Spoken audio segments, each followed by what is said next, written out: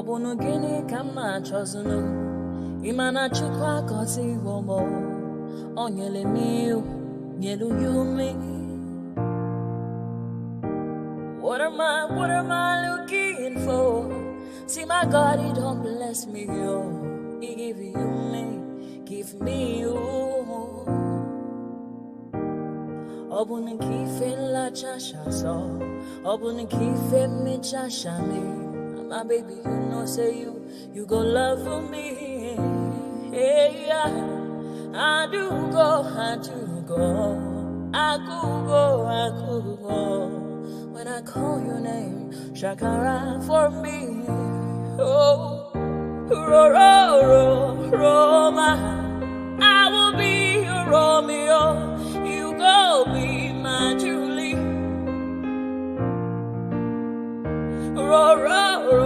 Roma, I will be your Romeo. You go be my Julia. Oh, give me your love and I'll go run away. Show me your love and I'll go use you play. Carry me, go me, I go follow you way. Follow you, they go. Maka munagi, me and you. Okwa munagi, my baby, and me and you. Me and you. Okwa munagi, my baby, oh. Obuzi kife la chasha so. Obuni kife la chasha me, oh. My baby, you know, say you go love me. I do go. I could go. When I call your name, Shakara for me. Oh, Roma, I will be your Romeo. You go be my Julie. Yeah, Roma, I will be your Romeo. You will be my Julia. Oh, Roma, I will be your Romeo. You will be my Julia.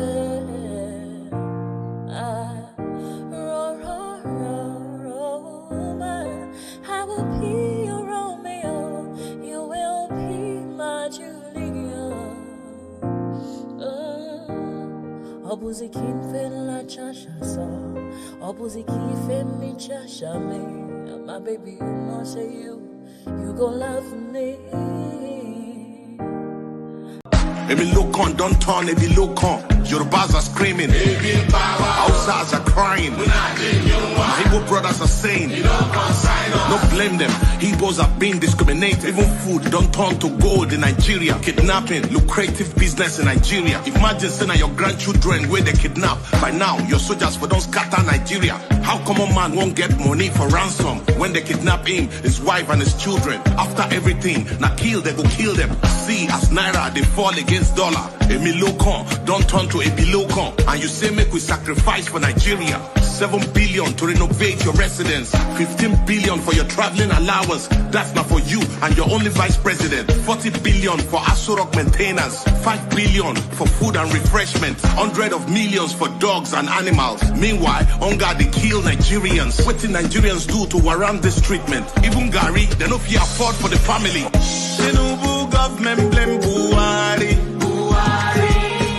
Buhari government blame Jonathan. Hunger day, people they die. This one don't pass jaga jaga.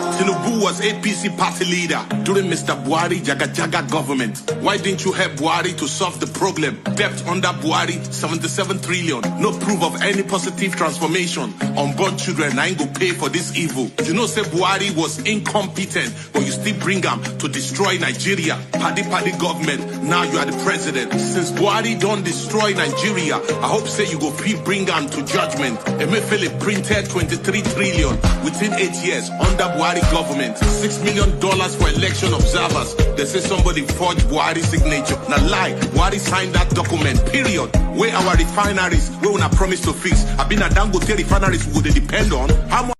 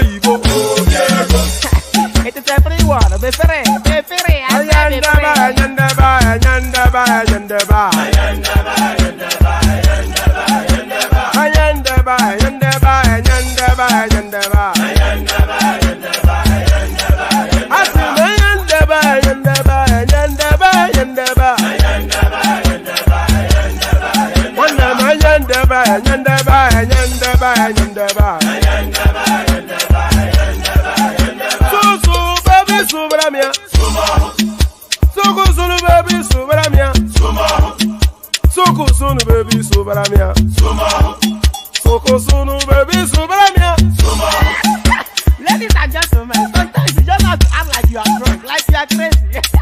Confuse your enemies, confuse them. Oh, that's yeah, we mo. Yeah, we mo. Oh, that's yeah, we mo. No basa ega ponto mo. Yeah, dia gugeme. Okwitara kara mi nguru ma mi ga kwuru mu gwo ya baby mo. Abe Maria. Why feeling? Ayandaba.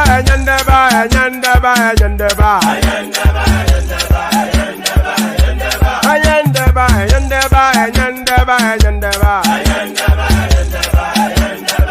Asime yendeba yendeba yendeba yendeba.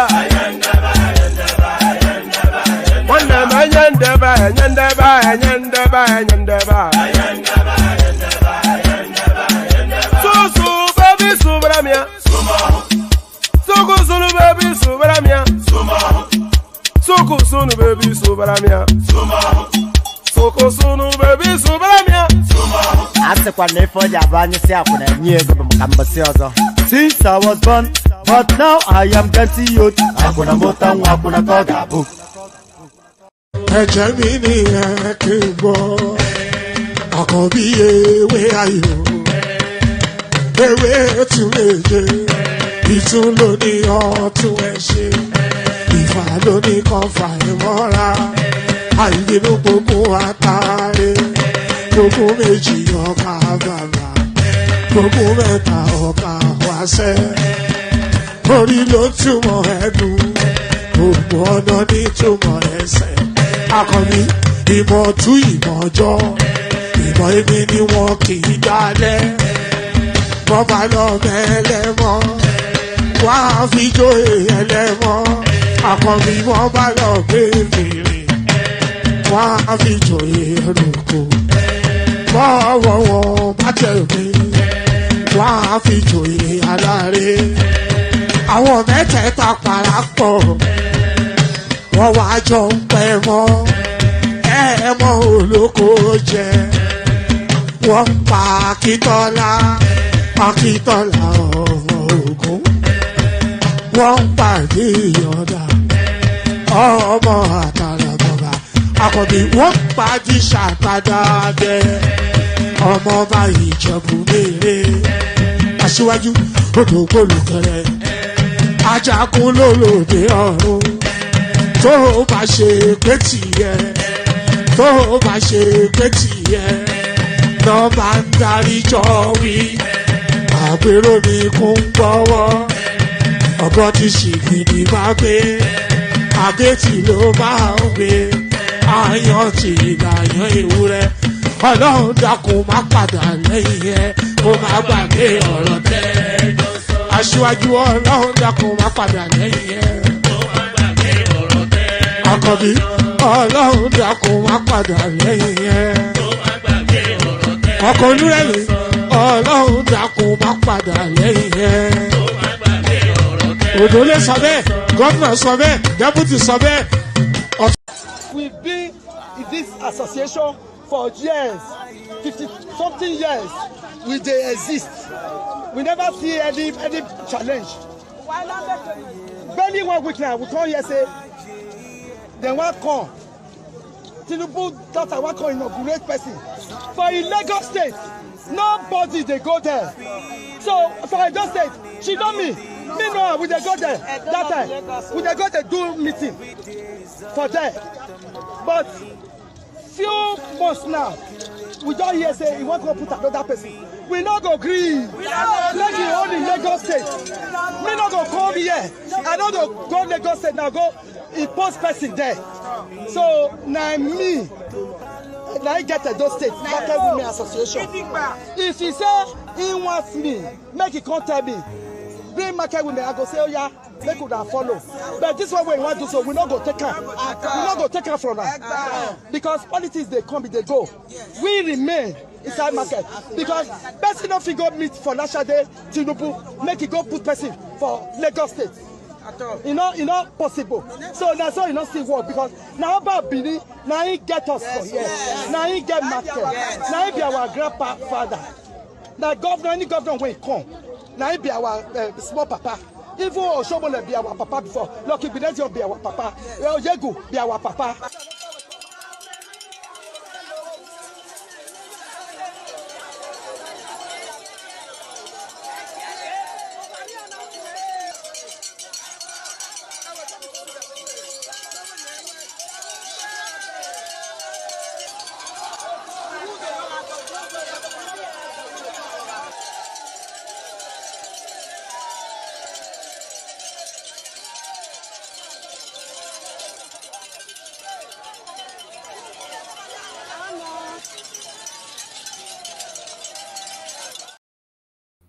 And there it is right there. So the battle between the Omonobas and the whatever it is, the Edolite and the Tinubu daughter, it reaches a fever pitch. So that is the battle between the Iyaoloja of Nigeria, which is Tinubu's daughter, and the Edo market women. She's trying to seize charge of their territory, and they're trying to put up somewhat of a resistance. But it's inevitable. She will take charge of that market, of course, because she's the first daughter of the country. So that is at Tinubu, the family expanding their reach. So there it is right there. So there it is, and here I am. There you are. Here we are. So we do it again as we always do it. So good day to you. Good to be in your company. And how are you? It's somewhat of a scattered. Let me start all over again. That clip that I just played there. It's true of somewhat the momentum of my usual spiel. So let me play you a micro clip just to then rebirth. Let me play you a 1 minute clip, then we land all over again. So yes, let's do this.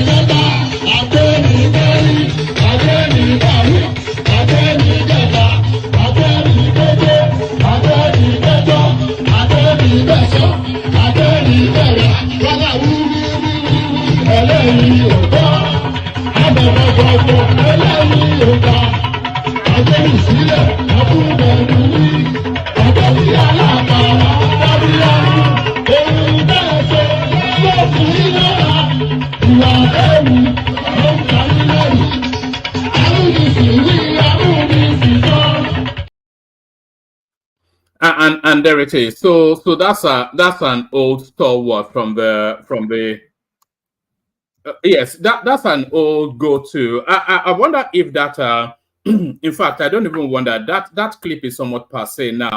Those were war drums towards the build-up to the election. The election now come and gone very much truly in the past.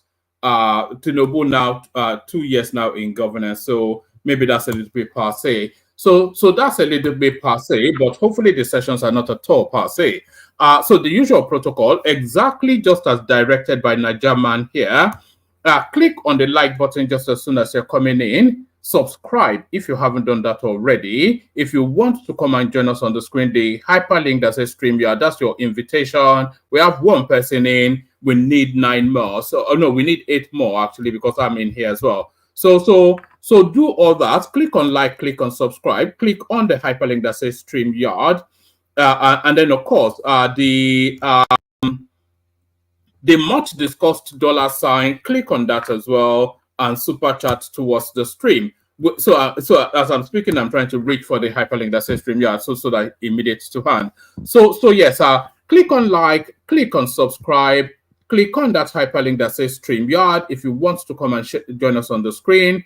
Click on the URL, the link, wherever you're watching us from, and put it in your WhatsApp groups, your Facebook groups, your Instagram spaces, all of those social media spaces. So when people are inviting you to share the links, that's what they mean. So you copy the link from wherever you're watching from and pop them into that that Facebook group, that's your old school group that you don't like anybody in, put it in there. That family, whatever it is, put it in there. Put it on your Instagram page, put it on your Facebook page, put it everywhere, so we can have more of an expansiveness to our conversation. So all that. So this session is very much a bring your own. It's somewhat of a bring your own session, because the news cycle not as gushing in its giving as it has been over the last few days. So we're still very much within the parameters of the protests, the days of anarchy. But then, of course, conversations should expand beyond that. So a lot of that. So a lot of that. Yes, like, share, subscribe, and then of course, did I mention the dollar sign? We have the anticipation of a minimum of 5 super chats per session. Since we've had that expectation, we've been meeting and surpassing it. So you be the first to super chat towards the stream. If you're watching on Facebook, do the star thing so that the lights can be kept on. It's somewhat of an encouragement as well. If you go to other streams, you see their comment section lighting up in a multitude of multicolor comments. It's like what's that West End show? Joseph and his amazing Technicolor codes. You know, a multitude of rainbow colors, or from super chat. So that's the convention, and don't let us be an exception. So super chat towards the stream. So all of that, like, share, subscribe, super chat towards the stream, and bring your own conversation if you're joining us, because the news cycle not as gushing in its giving as I said it has been over the last few days. So all of that. So let's just get into it. Let's get into it. I think somewhat that clip that I played before those it's somewhat put my opening sequence out of sync. But let's kick it off with this one. Governors, senators, others are traveling abroad to evade planned protests. This is Fayose, but not the governor. It's his mouth brother that has turned himself somewhat of a personality on Instagram. Governors, this is Isaac Fayose, not Ayo Fayose. Governors, senators, others are traveling abroad to evade planned protests. So this is Fayose the younger, and we have somewhat of a sense of that because they've closed plenary for about 7 weeks. So you know they're all out of the country. Even our own dear governor of your state, Seyi Makinde, he suddenly announced that he's taking a vacation, and you know he would probably have disappeared out of the country. Isaac Fayose, the younger brother of former Ekiti governor Ayodele Fayose, has alleged that there is a sudden surge in the number of prominent Nigerian politicians traveling abroad. Fayose, in a widely circulated video, claimed that numerous airports in the country are experiencing congestion due to the recent travels of several governors, senators, and other politicians abroad. He also hinged the sudden surge on the impending nationwide demonstrations scheduled to begin on August 1st, 2024. According to him, the politicians are leaving the country in case the protest escalates into violence. House of Representative members, senators, governors, and ministers are all traveling abroad suddenly because of the protests, Fayose stated in the video. It will be recalled that a nationwide protest has been gaining traction as some individuals are planning to storm the streets to express their dissatisfaction with the current state of governance in Nigeria. However, President Bola Tinubu has consistently appealed. So it gives us to the backdrop there. So yes, certainly there is no question that a lot of them would have made their escape, of course. So there's that one. So there is that one. We're still within the parameters of the days of anarchy, as I said. Areba group urges agitators to find alternative ways to protest. So a lot of the establishment spaces are rallying around the crown somewhat to push this. You'll be surprised that this so-called days of rage would not at all be anything like a success. There'll probably be more security personnel than there will be protesters. We don't want another #EndSARS Lagos CP.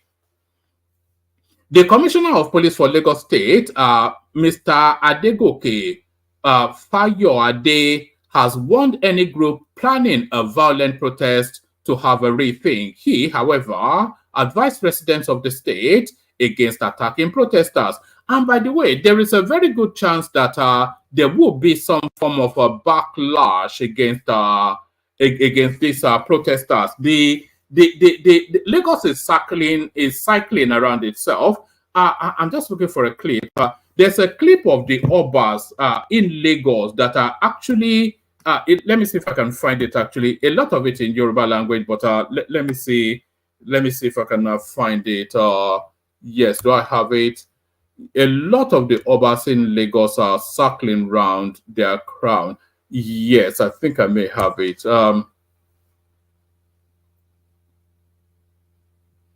Yes, let me play you a little bit of this. A lot of the Obas in Lagos, as I said, they are circling around their domain.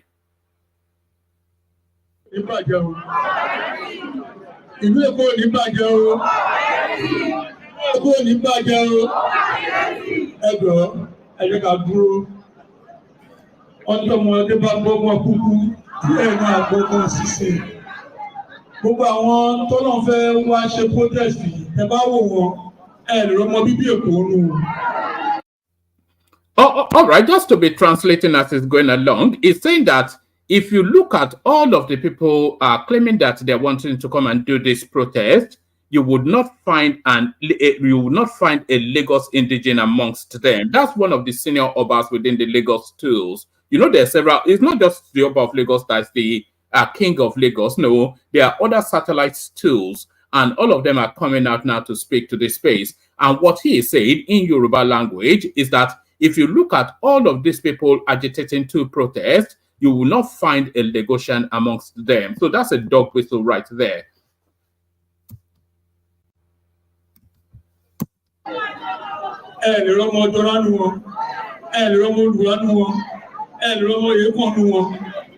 So, káwọn bàbá wa tó bá gbà wọ́n lálejò, táwọn náà ń jẹ tó ń mu, táwọn náà fẹ́ dàbí irú, ṣé má gbà fún wọn? Ṣé má gbà fún. All right. So what he's saying there is that you will not find a Lagos indigene in there. So we've already said that. He said if we are hosting them and we're feeding them and giving them comfort, we will then allow them to act in this manner. And the crowd said no. So you have to be understanding the undercurrents of what is being said there. You don't even have to be a thinker to understand the dog whistle being whistled there. So that's the dog whistle being whistled there. But like I said, all of the Obas came out.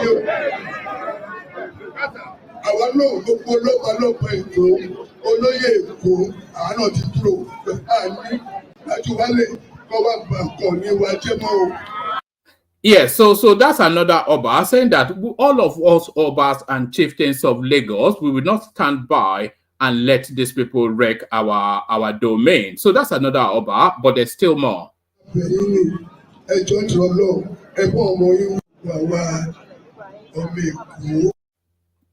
So that's the Lagos space right there. So that's the Lagos space right there. So let's get back to it. Where were we? So let's get back to it. Yes. So all wrapped around that NSA space, by the way, a lot of the concerns that they don't want a repetition of that. We don't want another hashtag NSAS Lagos CP. So let's speed through this. The Commissioner of Police for Lagos State, Mr. Adegoke Fayoade, has warned any groups planning a violent protest to have a rethink. He, however, advised residents of the state against attacking protesters. Fayoade gave the warning and the advice whilst addressing traditional rulers and community leaders in Etiosa, Ibejuleki, Epe, and Lagos Island local government areas during a town hall meeting on Saturday. He was speaking about the nationwide protest being scheduled by some Nigerians to hold from August the 1st to August the 10th. Fayoade said although the security agencies had resolved that there would be no protest in Lagos, no one should, they cannot resolve that, so, but, and I'm not quite sure that resolution is in place. Fayoade said that although security agencies had resolved that there be no protest in Lagos, no one should take the law into their hands by attacking the protesters. He said, if there must be protest, it must be peaceful. We want to know those who want to protest so that we can make arrangements for their security. He said, it is your right to protest legitimately as long as it does not affect the rights of others. Any group planning a violent protest should rethink. Such a group will meet police and other security agencies. We don't want a repeat of hashtag NSARS. The duty of residents is to give police timely information about any group. So there it is right there. So there's somewhat the authorities would rather not have this protest. Federal government orders tighten security at borders over planned protest. So there is the security agencies claim they have intelligence that there were foreign mercenaries that are being commissioned to come into this protest. This is what they are saying. And to that, federal government orders tighten security at borders over planned protests, and especially the northern borders, of course, because we are surrounded by enemies to the north. Niger, Chad, all of these countries, they hate us, you know. The federal government has ordered tightened security at the country's border owing to the planned nationwide protest over the prevalent economic hardship in Nigeria. In a statement, the spokesperson of Nigeria Immigration Service said the Comptroller General of the agency gave the directive. The comptroller, why do they even call it comptroller? It's a carryover from those colonial nuances, isn't it? The Comptroller General of Immigration Service, I won't attempt his name, has directed zonal heads, state commander controllers, etc., of the service across the country to be extra vigilant, step up surveillance in view of the planned nationwide protest by some groups. The Comptroller General further directed other controllers of border commands to ensure that all border officers work assiduously to prevent unscrupulous foreign elements from entering the country for any sinister motive. So there it is right there. So there it is right there. So let's go on from there today. Let's go to America. So you know that shooting of Donald Trump, a lot of people not buying into that. You know that a lot of people don't buy into that narrative. And this further enhances that. The Associated Press took a close-up photo of Trump's ear, and it is clear the cortex of his ear during the convention was there for dramatic effect. So that is that is his ear right there, the one that he claims was shot. But a lot of people will tell you that it's a Nollywood skit, that whole shooting, Nollywood skit. From that to this, government-sponsored cultists mobilized to Lagos, lodged in hotels to disrupt #End Bad Governance protests. So this narrative now coming out of our Sahara reporters. So take it from that backdrop. The development comes even as the government said it would deploy thousands of police officers to different states of the federation to quell the protest. Some hoodlums and cult members have been mobilized by agents of the Lagos state government to disrupt the August the 1st to August the 10th days of anarchy protests in Nigeria, which is expected to be significant in Lagos and other key states. Correspondents learned on Saturday from top sources that the cultists hired to scuttle the planned protest had been lodged in several hotels and were awaiting further instructions. In an audio alert exclusively obtained by correspondents, it was gathered that the cultists had been given marching orders by elements in the Lagos state government to attack the peaceful protest and turn it into a violent scene to enable the police and other security agencies to move in. So I think they are laying the foundations for the inevitable anarchy that will take place, and then to them, because we are already hearing the storyline being presented anyway, that there'll be infiltrations by the security agencies to foment anarchy. But then, of course, it's just one of those. Why do it in the first place if you know you can't control the space? The government elements have mobilized cultists to Lagos State, and they are going to be lodged at hotels. Their job is to ensure that the protest does not hold peacefully. It was stated in the audio. The development comes, and that audio, by the way, would have been sent by the Obedience Space to Sahara reporters. So it's like minds feeding like minds.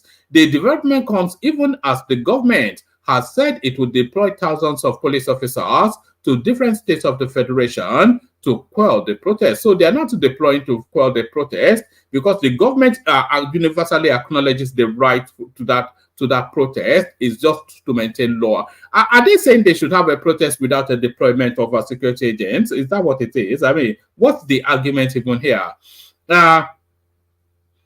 This is just as the Take It Back movement, one of the organizers of the protest, has written to the Federal Capital Territory, Yentim Wike, seeking the use of Eagle Square for the protest. So how can you even use it's a ridiculous space, the entirety of it. The Eagle Square is where all of the important dignitaries are met. The Eagle Square is where presidents are sworn in. So they should hang it to Showore and his bunch of anarchists so that they can wreck the place. It's just they're just a bunch of ridiculous people anyway. The letter was signed by the director of mobilization, Take It Back movement, Damilare Adenola. Adenola said they needed so we've also it's just that's too much of an annoyance to carry on with. Let's go on from there to another one. So a totally different storyline. Local government autonomy. We are going back to a unitary form of governance. This is a alarm from Fayemi, who doesn't have a dog in the fight because, of course, he's an ex-governor with no governmental position. A former governor of Ekiti State, Kayode Fayemi, has condemned the recent verdict granting financial autonomy to local governments in the federation. He opined that the local government autonomy is a misnomer and aberration in a federal system of government. Fayemi shared his reservation at the launch of the let me start that from the top again. A former governor of Ekiti State, a former governor, hold on one moment.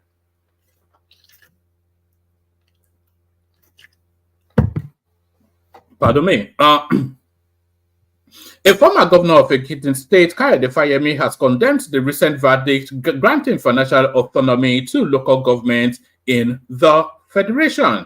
He opined that the local government autonomy is a misnomer and aberration in a federal system of government. Fayemi shared his reservations at the launch of St. Rachel's People's Consulting, blah, blah, blah, blah. Speaking on how the country could navigate out of its current socio-economic and security challenges, Fayemi said the federal government's suit against state governors and the ruling in its favor was not the solution to the challenges at hand. We cannot return to a unitary state. So by a unitary state, what is inferring essentially is that because with now this the finances of the local government being unbundled from the state government, it essentially then defers to federal control because, of course, their funding now comes directly from the CBN, from the Ministry of Finance, straight to the local government. So the person that now overarches that money is the federal space, and that is what Fayemi is inferring. We cannot return to a unitary system, but unfortunately, we're gradually going back to a unitary system from the government. We cannot. It's badly written, Neil. So actually, let me take it from the top again. A former governor of Ekiti State, Kayode Fayemi, has condemned the recent verdict granting financial autonomy to local governments in the federation. He opines that the local government autonomy is a misnomer and aberration in a federal system of government. Fayemi shared his reservations at the launch of XYZ in wherever, speaking on how the country could navigate out of its current social, economic, and security challenges. Fayemi said the federal government suit against the state governors and the ruling it got in its favor was not the solution to the challenge at hand. We cannot return to a unitary state, but unfortunately, we are gradually going back to a unitary form of government, even though it is being dressed up as restructuring.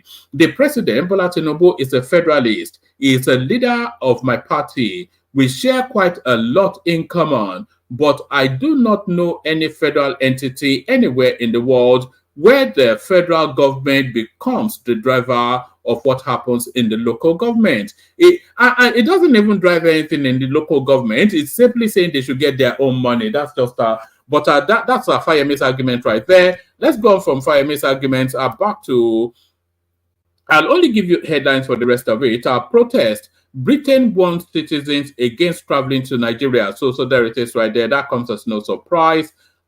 This one now, Rep vows to demand the sack of NNPC CEO Kyari. So this guy should have been long sacked. So let's just start. This will be the last readout, I suspect. The House of Representatives have vowed to call for the dismissal of the group chief executive officer of the Nigerian National Petroleum Company, Mele Kyari, as he continues to work against the smooth operation of the Dangote refinery.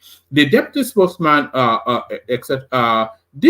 the deputy spokesman of the House, Philip Agbase, disclosed this on Saturday whilst briefing journalists in Abuja. This comes as the Benue lawmaker stated that the legislative body had already expressed support for the call for the dismissal of the Mr.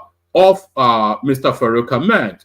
According to the All Progressive Congress legislator, the NNPC and the NMDPRA have demonstrated their intentions to work against the Dangote refinery. He said, "We have been seeing many demarketing campaigns to discredit the Dangote petroleum refinery, and given the negative impact of this, which has caused panic in the country, it is on record that the House directed the President to sack the NMDPRA CEO. The House of Representatives will not hesitate to call for the dismissal of Mele Kyari if the attempt to destroy the refinery project, a national asset, does not stop immediately." This comes less than 2 weeks after the Speaker of the House of Representatives, Tajuddin Abbas, led a delegation of the House on an assessment visit to the Dangote refinery, etc., etc. So this guy should have been long sacked. So I'm not quite sure why he's still there. Long sacked, not sure why he's still there. So this is Rabiu Kwakwanso addressing the state of the nation. So let's see what he has to say. So yes, my fellow Nigerians, it is with a deep sense of responsibility that I share my thoughts on the current situation in Nigeria. We found ourselves in avoidable hardship because our leaders missteps since 2007. However, there is always room for correction and setting the country on the right track for economic development, prosperity, and better welfare of the citizens. This could be achieved through ensuring good governance, respect for the rule of law, transparency, and accountability. It is sad to note that the attitude of our leaders to poor governance plunged the citizens, especially youth, etc., etc. Today, I speak to you not just as an elder and a concerned citizen, but as someone who deeply believes in the power and potential of our great nation. The recent calls for protest against bad governance resonates with me as they reflect our collective frustration and yearning for a better Nigeria. However, I urge Nigerians to put our country first before any other consideration by way of being patient with the government and giving it all necessary support. So there is Kwakwanso coming on board right there. And Kwakwanso carries a lot of weight, by the way. So that removes Kano then from the protest. However, I urge Nigerians to put our country first before any other consideration by way of being patient with the government and giving it all the necessary support. If any government fails to provide the necessary leadership for better Nigeria, we will have opportunity as citizens to it. So wait till the polls is what it's essentially saying. So wait till the polls is essentially what it's saying. There was one more. Do you remember that girl that wrote to the Lagos CP that they want to go on a demonstration? So I think people have been able to dig her out, and apparently she's an obedient. So this is Lagos PD flushing her out. You all, she's working for IPOB. She's an IPOB agent. We told you that IPOB is behind this and some obedience. So this is the girl now being flushed out. This is her, by the way. That's her Instagram handle. That's her Twitter handle. I suspect she would have been deleting furiously from her Twitter now. It says, please can anyone who knows these people, please can anyone who knows these people privately help us share the address of Tinubu's family house in Lagos, his son's Sheyi's family house in any part of abroad or Lagos, where his wife and children live. Sanwo-Olu's family house in Lagos, and also help us get the address of others. So that's her right there. What else have they got on her? So this is her still. It says, couldn't be more thankful, appreciating God for what he did before. Now, so I don't quite know. But there she is right there. There she is still. After my NSPPD prayers this morning, my spirit, so I don't know quite. Okay, let's just read it. After her prayers, her spirits are lifted. So I am encouraging us all not to be weary. God is coming through for us regarding our stolen mandate. So there it is right there. So she's a stolen mandate merchant. So that places us squarely within the obedience space. This is the person writing to the Lagos State Peace CP that for permission to protest against bad governance. And she's also the person agitating. This is on March the 20th of March 2023. So that's her right there. So actually, let's go back see what she said in the previous one. Couldn't be more thankful, appreciating God for what he did before, now, tomorrow. So that offers nothing. I think there's one more. It says, yes. I think they're just flushing her out, really. I'm not quite sure what makes her an IPOB, though. But there she is, anyway, looking for Tinubu's address to know that go and burn it down or something. So there she is. I had another thing on her. But that's enough of all that. Let me send the link again. I didn't see the IPOB hashtag. Let's see. Let me see. But there she is anyway. You don't even need to see the hashtag to know that she's an IPOB somewhat. Let's see. There it is right there. So there it is right there. Couldn't be more thankful, appreciating God for what he did before, now, tomorrow. God's truly amazing. Hashtag impeachment.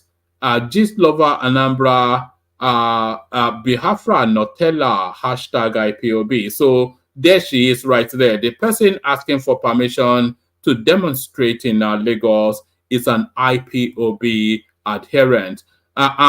Yes, and there she is again. So an IPOB adherent, and there she is again. Hello, Saturday, how do I rock? Hashtag airline, hashtag NSAS, hashtag IPOB, Keith Daniel, Kemi Umahi, and whatnot. So clearly an IPOB agent right there. So an IPOB agent wants permission to demonstrate in Lagos. I wonder how that plays out. Let me play a couple of clips. Send the link again. Anybody that wants to hop on. Play a couple of clips and we kick off the session. We're not seeing those super chats, although we did say one. So let the super chats roll like confetti. Let it rain in multicolors of whatnot. Multicolors of whatnot. I'm still not in gear, as you can hear from my voice, but I will get in gear as the conversation kicks on. But let me play you the clips I do have. Let me actually play you a clip of this girl. You've got mail. You have to read it. Actually, this is her defending herself from she put her phone number on that letter she sent to the Lagos CP, which was then leaked to the public. So she's been inundated with threatening phone calls, and this is how now she's trying to extricate herself from the situation she's put herself in. You've got mail.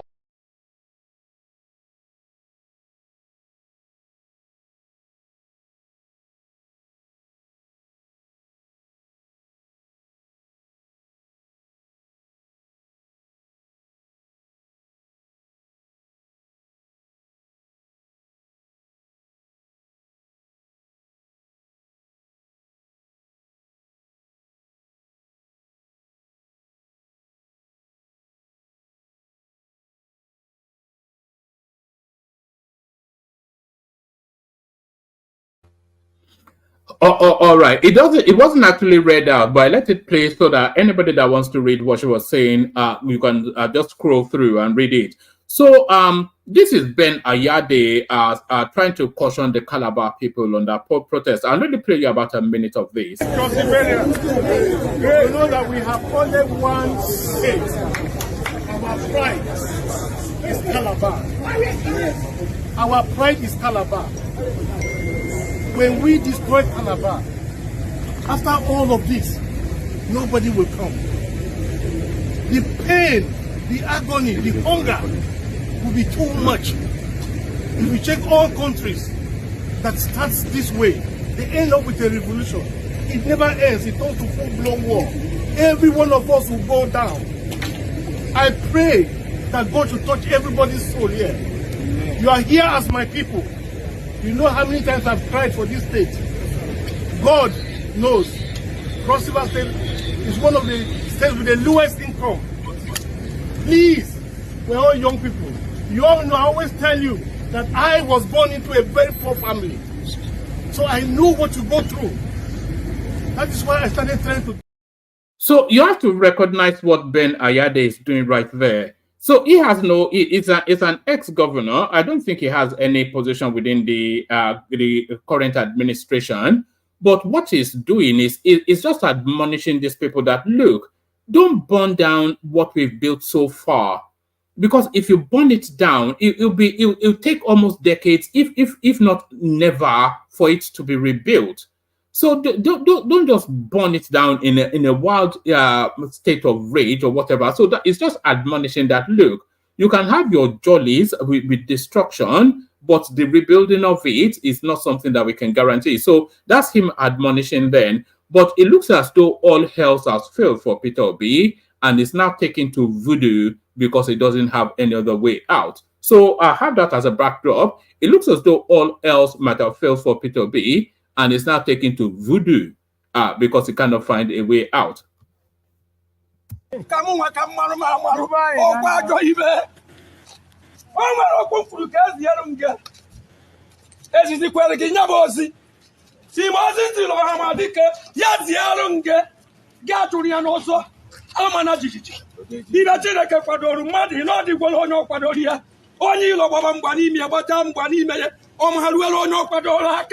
Agwaningiga wapana niko emekwene kwasi obi batina kedwirigi obi ya meriri obi ibone kwabi nobi ibonobi iriai ngika imwa ngije na Nigeria dimwa ngije na Nigeria kuroto anu amarugo no gije maka obu Nigeria eje kuba na oku protest obu Nigeria o ma hadira ina mwa Obio,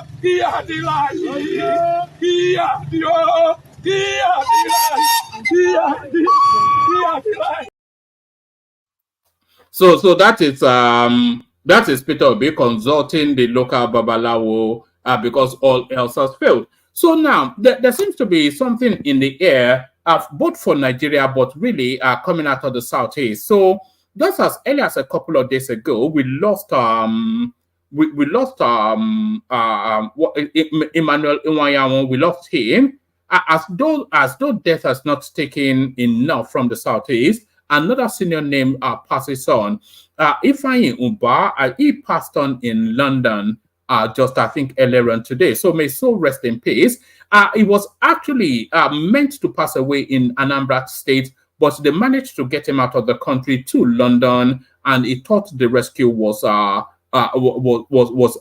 complete. He thought his rescue was complete, and here he is when he landed in London, and a few hours later, bye birdie. So here he is. Well, listen to this. Yeah, you can see the family of Senator Ifeanyi Ubah in UK. We are here, you know, in the city of London, you know, enjoying. Let us thank God for the victory. Who is like unto thee, O Lord? Who is like unto thee, O Lord? Among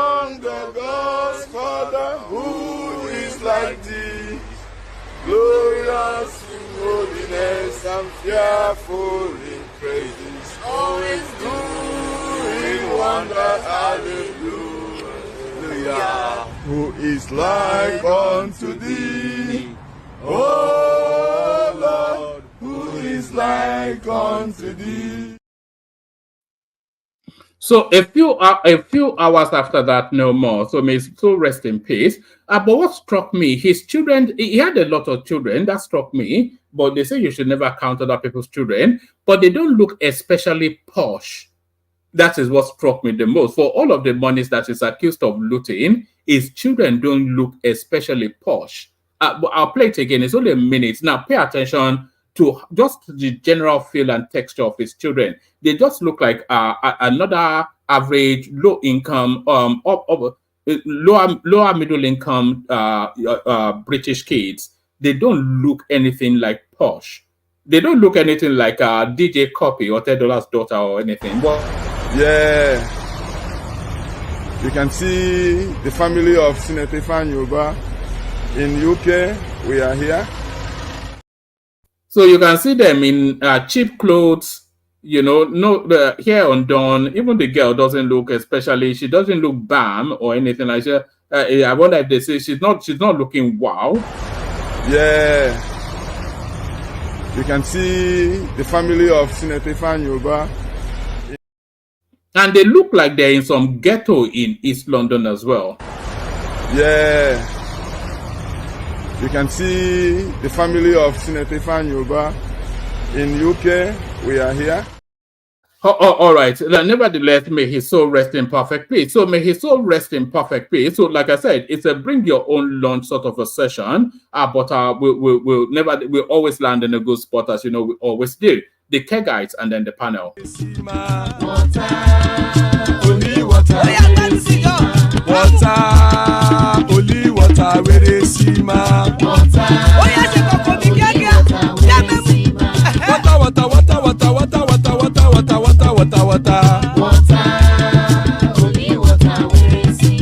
Hapa o naido.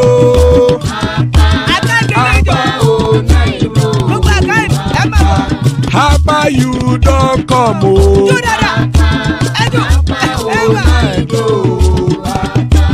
Hapa o naido.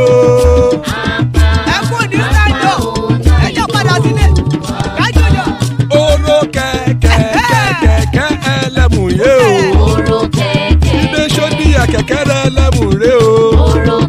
Bobby master kekere elemu re o.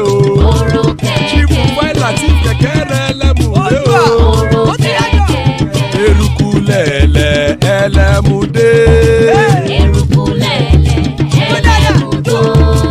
Eruku lele egbe elemu dodo jare o. Eruku lele Ghana ti de egbe body o. Ọmọ ẹlẹ́yẹ ẹ̀yẹ o ó dìle o. Odúyẹ̀lá ẹ̀yẹ o ó dìle o. Petrosoname ẹ̀yẹ o ó dìle o. Petrosodunke ẹ̀yẹ rẹ̀ ó dìle o. Ẹlẹ́kọ̀ ọ̀run mú ìní o.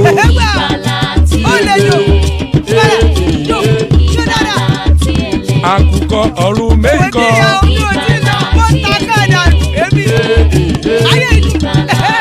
Ikú kò ní ríwà gbéṣe o.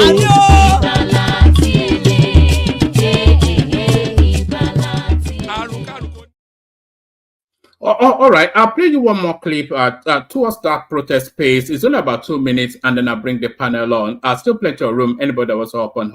Unborn generation, you people say that we shouldn't do protests. Why? Because you want us to be slaves. Keep on continuing to be slaves under you. We are in democracy. As far as protest is constitutional rights, as far as is the fundamental rights, we have the right to come out and do it. Peaceful protest. Nobody will dare to deprive us. Arewa kupito ku protest. Ba wanda isa hana ku protest ku fito ko ina ku fito ku protest. In suna ga duk wanda isa kuma ce zai kama kun Allah da zamu bi duk inda wanda ya fito protest kama sai mun fito da shi. Suna ga we are working alone. We will never work alone in this protest. We have thousands of lawyers behind us. If they think that we don't know what we are doing as a youth in this country, or we don't know what we want in this country. This is not the time of religion. This is not the time of culture. This is not the time of ethnicity. This is not the time of regions. This is not the time of I know you, you know me. This is not the time of you are my friend or he is my friend in politics. This is not the time. This is the time to come once as for all to fight these demons, because these people, they are demons. They are demons. Some of them, they are even evils. They don't even care about humanity. They don't even have empathy towards humanity. They don't have it. Nobody would dare to stop us from this coming of protest. Nobody. Because we are not your slaves. We are not your slaves. We know what we are doing, and we know what we want in this country, and we know who are we going to hold responsible. This is you that we are going to, as a leader, is you that we are going to hold you responsible. How many lives have been lost every day? People who have been killed every day. You people, you don't even care. Look at Zamfara. Look at Sokoto. Look at Kaduna. Look at Katsina. So I only have one question for that chappie right there. Where were you under Buhari? So it was a land of milk and honey under Buhari, of course. They are talking about how Tinubu has run the country down, etc., etc. So we've now documented exactly just how he has run the country down. Bear in mind, Tinubu has only been in government a year and about 2-3 months. So in that year and 2-3 months, this is how Tinubu has run the country down. So he's paid off the 7 trillion naira ways and means that Buhari and Emefiele looted. So he's paid that off. He's paid off the $7 billion airline backlog. He's paid that off.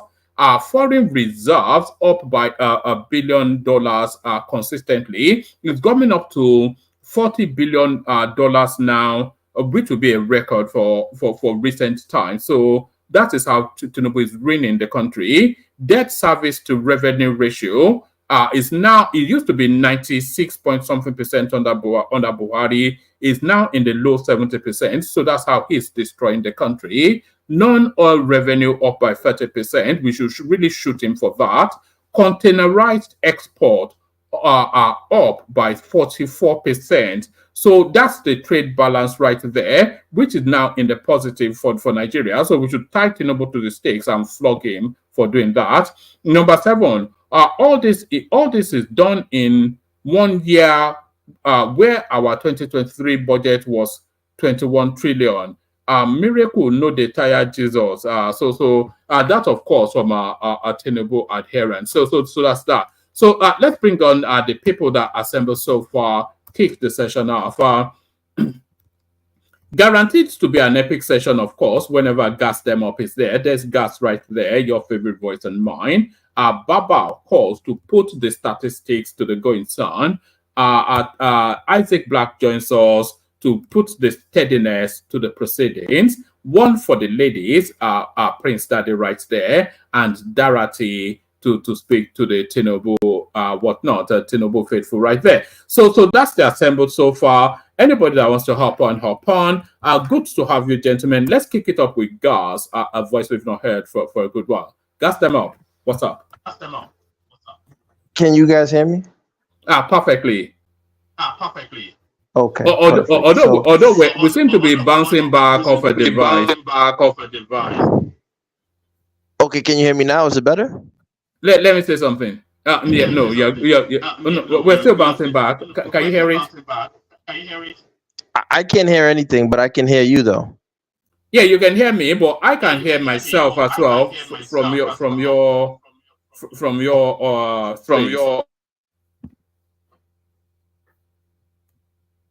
All right. What about now? Is it better? Because I can hear you. I'm clear. I don't know. Maybe it's your microphone or your headset. No, it's not my microphone. It's not my microphone.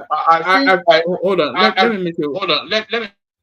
Yes, it's not my microphone. It's either you're on YouTube and StreamYard both at the same time, because one is bouncing off the other and we're echoing back. No, I'm just on StreamYard. I'm never on both. I'm only on All right. StreamYard. Let's do it this way. Let's do it this way. I'll be quiet and you speak. Otherwise, it might well be. So you know the talking points. Go through them. Go through them. Yeah. Or just speak as you will.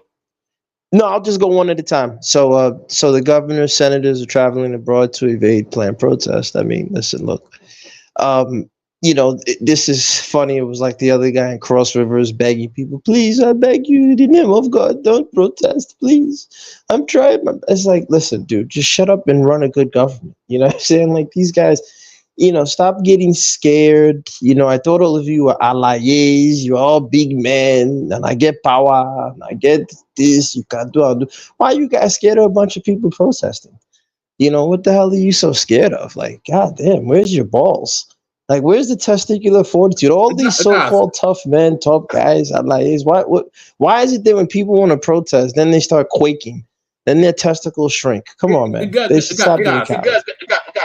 Yeah. Let's do this. Go out and come back in, and as soon as you come back in, I'll come to you. I want to have a conversation with you, but it'll be very difficult if it's bouncy. So go out and come immediately. I'll send the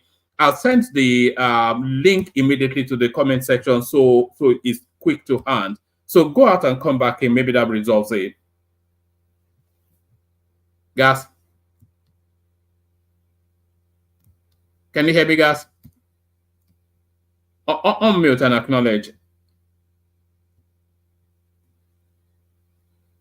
Can anyone hear me? No, everyone else is muted. I can hear you. I can hear you, woman. Yes, I really want to have the conversation because we've not documented Gas Demop's thoughts since this whole protesting started. So I wanted to have a conversation with him around that, but I'm bouncing off his device somewhat. So, Gas, if you heard me, I'll send the link. Go and pop back in. I think that might well resolve a few things. As we wait Gas to resolve technical issues, let's move the conversation. Yes. So come back immediately, Gas, and then we'll come to you. Let's start with Good Luck. Actually, who seems to be a new name here?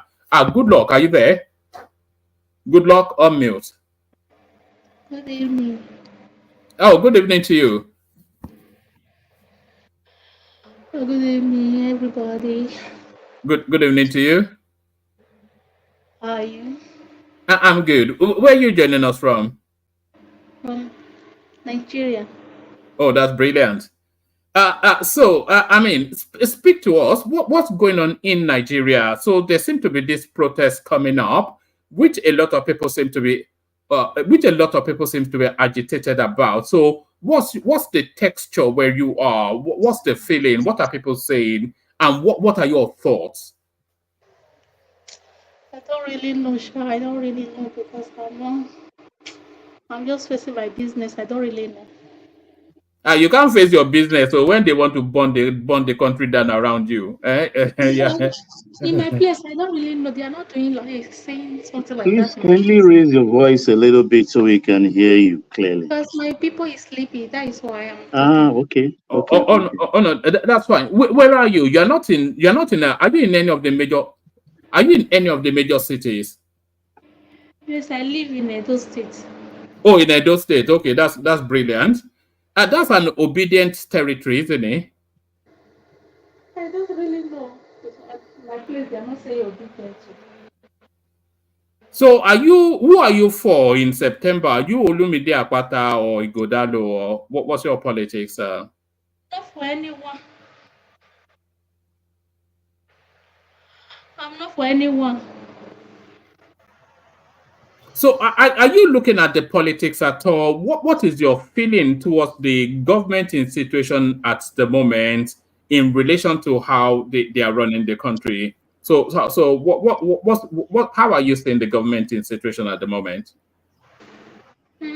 Some people are saying that the government everything is hard. Some people is saying, that everybody have your mind now. Yeah, but So, what's your own mind now? What's your own mind? What are you? How are you feeling? I'm not feeling bad. Everything is fine for my side now. I don't really know. One month. Yes. One month. Let Yes. me greet my sister. All right. Greet Whatever your sister. But yeah, boye. yeah. But yeah, yeah. Ah, it's a working. Yes, I'm a. Okay. Be we are doing. Oh, All right, we are here. you are welcome to one more show. You are in Benin City. Where are you in Benin? Auchi. Auchi, okay. One more, you can continue. That na Fulani territory now. Are you a Fulani? No be Fulani get out. Now Fulani territory with that now. No, no. I hear say na get a Mia from the north in Nauchi. With We have them a in We are from Nauchi. Edo State too. We are in Edo State. We are not. I know Auchi now, but it's a Muslim area now. Yes, yes. But there's many Christians there too. Yes, Christian and Muslim. But All right. Yeah. Go on. uh, you know, this time now, you know, some people is supporting. Everybody have your party now. But for me, I don't have anybody that I'm supporting. But I know this time, you favor some people, you favor some. And that's, if you know your way, you make your money now. Mm. How about Obaseki? How you take do? You give him pass mark or you want No, few wait make it come? perfect. Make go sleep. Oh, me, I don't even perfect. Not try. Oh. He try. You They not lack too him for for you. Edo. Oh, He show not me try let for us you. try pass. Ojo Baba. Oh, show me let try for our place now. Yes, but why you not con elect Obaseki now when because Oshomole no follow her now. People So are why nice not? perfect for us now. Yeah, but in come out in backing for Obaseki now, but you not still follow him. Me, I not follow. I not go for her before. I not go for anybody. Is this your first time here? You sound familiar. Are you Faith? Is that Faith? No, who is Faith? Oh, it's our other lady from Edo. She joins us from Edo sometimes. Faith. Faith. Yeah, all right. No, I don't know Faith. All right. So how life for there? Waiting Do you are they? know? I'm here before Gideon. Oh yeah, that you are Gideon. Of course, it's Gideon. So now you can't form for now you don't want to speak for now. Eh? Look at it. Why you can't change name now? Video. Now I say the voice now, and now you now. Not Faith. Oh, I'm Gideon. Oh, okay, Gideon. Yes. Yes. So good to have you back, Gideon. So good. Gideon is a long-standing member of the platform. So Gideon, let me go to gas them up. Who I started with. I asked to go out and come back in, but stay with us. We'll come to you momentarily. To get No your thoughts problem. on the goings on. Gideon, are you still with Tinubu? You Yes, were so in Tinubu is my mom. He's trying. Oh, the man is trying. all right. So you don't go follow them Corruption do is fighting back. Oh. what's that? Corruption is fighting back. They are fighting him now. No, it's corruption that is fighting back now. Political sore losers. So that's the fight back. But all right, stay with us, Gideon. Let's go back to Gastema, who was going to talk us through his takings or his opinions on the going on. So Gastema, back to you, back gas. Yeah, so like I was saying, shout out to the guy Ufoma Michael in the chat. You know, Ufoma, stop being a sellout. If you're from Delta, we stand as one. We don't sell each other out. Stop being a punk. At the end of the day, you don't have to agree with me, but you got to use your sense. As for what I was saying earlier, once again, all these Nigerian leaders, I thought they were top men. They were alayes. They were big boys. They knew they fear anything. They can do and undo. Men, they, blah, blah, blah, all this other nonsense. So if people want to protest, why are they so scared? Why are they now fidgeting in their boots, flying out the country? Like, what type of coward stuff is that? Like, I don't understand it. Now you want to run behind your security force. You don't even pay these police officers. You barely pay them a livable salary. Now you want them to fight alleged foreign agents, which might be the case, but pay them a livable wage and maybe they'll fight harder for you.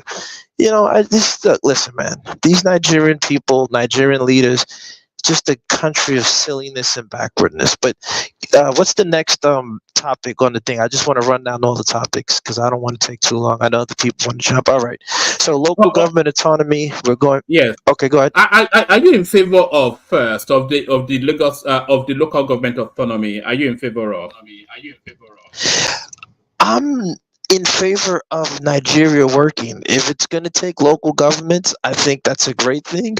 If the local governments are held accountable, I think if there's proper audits, right, where let's say they maintain their roads, they maintain security.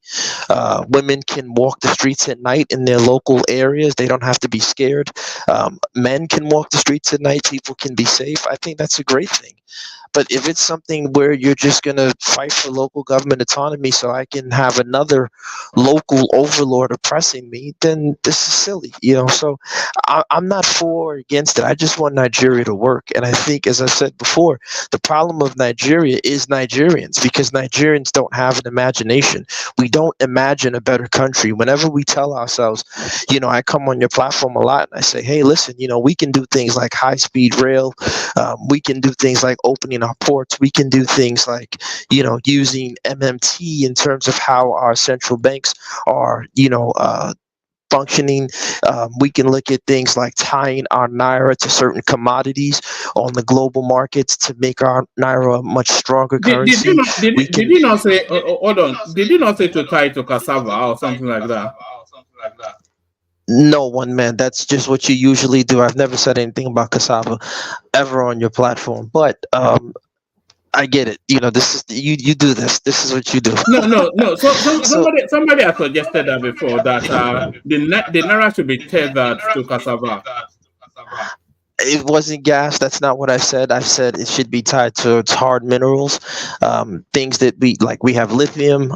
We have, of course, petroleum, but we have other minerals in abundance. And I think we should tie our currency to a basket of those minerals. And we should have strict central bank controls to make sure that inflation is kept at a decent level. There has to be some sort of inflation in order to expand, but the banks have to start lending to the local businesses. But more importantly, we have to have a system where we can track the local individuals. Sorry, guys. People are complaining about your audio, by the way.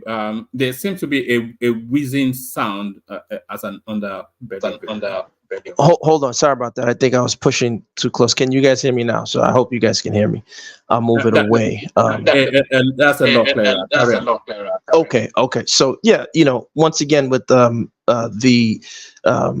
the local banks, because for example, if you read a lot of the scholarship, what you'll find out in the West, it's actually the local banks that produce the money supply, not the central banks. And they do that, of course, through the loans that they're giving out. And so the Nigerian local banks need to lend out to the local institutions and small businesses. However, one of the frustrations that I'm sure they're having is, it's tracking individuals and having an up-to-date system. So I think the NIN is definitely a great system. It has to be revamped in order to tie it to credit scores so that you can safely give loans and funds to credible borrowers who will expand and create businesses to hire more people. So these are things that can be done. So for example, with this local government autonomy, I think this is something that they can tie in on a local level, working with local community banks and credit unions to say, hey, how can we promote entrepreneurship on a local level and make sure that our local businesses are getting the funds that they need and getting all the support from the local government that they can in order to expand. So again, it's just the imagination. And that's my frustration with us as Nigerians. We just have a terrible low budget Nollywood imagination. As for this person who's a former IPOB person who's tweeting, look, man, everybody has a past. I don't care if she's IPOB or she's pro-Yoruba. I think this is silly. I know that I read one report that said that they're planning to do the Oro Festival now that they have protests coming in Lagos or some stuff like that. Listen, who cares if she was IPOB or whatever? My whole thing is, sorry. Are you saying that? Let me mute you. I'm so bouncing. Are you saying that off the backdrop of what Lagos experienced during EndSARS, when they nearly burnt she's an IPOB sympathizer, writing to the Commissioner of Police in Lagos, requesting that she wants to protest in Lagos. So if she wants to protest, why doesn't she go to her own home state, where I'm sure there's also bad governance? Yeah, that was a great point. But what you just did, you sensationalized it. Unfortunately, you stated that there was a burning down of Lagos during the protest, and that's just not true. You know it, and I know it. EndSARS, even though I have my questions about who financed EndSARS, I think Sheon Kuti did a great video on how it was a movement that was really hijacked by like the personal assistance of all these corrupt leaders. It really wasn't something to end bad governance, but it wasn't something where people Lagos got burned down. No, as a matter of fact, it was local people in Lagos that were protesting. Penn Cinema, you saw people that were breaking the prisons down in Ajegunle, in Orile. That's where the real protests were happening. And a lot of those places are predominantly Yoruba places. They weren't quote unquote Igbo places, right? So Agege, Penn Cinema, that's a predominantly Yoruba locality, right? Those people that were protesting there were a lot of Yoruba people. It wasn't Igbo people during that movement. Now, the people who are at the Lekki toll gate, I don't know the makeup of those people. Most of those Lekki people, a bunch of rich people or quasi trying to be down with the establishment people. But my whole point is this. DJ Swift was a Yoruba woman. Yeah, I don't care about the tribe, the ethnicity, because at the end of the day, these are symptoms, right? What if someone's choking on a chicken bone, you don't give them Pepto-Bismol. You give them the Heimlich and you address the choking and you stop the blockage, right? They need there's a restriction to their airway. So what's causing these things to sprout up in Nigeria is just, as I've been saying earlier, our governments are not functioning for the people on the ground. And that's why you're having an IPOB. That's why you're having the Yoruba people saying they want to separate, the Niger Delta. You have the guys in the north.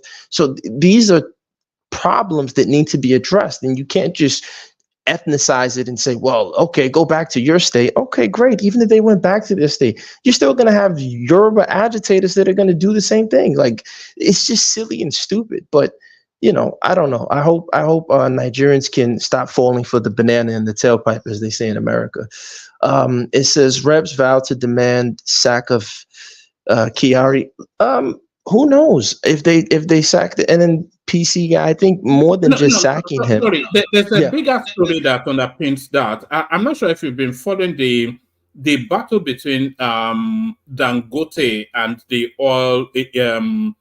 oil regulators in Nigeria, who seem to be acting somewhat anti-best interest of Nigeria and certainly wanting to undermine this now project that wants to bring so that's where that storyline is. I'm not sure how much of it you've been following. Yeah, I've been following it very intensely and with a lot of deliberate intentions.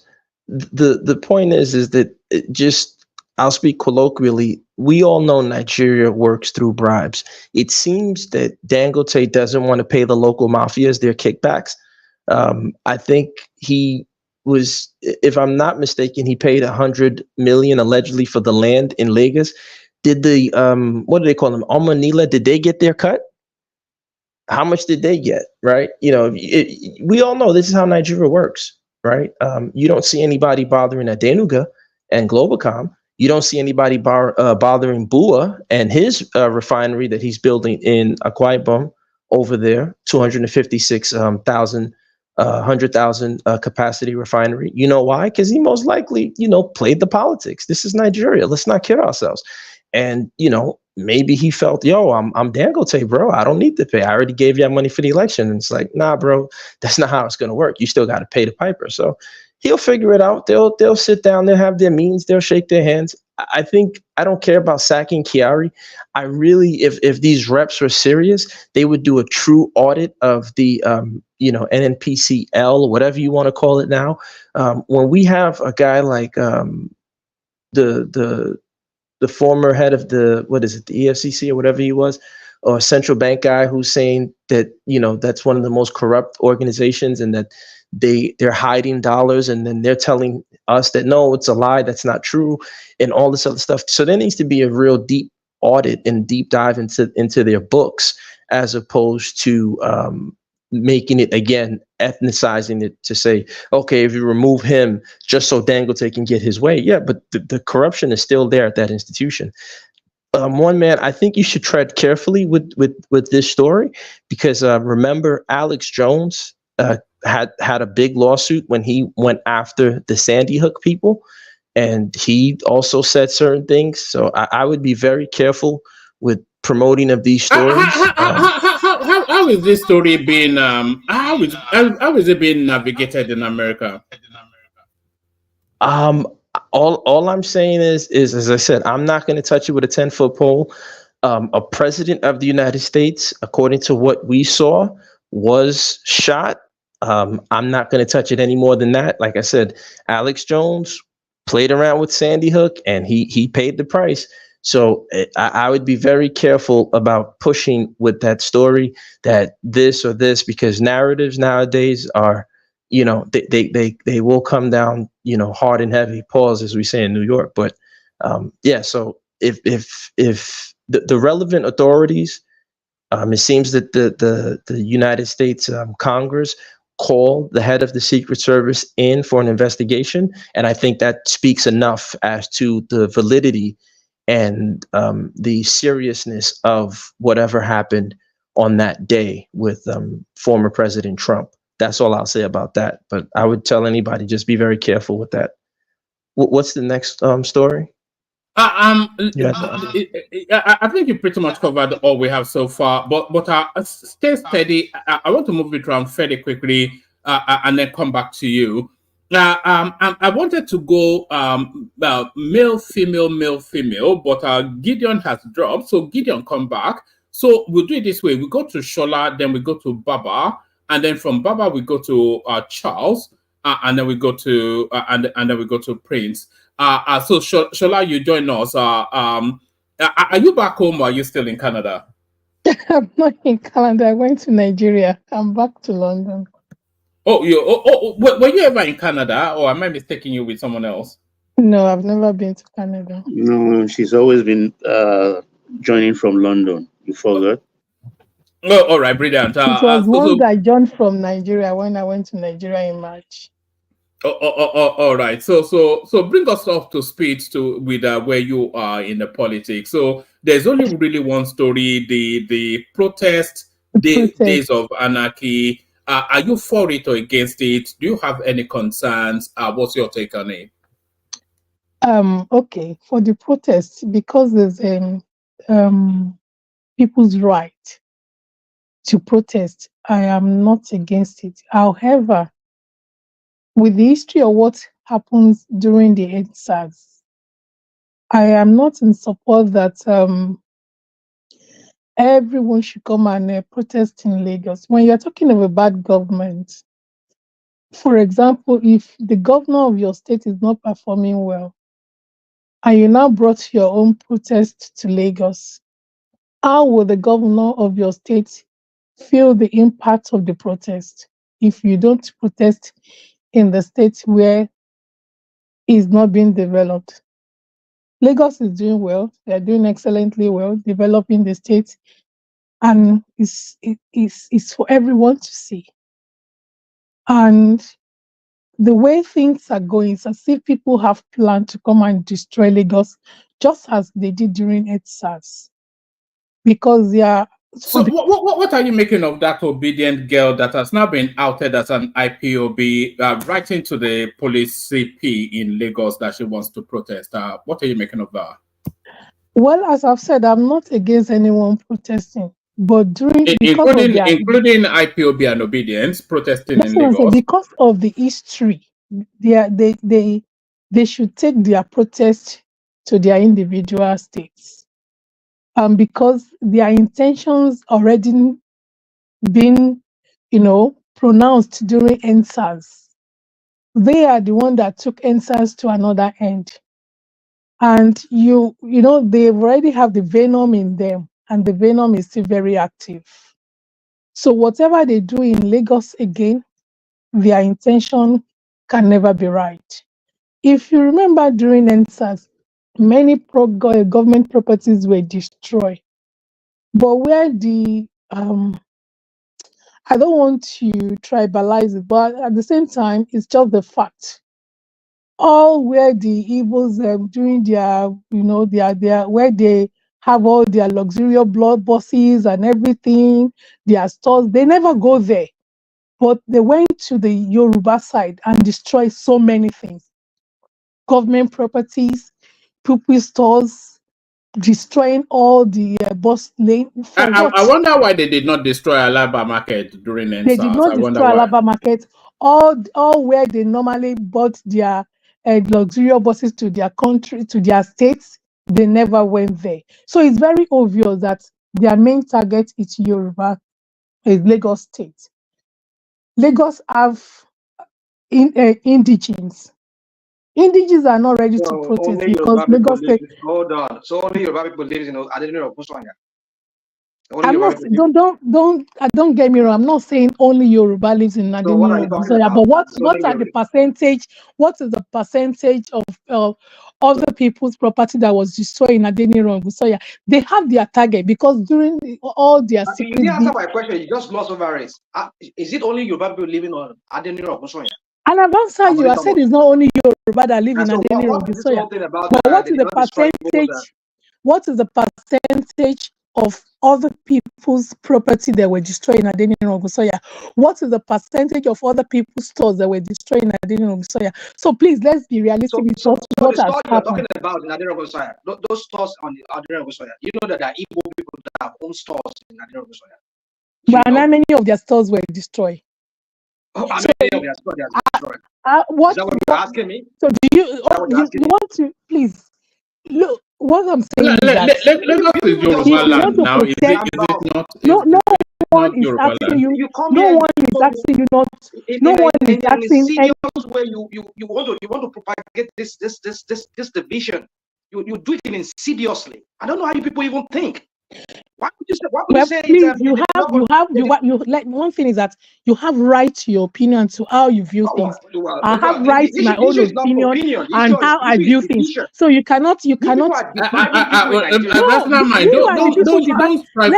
tell. Can I finish what I'm saying, please? Don't stifle free speech now. The fact, if you stop her from saying it, so if you stop her from saying it, you can't stop her from thinking it now. That's what she thinks now. Is not division. You don't come and stoke embers of division. She's giving you a heartfelt reading of the. That's what I'm asking her. That was what I'm asking her. How many Igbo stores are on Adeniro Okusanya there? Very few. Very few. No, they are not. No, there are so many Igbo people. They have stores there on Adeniro Okusanya. You say people in the comment section want to hear from her. You said, well, okay, people want to hear from her. Okay, go on, please. Sorry. Yes. No. Yeah, I know. You know that this is what she thinks, and this is not just what she thinks. This is what a lot of people think. So you can stop them from speaking, but you can't stop them from thinking. Shola, sorry, back to you. Okay. Do you know what? During election, in fact, NSAS didn't really bring out much hatred. During the election was when people actually start realizing that we have some fractions in Lagos that their intention is to overtake Lagos, is to destroy Lagos, because from the voice record that we heard, they mentioned places to go and destroy, and all those places were carried out. So you cannot ask us not to feel now their intention is to come back and destroy more. Lagos have many more infrastructures that have been built recently. How do we know that their target is not to come and destroy all those things again? Because as I've said, their venom is still there. Up till now, if you go to some platform, things that come out of them, they have never got, forget about that somebody has already won election, government is already running. Again, I look at their demands for the protest is very vague. I think one major thing that should be part of their demand is the cut down of the salaries of the senators and whatever. They should remove all their allowances. Why should somebody earning millions a month see taking allowances for book reading, store reading, clothes reading, by newspaper reading? Why somebody on 30,000, 70,000 are not having all that? So that should be one of the major demands, to say all that should stop. Can I ask her a quick question if you guys don't mind? Oh, sorry. Can I ask you a quick question? No, it's gas them up. You are bouncing off him. Yes, her name is Shola, but you can ask her a question. Yeah, ask her. Yeah, Shola. So the police stations that were burned down throughout Lagos during the protest, were they all burned down by Igbos? How do I know? I don't know. I don't know. But I'm sure it's not the first time protest has happened in Lagos. I know. There's an answer to that question. Let me give you the answer. Just give me 1 minute, and then after this, you take over, Shola. And I want Lagos airport to be on flames. Breach the perimeter fence. Go and burn down Lagos. Anybody, if you have double barrel. So it's quite clear. Carry on, Shola. Thank you. That's what I said. Because in that video, he did not only mention, he mentioned they should go and burn the Palace, they should go and burn Tinubu's whatever, and they carried all that out. And how are we sure? But it was Yoruba boys that were burning down those police stations in Lagos. Who told you that? Well, for me, I would say is woman, go at Jigule, go relay na Yoruba boys, now burn down those police stations. Not deceive yourself. All those areas you are talking about is full of Igbos, Orile, Ajegule, all those areas. Come on, lady. You're just coming here, just saying things that are not factual. I think the best thing is I'm sorry. I'm sorry. When you are saying your own, you say it. When you are talking about, I understand you coming here and saying no, sorry. Everybody stands you when you are talking your own as well. No problem. Everybody stands you when you run everybody's down, when you run Tinubu's down, when you run Yoruba, everybody listens to you. So you don't have to listen to me, but you have to allow me to talk as well. Are talking.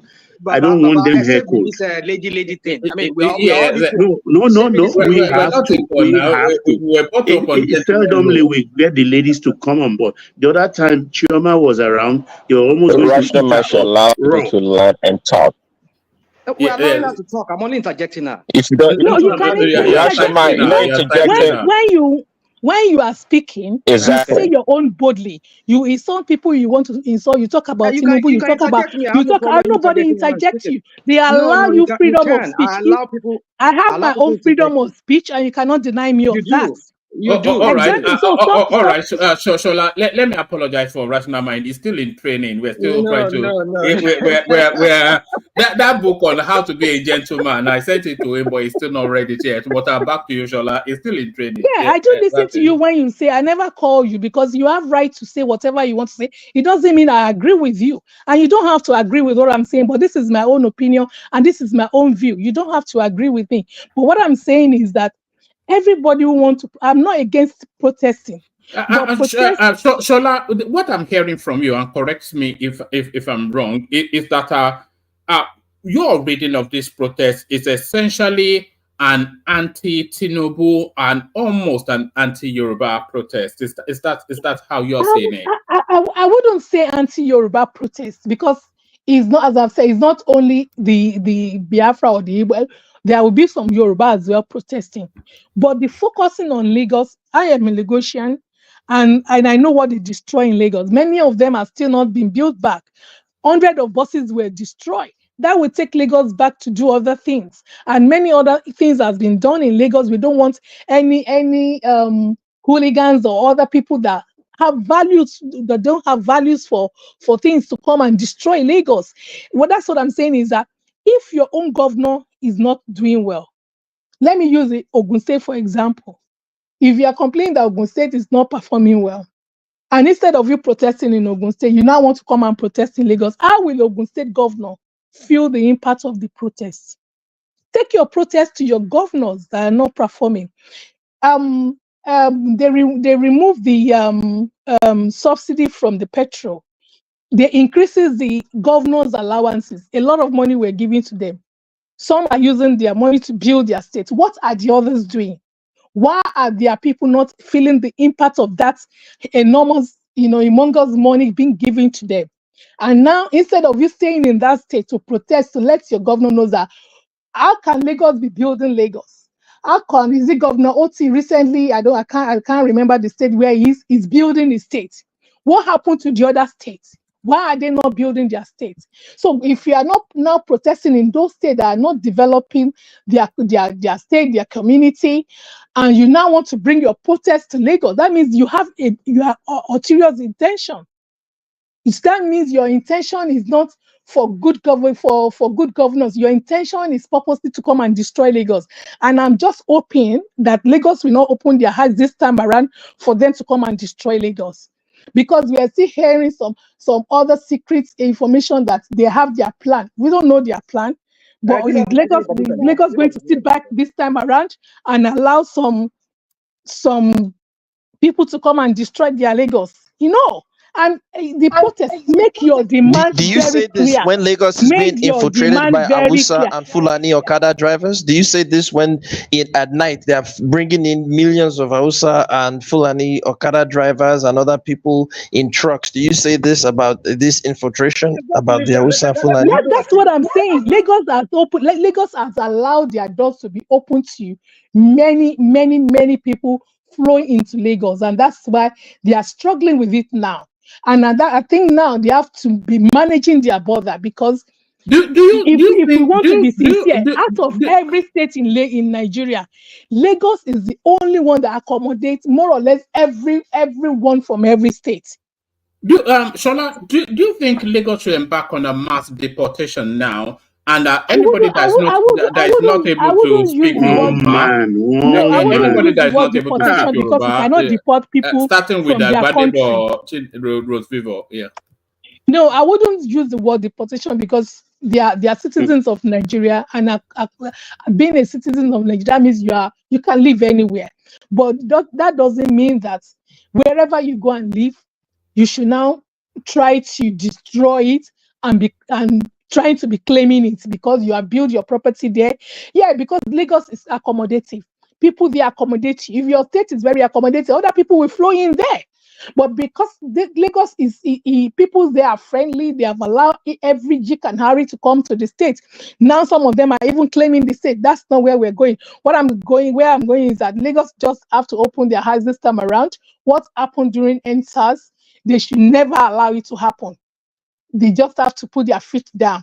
And as I've said, protesters, they have their rights, but they should make their demand clear. Make your demand clear. Make it clear.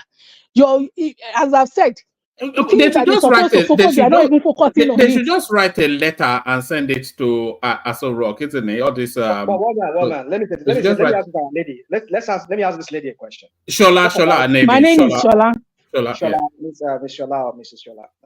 You talk about they should write their demand, or is it something like that? But there are groups that have already made their demands known to Tinubu. Why are they not talking about those demands? Why are people fixated on this? Who is born in Lagos, who's not born in Lagos? And besides, who are the people who introduced this whole thing into this violence, into this whole thing at the beginning?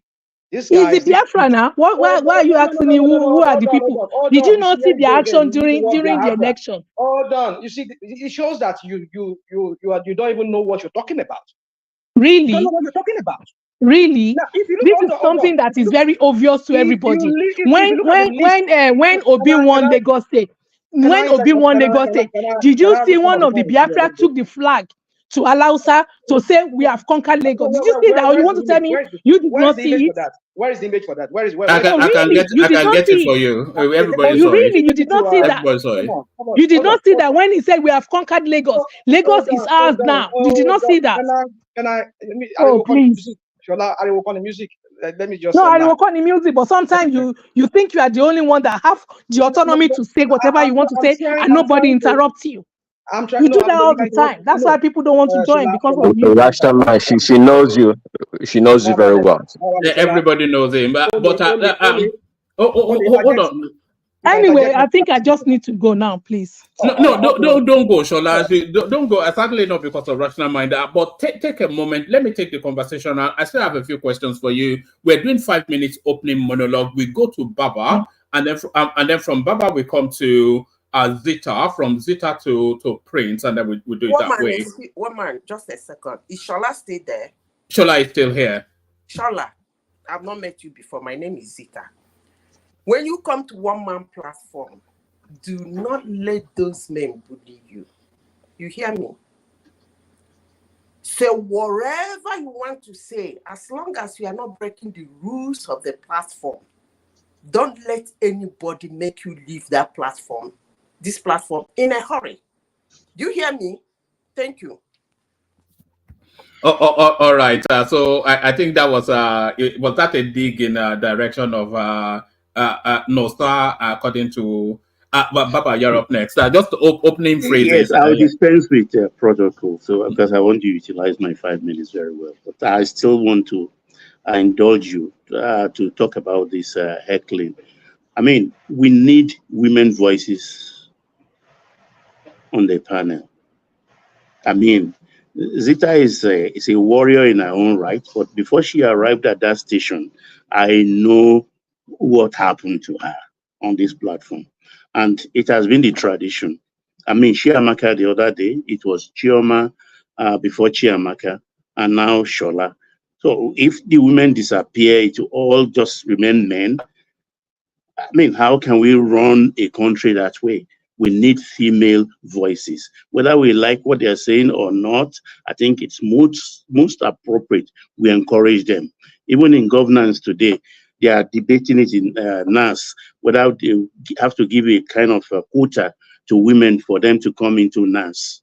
So that is my own advice in that regard. Now, let me start with this. This sounds like woman rapper talk. Hey, shut up, gas them up. Shut up, okay? I didn't That is woman rapper talk. With you. I think I resemble your papa. Yes, woman. I get antsy when I see a northerner, you understand, talking about bad governance. You understand? And because when I look back to the 8 years of Buhari, I mean, I get very sad. I call it the years of locusts in our country, and we didn't hear anything from the north. Not one of them. They were all silent. For instance, IPOB was first proscribed as a terrorist group, even before Boko Haram. It took pressure, international pressure, on Buhari to pronounce Boko Haram a terrorist group. But he was quick to proscribe IPOB and declare them a terrorist group. This is where we are coming from. And because they are not getting that leverage anymore, because they feel entitled and think, well, the corridor of power, they have the keys to that corridor permanently in Nigeria. So they are now in a hurry. They can't stand, they can't even wait constitutionally to vote Tinubu out after 4 years' term. They want to railroad him out of power. That's not going to happen. He came in by ballot box, and by all means, he will leave through the ballot box. If not, the best they can do is to impeach him. Simple. These are what the Constitution stated. And if we are practicing democracy, we should follow it. It's as simple as that. So I'm just patient. I hope Azan is listening and he will take up your challenge and come on board so we can discuss this thing in the fullness of his own time. It was actually here just a moment ago. I think its system dropped. So maybe it will join us back here. So to this protest, you understand? Look, for the umpteenth time, I've stated on this platform, it is the right, inalienable right of every human being. You can do it as a group. You can even do it as a unit, one man protest. Nobody is going to go against that. Nobody is going against. I can't hear anybody going against this riot. I mean, this protest. The only thing, the fear here is if it spirals into riots or a riotous situation, and of course, no responsible government. Yes, sir. What do you have the police for? The police are there, right? Yeah. Because like, you listen to Egbe when he was talking a few hours ago, or was it yesterday? He was talking about that we know all the crap he said, but the point is this: what happened to that thing that okay, if you want to protest, let us know where, when, and who are your leaders, right? So why can't they give them that police? I mean, look at how the NSAS began. They had the police around them at the beginning before they went there and did their massacre. So what are we talking about here? If you provide them the needed police protection, where they are going to do it, send the policemen there and go and give them that. So what is all this stoking this amber of, they want to destroy Lagos? And if you have the police, they are up to task. They can put down whatever agitation among them. So why don't you go that route? Why must you have to start this whole thing like, they want to burn down Lagos, they want to repeat the NSAS? What's all that all about? If you have the police. So that's my question. Listen, maybe you are not paying attention to what Egbe has been saying. We're not referencing the military general now. We're talking particularly about Egbe. He has been very civilized. He talked about it. He even asked that, look, let us know the procession, where you are taking the route and things like that, so that they can send enough policemen to protect them. That's the essence of what Egbe has been saying. He's not saying anything different from what you are saying. But of course, people are apprehensive because we come from the NSAS era where mayhem was unleashed in some quarters of our country. And that's where the apprehension comes, because nobody wants a repeat of what happens then. On the part of the protesters and on the part of the losses, some states incurred during that riot. That is the essence of what we are saying, because people died, whether we want to accept it or not. Have you forgotten that 2 years after NSAS, there was a mass burial in Lagos? A lot of bodies in the morgue. I can't remember the number now. And a lot of hoopla then, and it fizzled out. Within 1 week, nobody talked about it. They buried all those bodies. Have you forgotten? Those are NSAS victims, people who died during that period. So who killed them? Who killed them? Who don't ask me that. I don't know. So that's the question. Because you see, this is what we're not talking about. Don't ask me that.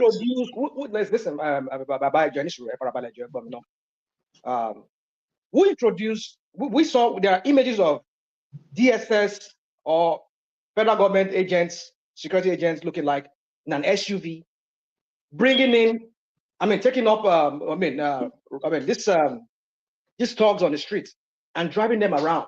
We've seen images of police bringing in thugs to some. Where did you see that?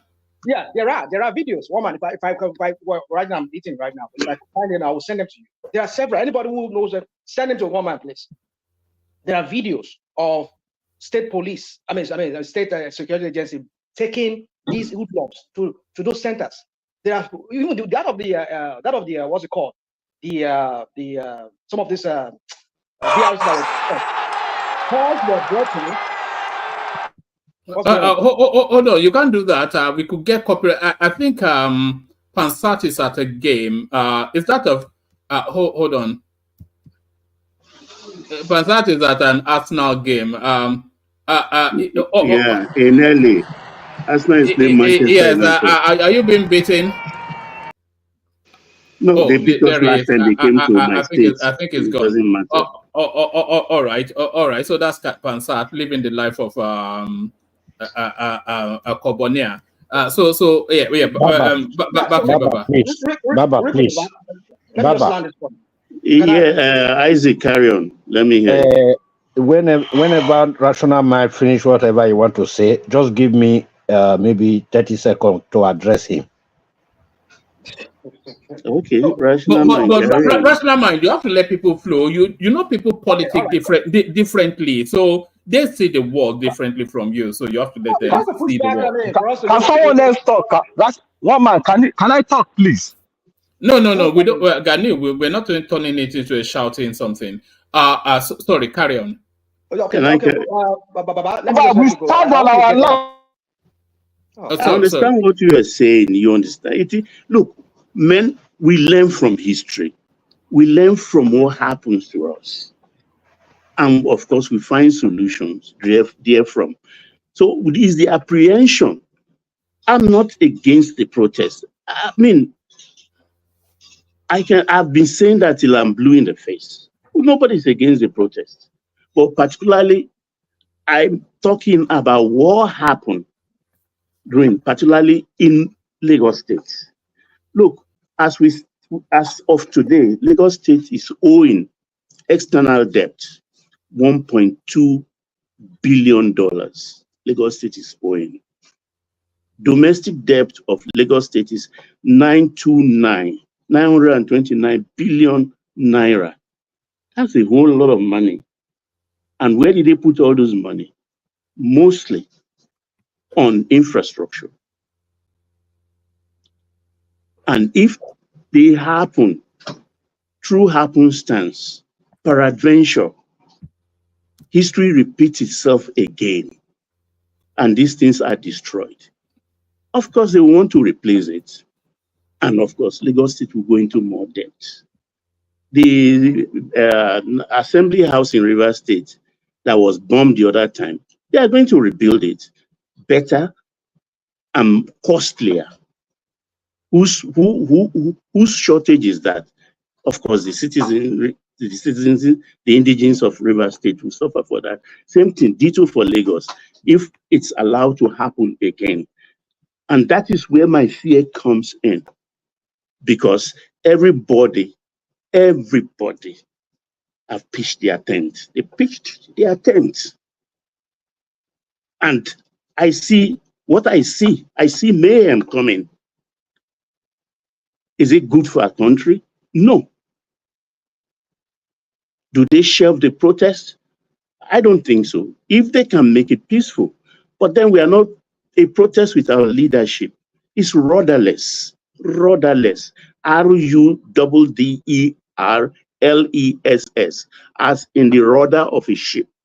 A ship without a rudder will just be wandering in the ocean and eventually it tumble. Is that not Nigeria? Didn't you just describe Nigeria? You understand there, well, the listeners, this is exactly the problem. Look, the previous ones we had, 210, 212 and stuff like that, the people show their faces. They control the crowd. We did not record any death. We did not record the destruction of any property. NSAS was different. There did no leader, nothing. Whatever happened, who stoked the fire, the embers that eventually led to the chaos and destruction of lives and property, everybody have their own version. This is I'm not ready to discuss about that. I'm discussing about this first one. I've listened again to Showore's interview today, full interview. One man shows a clip of it yesterday. You understand? And I didn't stop shaking my head throughout. I didn't stop. I want everybody to go listen to it. People are becoming robots when somebody will now just sit on a computer and start speaking to them or controlling them, and they will be jumping. I wonder the kind of mentality behind that kind of stuff. There are ways to do things properly. Take, for instance, I can't remember a clip one man showed or something, or I read it maybe in any of the Nigerian newspapers. They were talking about INEC. This time they won't agree if they do blah, blah, blah, blah. But they forget that after every electioneering cycle in Nigeria, in this cycle, we have only Edo and Ondo remaining. Once they finish, the committee in charge of electioneering at the National Assembly will start review. They will ask for people to put in papers as to the new direction of INEC. 2 more minutes, Baba. 2 more minutes. To the new direction of INEC, so that they can turn it into law, and it will help, our next election in 2027. No, that nobody's interested. They want they want to leave government and the legislature to their own devices. Now, when they make the law on their head, then they will start crying. I'm involved in my state. I've engaged lawyer with my own money to make a legislation. If it were in US, that law, if they eventually promulgate it, will bear my name. But we don't do that kind of stuff here. I know what I'm pursuing, and it's not for this forum anyway. I know the laws I want in place, and my lawyer have drafted it. We've submitted it. That is the office of the citizen. We should contribute something. This lazy attitude coming just to become disagreeable on the internet and just talk frivolously, abuse people, and think they are catching cruise. Life is more than cruise. Life is more than cruise. You contribute. That's how society is built. The America we enjoy today is over 200 years they've been practicing democracy. And we are at 8 now, just this Fourth Republic, about 25 years. And we think we can catch up or just automatically. It's by the contribution of everybody. The legislature is there to make the laws. We have to contribute and force their hand. I even wish this protest is against the National Assembly. It would have even been easy for them. Go picket the place and ask for what you want. But this wholesale demand, I think 15 or so, it's so funny. Because what is the outcome of the Kenyan one? Because I see that nothing. Because over half of the cabinet, they are back on their seats. They are back on their seats. They are now, they've come back. So what have they achieved? All right. Uganda is a different ballgame entirely. So my own is that come first, let them enter street. There is no problem.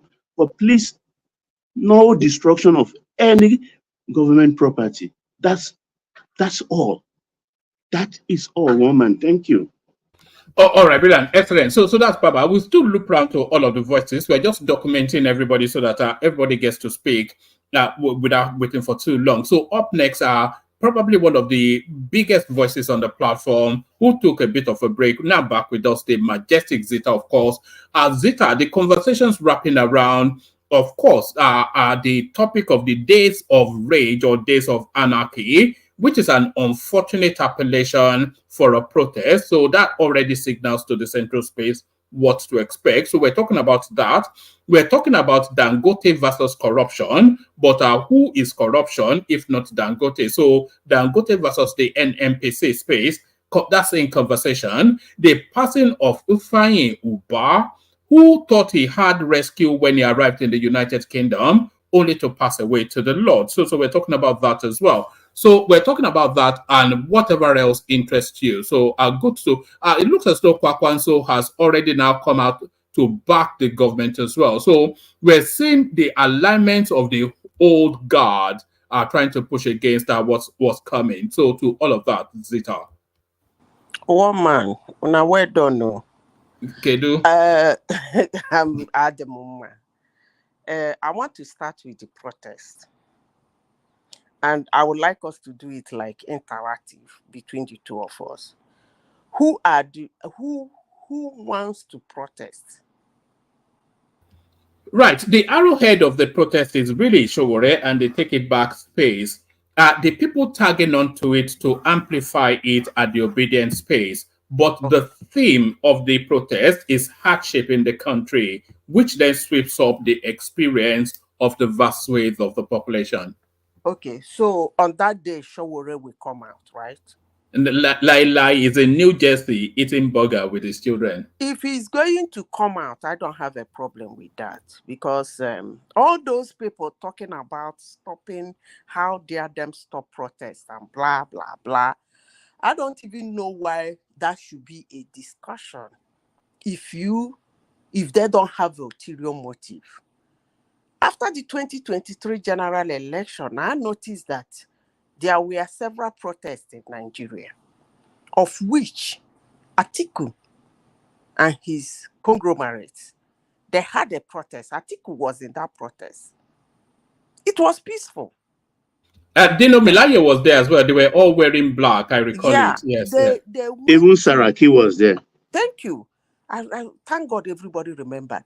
They went to wherever they want to go to, and then wherever they gave them pass to, they said what they want, did their speeches, and then they dispersed. Nobody shot at them. So if these I usually call them gangsters anyway, if they are going to come out just like Atiku come out to demonstrate, whichever day they want to demonstrate, that's cool. Let them come out. The likes of Wike, the likes of Atiku, all those voices I've been hearing that are supporting them, that say they must protest. Yes, let them must protest, but those guys has to come out. Because people making reference to this fuel subsidy, it wasn't violent. People like, what's this man? Remember that church man, the one that said he's the 16th president of Nigeria? What's his name? Tunde Bakare. Thank you. He was there. All of them were out. They demonstrated and they went in. So if these guys are going to come out to demonstrate, I am cool with it. I am very cool with it. But for some faceless people want to come out to create mayhem in Nigeria. Look, woman, let me tell you this. You see, Nigeria, we are not there yet. We are crawling, we are not running. Maybe, probably, we will get there. But one thing I will not support is some people who think they are angry with whatever establishment that they want to be angry with. They think the little infrastructure in our crawling mood we are able to build, they want to take advantage of their misplaced anger or their ideology that they have become a captive of to destroy all those things.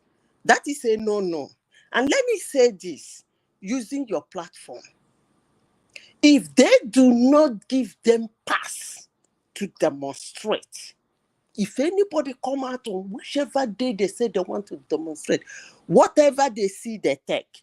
That is one. I have listened to so many people in your platform this morning speaking of this topic. So we are saying, why not Lagos? I don't even know what people have with this Lagos. Lagos is the only, will I say, the only city in Nigeria that is quite attractive. Lagos and Abuja, then you can talk about Kano. Quite attractive. Are they And going Port to... Harcourt too. Port Harcourt is not bad. No, it's not. It's not like Lagos. It's not. Apart from all the flyover Wiki built of recent, in Port Harcourt is not that good. So, why is it that I'm talking about being very unpatriotic? Why is it that whenever they want to do a demonstration, it's Lagos? They want to destroy the city so that it will actually look like everywhere in Nigeria. I keep asking, what is this thing about Lagos? They say they're demonstrating because there is poverty in the land, there is hunger, they make their demands. I'm sure that their demand is national. So why won't people stay in their states and demonstrate? It's a national anger. So why Lagos? If I may ask. Everybody has a governor. Everybody has this. Every state have their senators, their House of Reps, their House of Assembly, now the local government chairman. Men. So why Lagos? You see, one man, there is something. I could see that some people, they are bottled up, they are frozen. Some people, the moment February 2023, they got frozen at that time. They have never left that time. And it's causing them a lot of headache. I don't care. But let me say this, and let people hear me loud and clear. Nobody should come out to demonstrate if they tell you not to come out. I hear some people saying, let them come out, they must come out. Are they running away? Are they scared of them? Tomorrow now, the story will change. It will turn to Israel and Palestine. You shoot one bullet, you celebrate. When they hammer you, you start shouting, 1 million people are dead. 200 people are in the morgue. Hey, children, women, youth were killed. Those gingering them, one man, they should go and be there. If you are in support of this protest, which is no protest to me, that's a riot. If you are in support of this riot, please, if you are outside of Nigeria, go to Nigeria. And if you are any politician or any sore loser or anybody who has been frozen in February, you support this protest, could you please go and join them? Don't stay at the background.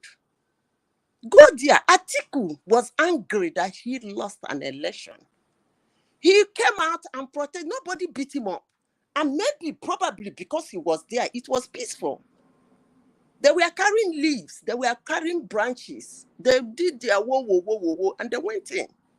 They showed their anger in a very peaceful way. So all those people, wherever you are in the world, screaming, how dare they tell them not to protest? Please, it is a protest.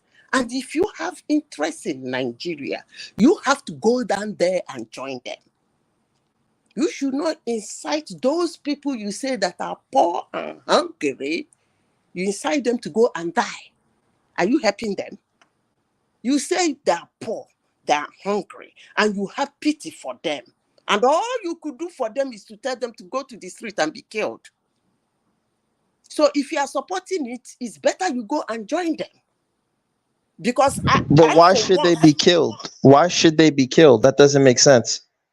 Why they should be killed is because they have been left in February 2023. And anybody who is still in February 2023 will never have a peaceful protest. And no government will watch anybody in his right senses destroy the infrastructures, loot people's stores, kill people in the name of peaceful protest. Nobody, no government will allow that. So that's why they will be killed. I think I've answered that your question.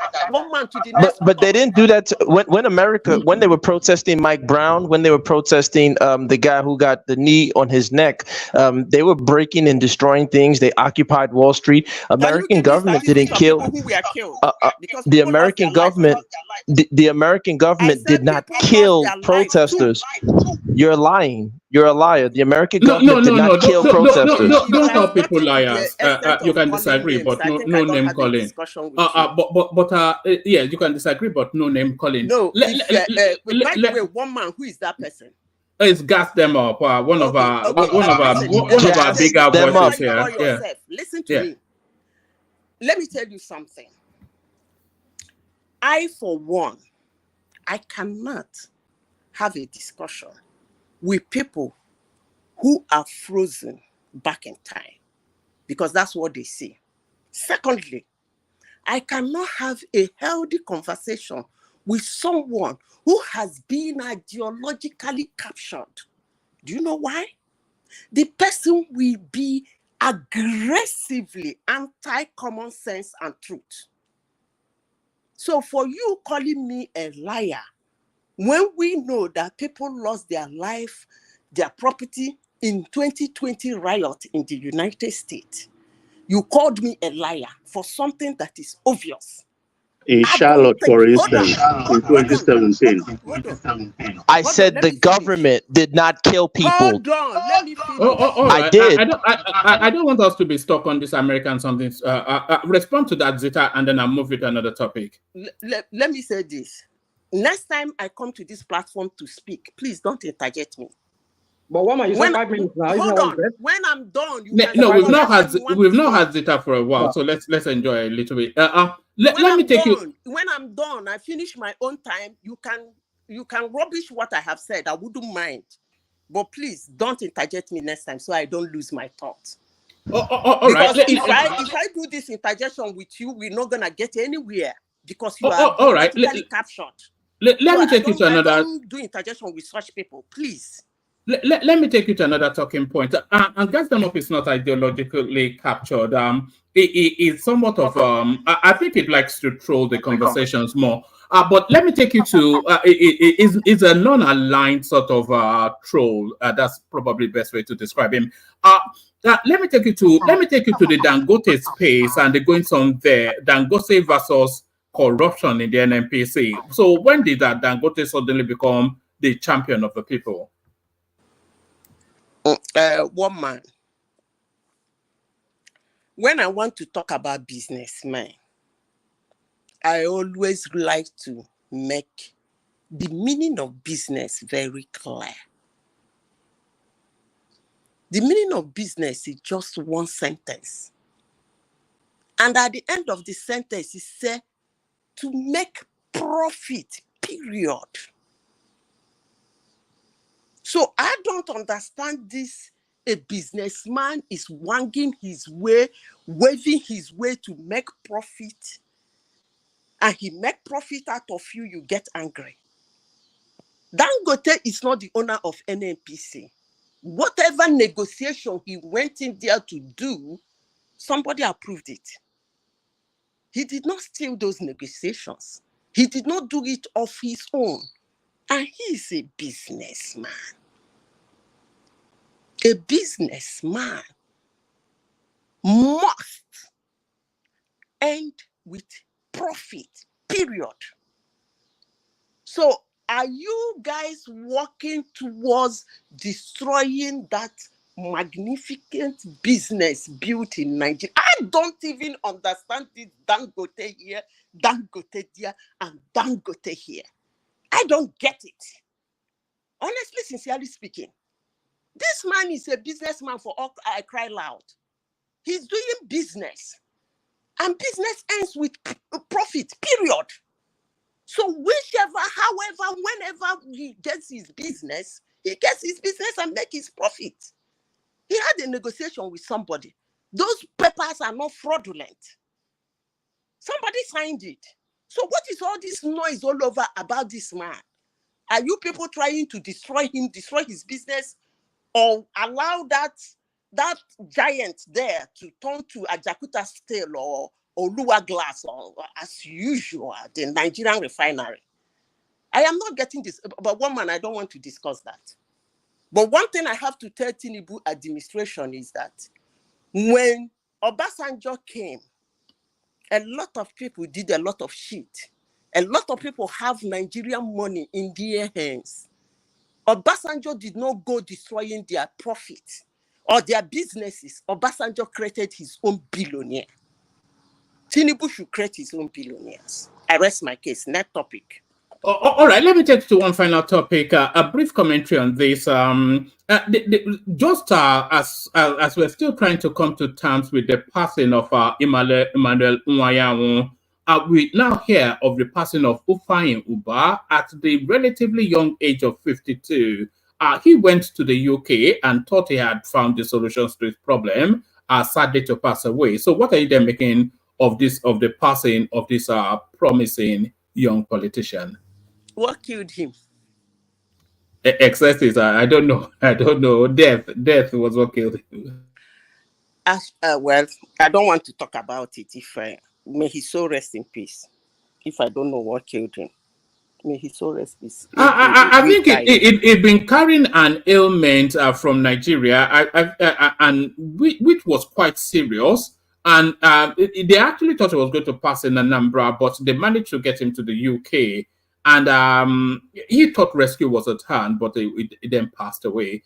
What particularly struck me was that barely 2 days after Nwayawu, who God rest his soul, but he lived a great age, and you can see just from his physicality, not the best of fitness. But really, said he's telling us it's a heart attack. No, Nwayawu is okay. He has made 3 score and 10, right? Anybody who has made 3 score and 10 is okay. But this guy is very young. But I will advise them, my candid advice, they should take care of themselves. At a particular age, as you are getting older, there are things you should stop eating. Not because you have health problems, but because you just know that if you continue eating those things, it's not going to help your health in future. So that's my candid advice. I know they have a lot of money. They can eat whatever they want to eat, but you shouldn't eat. You shouldn't. You can eat everything, but you shouldn't eat everything. That's my candid. Most of them, if you look at them physically, you will know that they're not okay. Some of them, if you they are literally gorging on excesses. They are literally as the you know, the storyline of Nigeria is look at the average Nigerian on the street is physicality, and look at the average Nigerian politician, their physicality. They are literally eating us. That's what they are literally eating us. These people. So they should not protest while they're being eaten. They should not protest, right? I don't know whether they are safe eating you. Okay. Look at their size now. Look at the size of the Osun State governor, and then look at the size of the average Osun State man. They are literally cannibalizing us. So while they're being eaten, they shouldn't protest. One man, is that what you're saying? They should just allow themselves to be eaten. Some people are naturally thin. No matter what you give to them, they will never get fat. One man, Kulata, compare Kulata to their governor. How does it look? What's the difference? Kulata is a slimly built man now, and their governor is. He has eaten Kulata now. All right, thank you, Zita. Zita, we want to move the conversation fairly quickly around, and then we'll open it up to a wider conversation. We go to Prince Daddy, and then from Prince Daddy, we go to Celibes, from Celibes to Rational Mind. So, Prince Daddy, you're up next. Prince. One man, you are skipping me. Oh no, I'm not skipping you. You know I won't save you till later. You're my backup plan now, Prince Daddy. Okay, let's go. I was gonna have you skip me, but go ahead. Let's go. No, if you're not ready, then we'll go to Isaac and then. Okay, go to Isaac. That's cool. Thanks. All right, Isaac, you're up next. But after Isaac, we go to Celia and then come to Prince. So Isaac, you're up next. Okay, thank you, one man. You see, this protest where they want to do so. Me, I 100% support them. Make the people go for the street, make them protest peacefully, then make them make sure say all their demands, the government show great concern before they leave the street. Because there's this thing when they call citizen consciousness. Our leaders, they not get them at all. So, even the protests never even start now. You see that citizen consciousness. At least they don't like. That's what it's supposed to be. For any country where you get in people, leaders we get in people for mind. Now, so country supposed to be, whether the country poor, they get problem, they not get money for now, but that consciousness for your citizen, say you get them for mind. Our leaders, they don't get them at all. They don't get them at all. I not talk say they go fit solve 100% problem of their people. But where you fit do reach, I support these people, make them go out. I don't support those people where they say make them Obi join them, make them Atiku join them, or make them Showore join them. No. These people, they are part of the leaders. Then those people, they know they're hungry. You see the people where want go protest, so where want enter street, so their name na hunger. Na hunger, they want enter street. So me, I don't want make them carry any big man even follow body.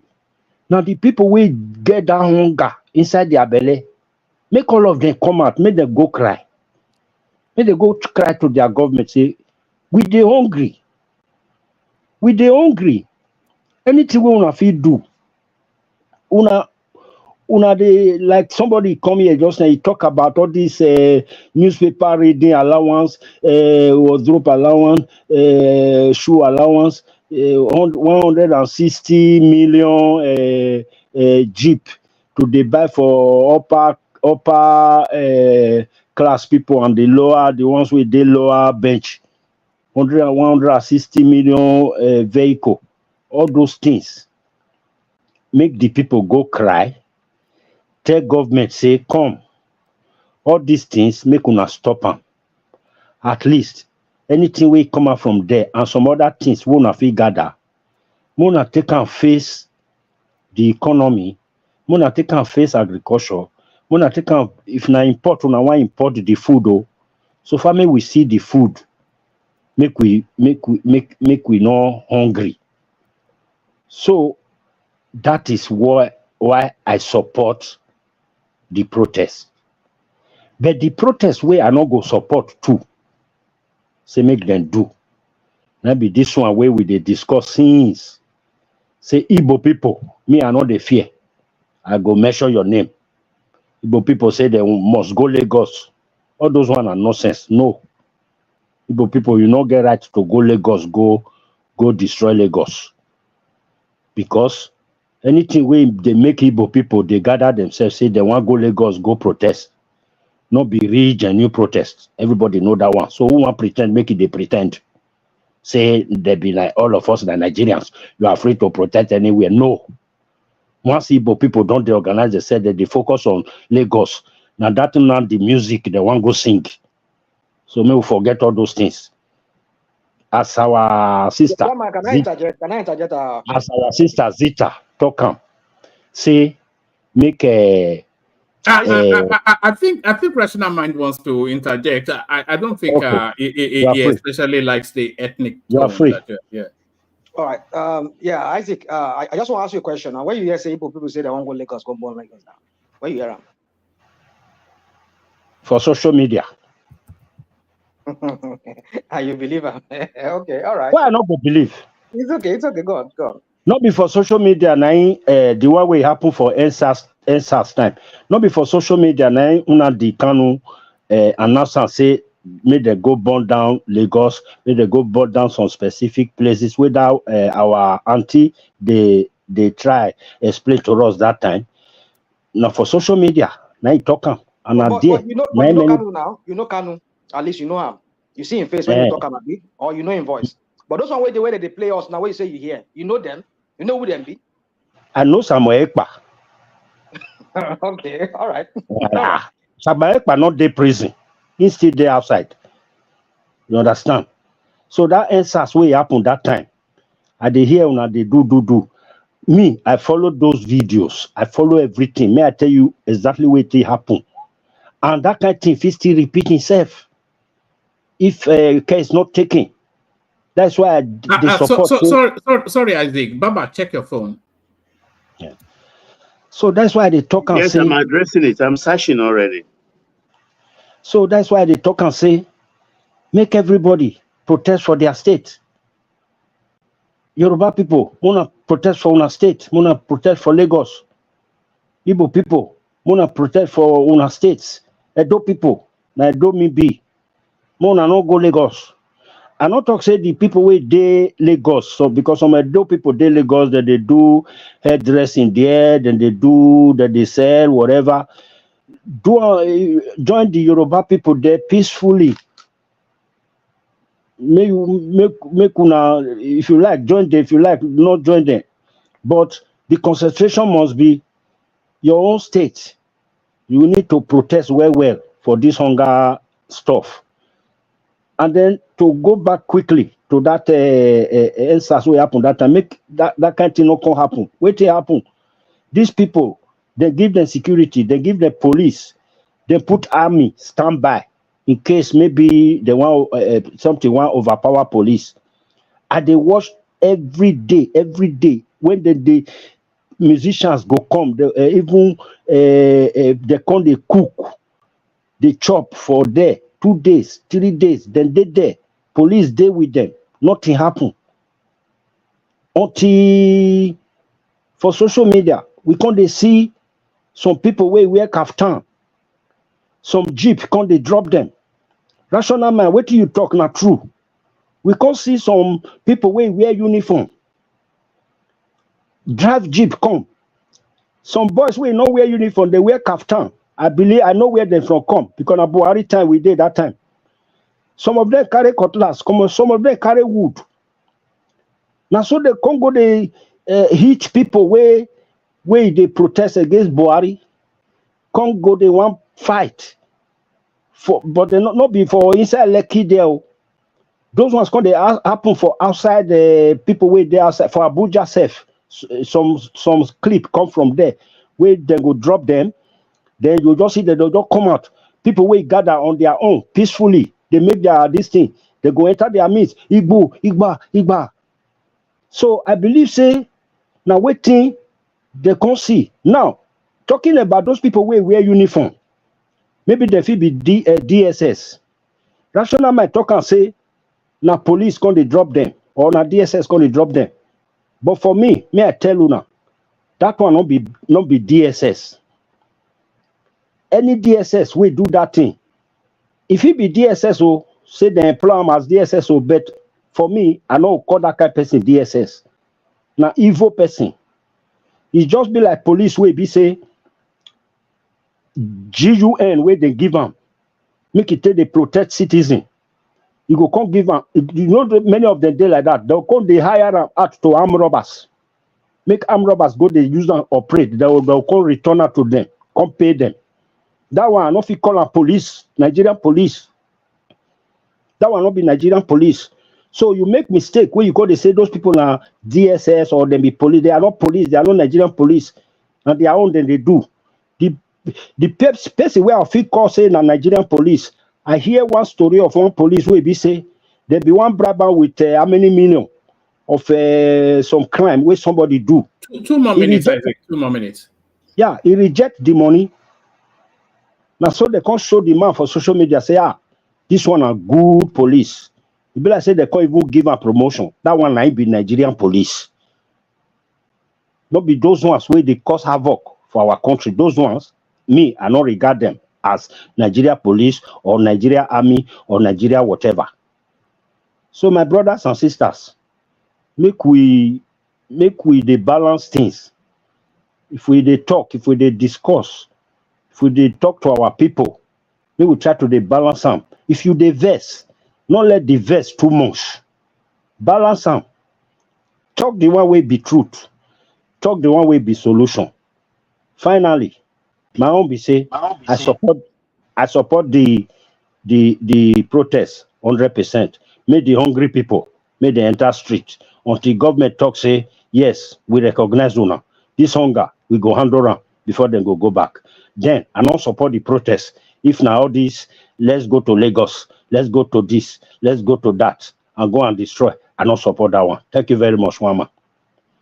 Thank you. So that's the excellent Isaac. So thank you, Isaac. So up next, Blast from the Past, the Silky Tones. So there she is. I think she's now fully recovered from the drubbing from February. Now fully recharged. But I wonder what her politics is now. So Sally, good to see you. But losing an election is no reason to burn down the country. So what are we then making of this threat, and where are these threats coming from? The obedience space, Operation Burn Lagos Down.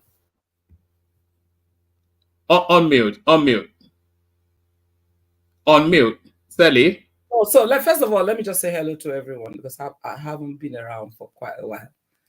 So I think I need to say greetings to everybody and hope everyone is fine. How is the Ajale Coco? He is well. He will join us momentarily. Okay, and who else again? I think this guy is having his own show now, Ovie. Yes, he does his own thing now, yeah. Okay. All my politics, so his own is in Lagos at the moment. Well, why is he not on now? No, he joins us every so often. Actually, I've commissioned him to do a vox pop on the streets to sample opinions. Wow. Yes, he actually sent me a clip of. I'll see if I can find it. Yeah. Sally, are you frozen? No, I'm not frozen. I'm here. Yeah. So how have you been? Have you recovered from the elections? Can you ever recover from Nigeria? You're talking about elections. Yeah, but the country is marching forward now. All this raft of positive trajectory. So it looks until the liquid lady got liquidated. Put it that way. And you know the person I'm talking about. Wait, one man. You said the country is moving forward. When was the last time you stepped foot in Nigeria, one man? Because I'm in Nigeria. Like, what are you talking about, bro?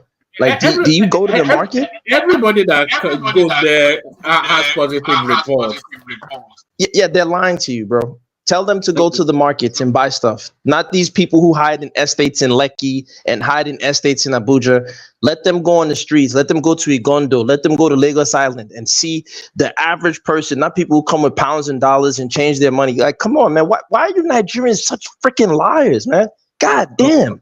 All right. There's some new faces here. This Americano. Yes, this is it. Now the place continues to expand. That's what we like, isn't it? American man. American man telling us about Nigeria. American man is lying. Me, I know be American man. I'm a proud Isoko man. Don't let one man deceive you. I'm an Isoko man, Isoko Talapia. But at the end of the day, I don't like Nigerians deceiving ourselves. We are in Nigeria. Look, stop lying to people, man. The country is not doing well.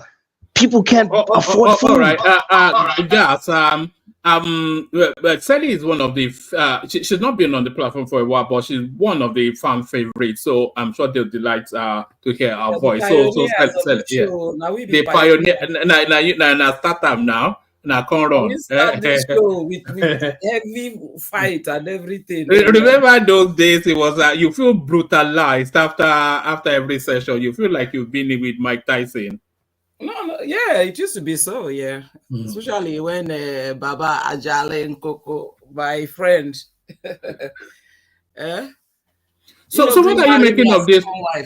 That one bad though. You know, agree marry me as second wife. You they too expensive. If it marry you now only them go take go fit marry you now. We the sort of you own half of Chelsea, so who can afford you? Look at this billionaire woman. But what are you making of this protest now that are upcoming? Are you for it? And how do you think it's been prepared? And how do you think the government is responding? I think, to be quite honest with you, I'm all for it. I'm all for protest because even in this UK here, we protest. In fact, in this UK, I protest every day for one thing or the other, you know, and that's what keeps the society, that what keeps the system like, you know, rejuvenated. You can't just leave government to just run things in any way that they like. We are the taxpayers, or we are the citizens, whichever way it is, or we own the land. We own Nigeria, even though they will tell you that you cannot, you know, blah, blah, you have to get a land from the government, but it's not really the government, it's the government as in the country itself, not just the government or members of the government. Do you understand what I'm saying? So I believe in protest because it's the citizens' right to protest when things are going wrong. Yeah, but do you believe in this protest though? Because a lot of people read it differently. The tagline is a protest against bad governance, using the backdrop of the hardship in the country, but the understanding of it is a protest against lost elections. So it's so really having a you are very good at directing the mind, but then I understand what the protest is about. First and foremost, you look at bad governance is bad governance in any way that it comes. It's bad governance. And you make the wrong decisions, you know, and it works against the people. It's still bad governance, like the removal of the subsidy to start with. It may not have been that bad if the president did not go ahead to announce the end of subsidy on day one. That wasn't official. That wasn't officially registered in a way, but it basically, you know, affected the market, you know, algorithm. Put it that way. You know, the human algorithm of the markets just went haywire, even before anything was properly. So that was a very wrong advice for anyone to have told him to say subsidy is gone. Subsidy is gone. He shouldn't have done it that way. It wasn't, you know, professional at all.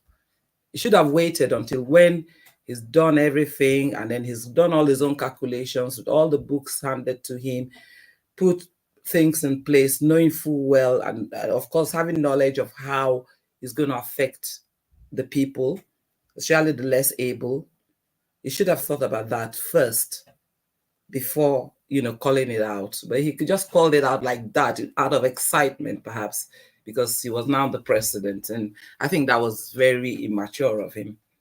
You know, I didn't agree with that. And so that things just spiraled out of hand. And then from there, this one and that one and so many other things, and all the indices went wrong, including floating the Naira without any backup. You can't just float your just because IMF is telling you to do that.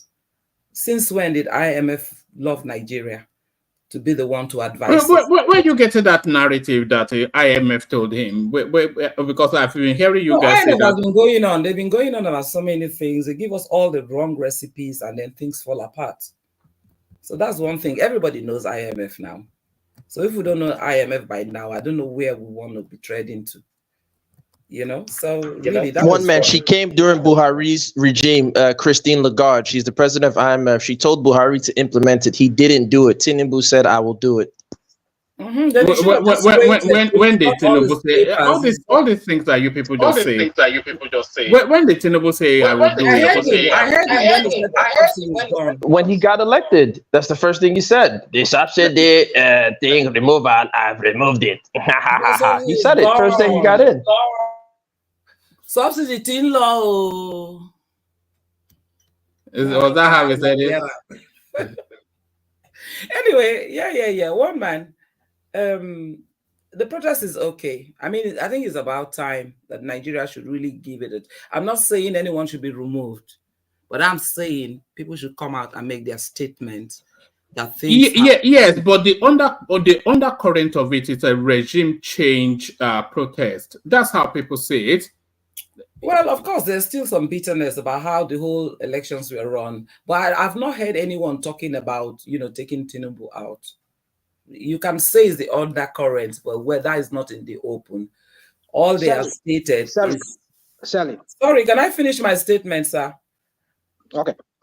Okay, so what I heard was the fact that I know about the Shawarez one. He just brought out his own agenda. That does not necessarily mean that was, in fact, not initiated until much later. Then he came out with that. He didn't come out immediately. And Shawarez is not the leader, not necessarily, or maybe he's one of the leaders because he's got his own crowd anyway. But there were other people, just ordinary citizens, just ordinary bloggers, just ordinary, YouTube or Facebook people, just ordinary girls, guys, boys, everyone just saying, look, enough is enough. So I don't see, why they are panicking so much and why they are pointing at this person, Peter Obi, who has not even said a word about protest. In fact, he didn't allow the obedience to go on a protest when he lost. So why is his name coming up now? That's one question that I want to ask. Why is his name coming up now? And why the Igbo? I don't want to hear any of these things. I live with Igbos in Port Harcourt, even in Lagos, and even here in London and everything. I don't like that, what do you call it? Ethnicity profiling. It's not necessary. Nigerian is a Nigerian. Even if Biafra was wanted at some point, Nnamdi Kanu was, gingering everyone. But that doesn't mean that Nigeria is Biafra. So Nigeria is still Nigeria and it's still a Nigerian government, the federal government of Nigeria. So the protest is about what is going on in Nigeria in terms of the hunger and how the government has failed to put put things right as to how people are going to feed themselves, as how people are going to take care of themselves, how people are going to go from point A to point B. Even in this UK, when we had the problem with the Russia-Ukraine war, that there was some kind of palliatives. People were helped out with electricity. In fact, a lot of people got electricity. Even if you earned up to 25,000, you still got about £300 added to your electricity bill, for your electricity bill, added onto your meter or probably given to you in cash. Everybody was cashing out to try and, mediate the problem. So, with the case of Nigeria, you saw what the humanitarian, my girlfriend, what they call, say, the liquid girl that was liquidated, you saw what she did. Dr. Beta. She was from your side now. She's not from my side. Is she not? What do you mean side? She's not from River State. Is she not from the Creeks? She's not from the Creeks. She can't swim. Dump her, she's going to drop like a stone. She's not from the Creeks. Not from the Creeks. You said it best. One man likes to spin a narrative. This is what he does. He'll throw something you didn't say just to push you. So keep going, sister. We're loving you. Go ahead. She's actually married to a Calabar guy, but she's Igbo. That's a fact. There's a difference? There's no difference. There's no difference between me and you, one man. All right. Who am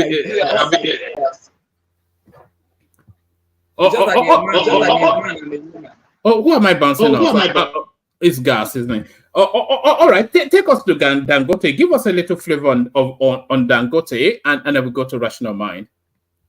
Well, with the case with Dangote, to be quite honest, I never really liked his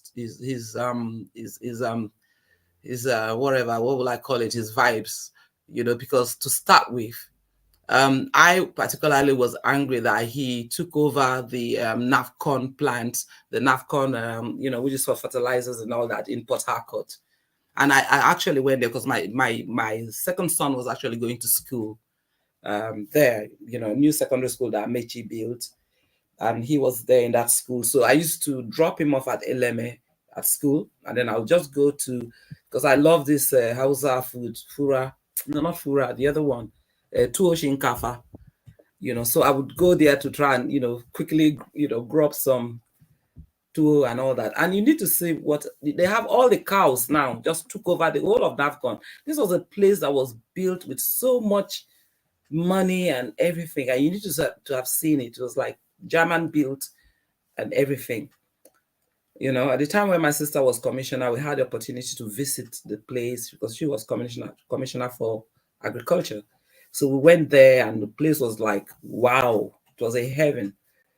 But you know, so he took over that place. He took over the port, that port, and I heard it's one of the reasons why the Port Harcourt port is not even working, and that's supposed to be one of the deepest and best ports for Nigeria, in fact. But that was just closed down. So all of these things have been irritating me, and so somehow I never liked the guy. And plus the sugar thing, the sugar monopoly, and some other things, true or false, but I think to an extent very true. So that's the way I saw him. But you know, coming here, we've heard so much Dangote, and I was saying, oh, so the central bank put in so much money and everything into this business and all of it. And then, okay, so we're looking forward to when he was going to deliver. Everybody was there, even Peter Obi was there, everyone was there, happy that we've got a refinery. And then the next thing they're telling us that the quality of his fuel is, you know, is below standard to start with. And you know, and then, you know, so many stories, you know, actually emanating from that. But at the end of the day, it's just like another cartel is probably bigger than his cartel as far as Nigerian ground is concerned. And we cannot go on like that. We can't go on being suspicious or being you know, what would I call it, negative about other people's businesses, or just trying to, like, you know, bring some bottlenecks that's going to stop them. This refinery is supposed to help Nigeria, supposed to help Nigerians, right? The other 4 refineries are not working. We've got one now that we are happy about. So why don't you just let it flow? The fuel, that's what people want. And then I don't see why they're trying to stop him. You know, is it really necessary? You know, so in that case, for me, I'm not happy about that. I'll rather, you know, just let the man just flow his fuel. Let people, you know, at least, you know how many people have been sending money every month. I'm going to look at my account and just do a kind of, like, you know, everybody needs money now in Nigeria, and we are not even getting enough here. So really, you know, I think they should just allow that refinery to function, you know, and bring us some goodies, at least for in terms of fuel and transport and all that kind of thing. So that's what I would say about the Dangote thing. But you know, I don't know why they are antagonizing him, you know, and what it's about. But I believe it's a cartel of downstream people, because you see, the downstream sector is more of a Yoruba thing. Let me just get ethnic a bit. It's a Yoruba thing. They go for the downstream, and then the upstream, now I get them or not, I get them. You know, so there's an issue there. I don't know if that is coming to play, but that's just the way that I'm kind of like seeing it. That, you know, but then the NNPC is mainly what do you call it? Not is it NNPC? What's the name of that petroleum company again? It's NNPC. I think they've added L or something like that to it. But Yes, it's NNPCL. NNPCL, exactly. So, you know, they I don't know what their own game is about. They're supposed to be a they're supposed to be a public liability company, isn't it? Yes, I think that was done under Buhari. It's now a going concern. I think owned by is it the Ministry of Finance and no, we have a stake in it. Nigeria Nigeria has a stake in it, but it's still within Nigeria still has all of the stake in it, but I think it's split between some ministries now. Okay, so what about the Dangote refinery? Nigeria has, some kind of holdings there too. Yes, 7 point something percent, which is not anything, It later reduced to that, but it was higher yeah, than that before. yeah, it was 20%, but Nigeria has ever didn't pay their bills. You see that? That's another thing. Anyway, so I don't know what kind of game, but what they should be thinking about is not Dangote himself. After all, is a company, and that company employs people as well. So they shouldn't let it go down, because Nigeria is only going to be worse off if they let it go down. And I would not trust that if he sells it to any of these people. The only person that can buy it, really, the only entity that can buy it is NNPC, 20 billion plus, and as soon as they buy it, that's the ruination of the whole thing. Once they buy it, but that'll be the end of it now. That'll be at the end of it. They've been doing turnaround maintenance for 20 years, and they can't produce anything. So they'll just ruin it and continue to milk us. It will just turn on. They'll just continue to bring in imported fuel, and we cannot go on like that. Because we have reached a point where we're really on the decline cycle. Everything has a cycle. Unless sorry, how are we on the decline cycle? It's like any business. Business has its cycle. It has its life cycle, and it gets to a point where it begins to dent. Because people will argue that Nigeria is actually on an upward trajectory, not on a decline. Not really, because if you look at the indices, you'll see that in terms of how we managed our population and GDP, we're getting worse off. Wait, one man, which people make that argument? No, hold on, Gastem. Per capita, yes. What you have to understand is Nigeria is probably maybe along with India is experiencing the most population explosion in all of the nation states. So the rate at which Nigerians are breathing is out of tandem with the economy of the country. But if you look at how the country is being balanced in terms of infrastructure, in terms of agriculture, there's a trajectory, and they are now doing big lifts now. So infrastructurally, they are doing big lifts. Yeah, Dangote refinery being a big lift. The education policy of Tinubu being a big lift. The infrastructure rebalancing, networking the whole country via rail, big lifts. So these are the big lifts that will catch up with the population explosion. So we it's an upward trajectory, and the economy, the general wealth of the country continues to expand exponentially. So we are on an upward trajectory. I don't see the speed, I don't see the speed. We hear it, but we don't see the speed. Yeah, you know why? Because everybody measures the economy on the price of Gary. You know that if it's not hitting the common man at his purchase point, then it cannot. Then it's just grammar. But that grammar has to flesh out and firm up before it hits the common man at the Gary level. In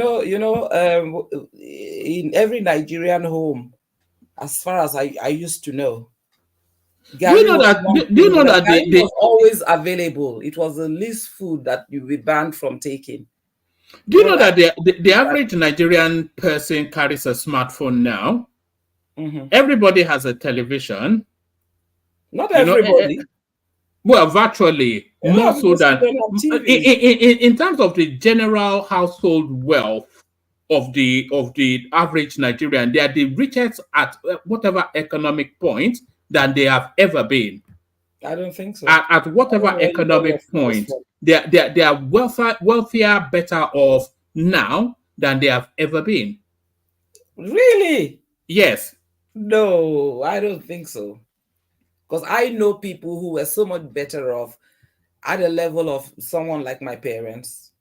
how they were doing at that time and all that. But I feel they kind of like, except those who had properties and business and so on, most of them are much lower in terms of, the active cash or even being able to do anything other than, you are looking at politicians getting more and more money, and then you're saying that everybody's doing well. It's not so. There's still much more beggars than any other time in that country. Even the nice people are beggars now. They keep calling. Even people you don't know on Facebook, they will call, "Oh, madam, help me now. Sister, help me." Do you know why? Do you know why?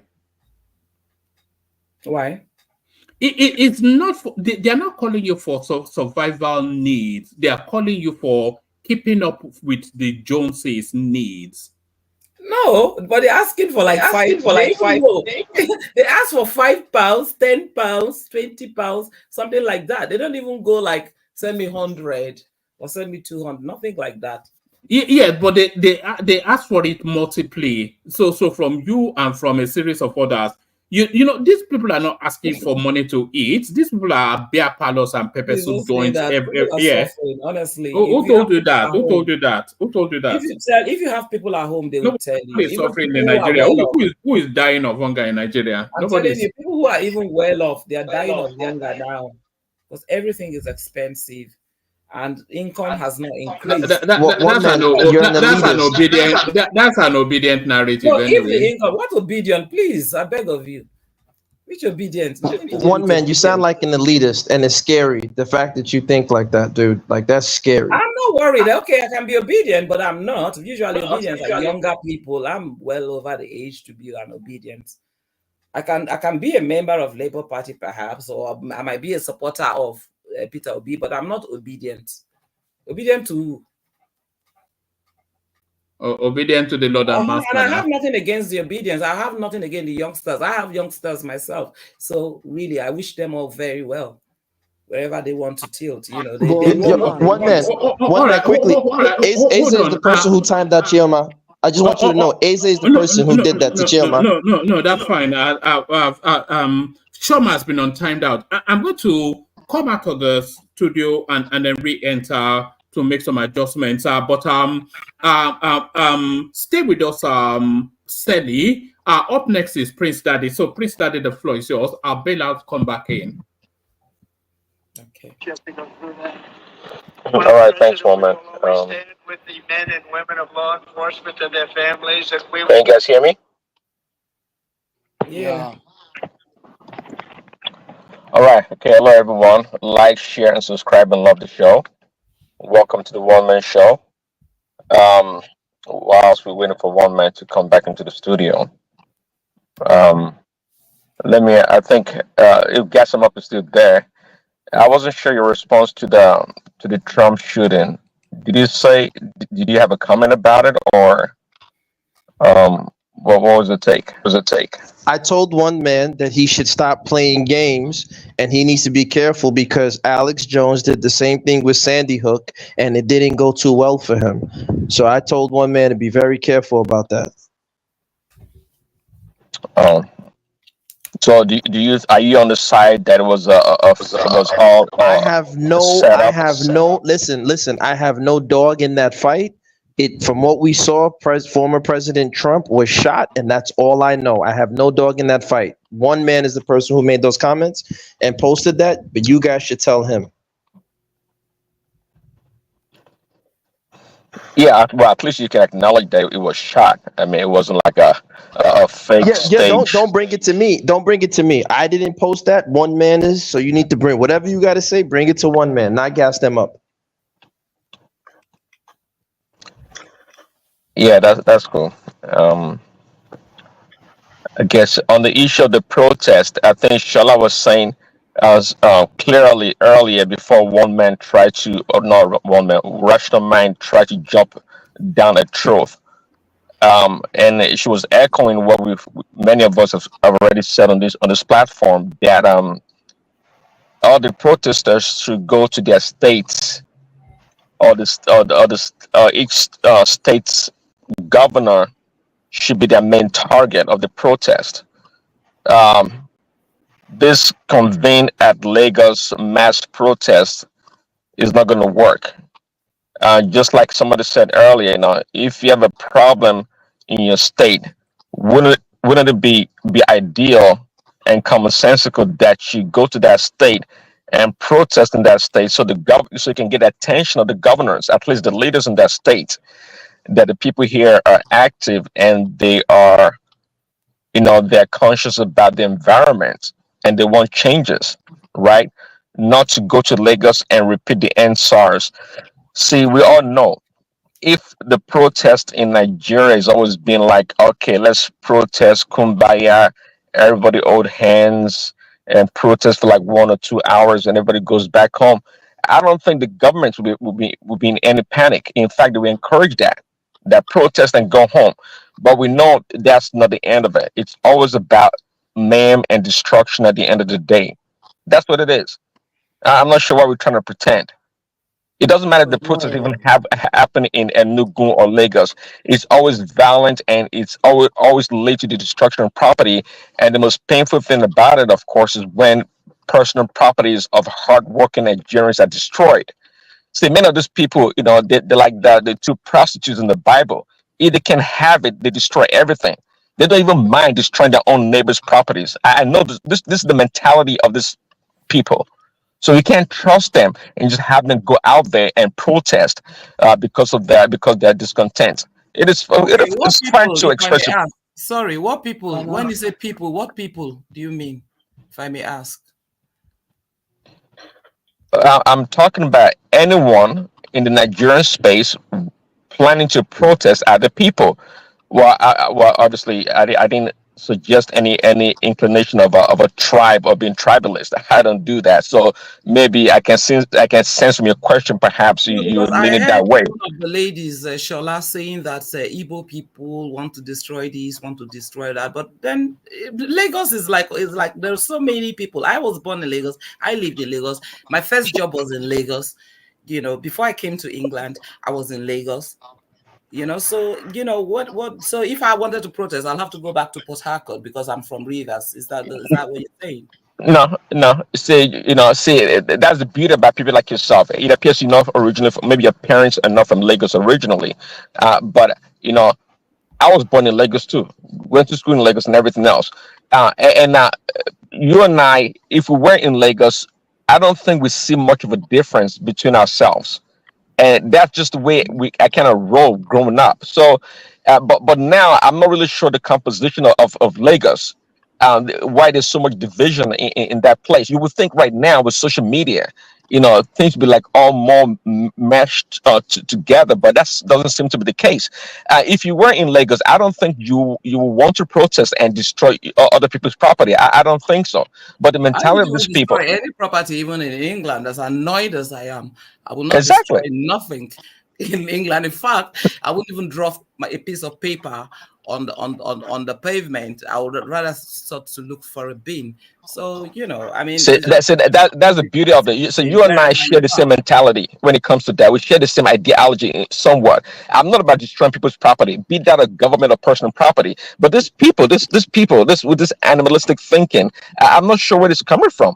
They don't mind destroy. Well, I we heard the don't video. blame But them. Prince I Daddy, mean, how were they but Prince schooled? Daddy, How were they schooled? What were they? Prince Daddy, can I ask you a question? Can I ask you a question, Prince Daddy, real quick?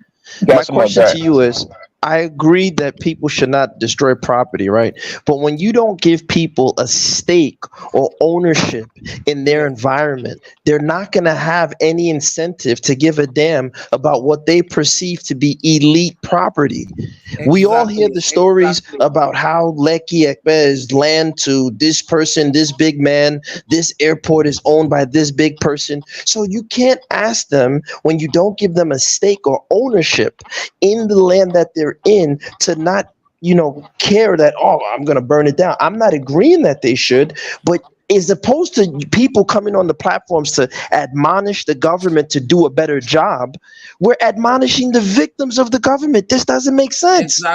Exactly. But yeah, I get you. Guess them up. But the thing is that, see, I will submit myself to a more pragmatic approach to protesting or getting the attention of the government.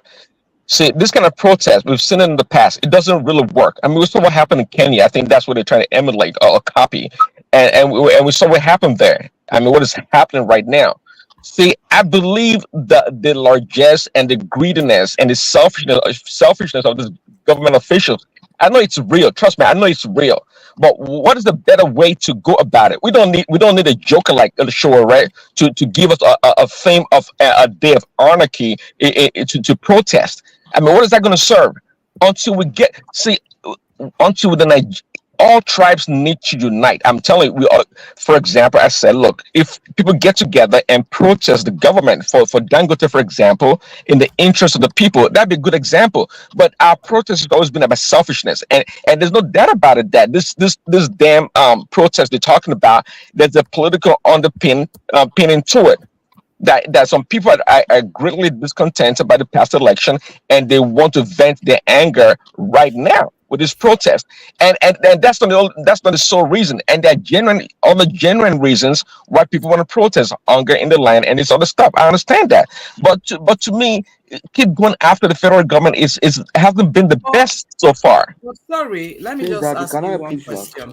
You see, when you talk about bad governance, it's very wide, it's very broad. Bad governance, as far as Nigeria is concerned, is very, very broad. So, and that includes INEC, that includes the judiciary, that also includes the what do you call it, the civil service. That also includes every other thing that has been organized. You know, it just doesn't stand. It just doesn't stand for the people. So there are a lot of angry people just walking about, and they're going to do whatever they need to do. But this is why the protest needs to be escorted by the police officers who are going to make sure that everyone is abiding by some kind of decorum. Yeah, Can I please but back? Hmm. Prince Daddy, sorry. You see, I don't buy the idea of us telling people to go to their state to protest. If I live in Lagos, for example, and I have something to say, and I find the protest as a channel to make such expressions, I would not I don't want anybody to tell me, go to Edo State, and go and make protest. The point is that this protest is against the president's policy. I said yesterday that people But protest it's in against the response. president, not his policy. No, the one man, don't do the journalist model of spinning things here. They are It's responding you to that you are policy. spinning. It's you are spinning. One Hold man on is now. telling you the truth. One man, you see, those are insinuations. They are saying that fuel subsidy removal that is biting hard on them. That's the assertion. Nobody's saying, "Oh, we hate Tinubu." They are saying that they are hungry. That's what they say. But you could read meaning to it that, oh, that's not really the motive. I And don't. I get you. It's obvious. Do you want to bet $100 that as they go about that protesting, within the first hour, the chance will be Tinubu must go, and we Look, will hear it. Yeah. let me tell you something. You see, and what we should not do is to muscle innocent people because politicians are in the But they are not background. innocent people now. Wait These are now, actors. wait. These are I've not political even said actors. there Oh, are okay, carry on. innocent people who are going to participate in that protest, who genuinely are hungry, who genuinely are starving. And I don't want to hear the insensitive expression. No, but they Nobody are has pawns. died. They are pawns in a game that is bigger than them. They are pawns in a game. Yeah. Yeah, but the only way the Pons can express himself is a protest now. And I don't want to hear these. I don't want to hear that insensitive expressions of Nigerians are not dying of hunger. They don't have to die. They don't have to buy, sorry. They don't have to. They are hungry. That's the point. And if they find a way to express it by protesting, and they are protesting against national government policies, they don't have to go to the state. If, for example, ESUTech increase their school fees, then you can expect the Enugu State student to go to Enugu to make that protest, because that would be a protest against the Enugu State government policy. But if there's a policy of national security, on foreign exchange, on border security, on exchange rate, on all those things, subsidy, those are purely national government policies.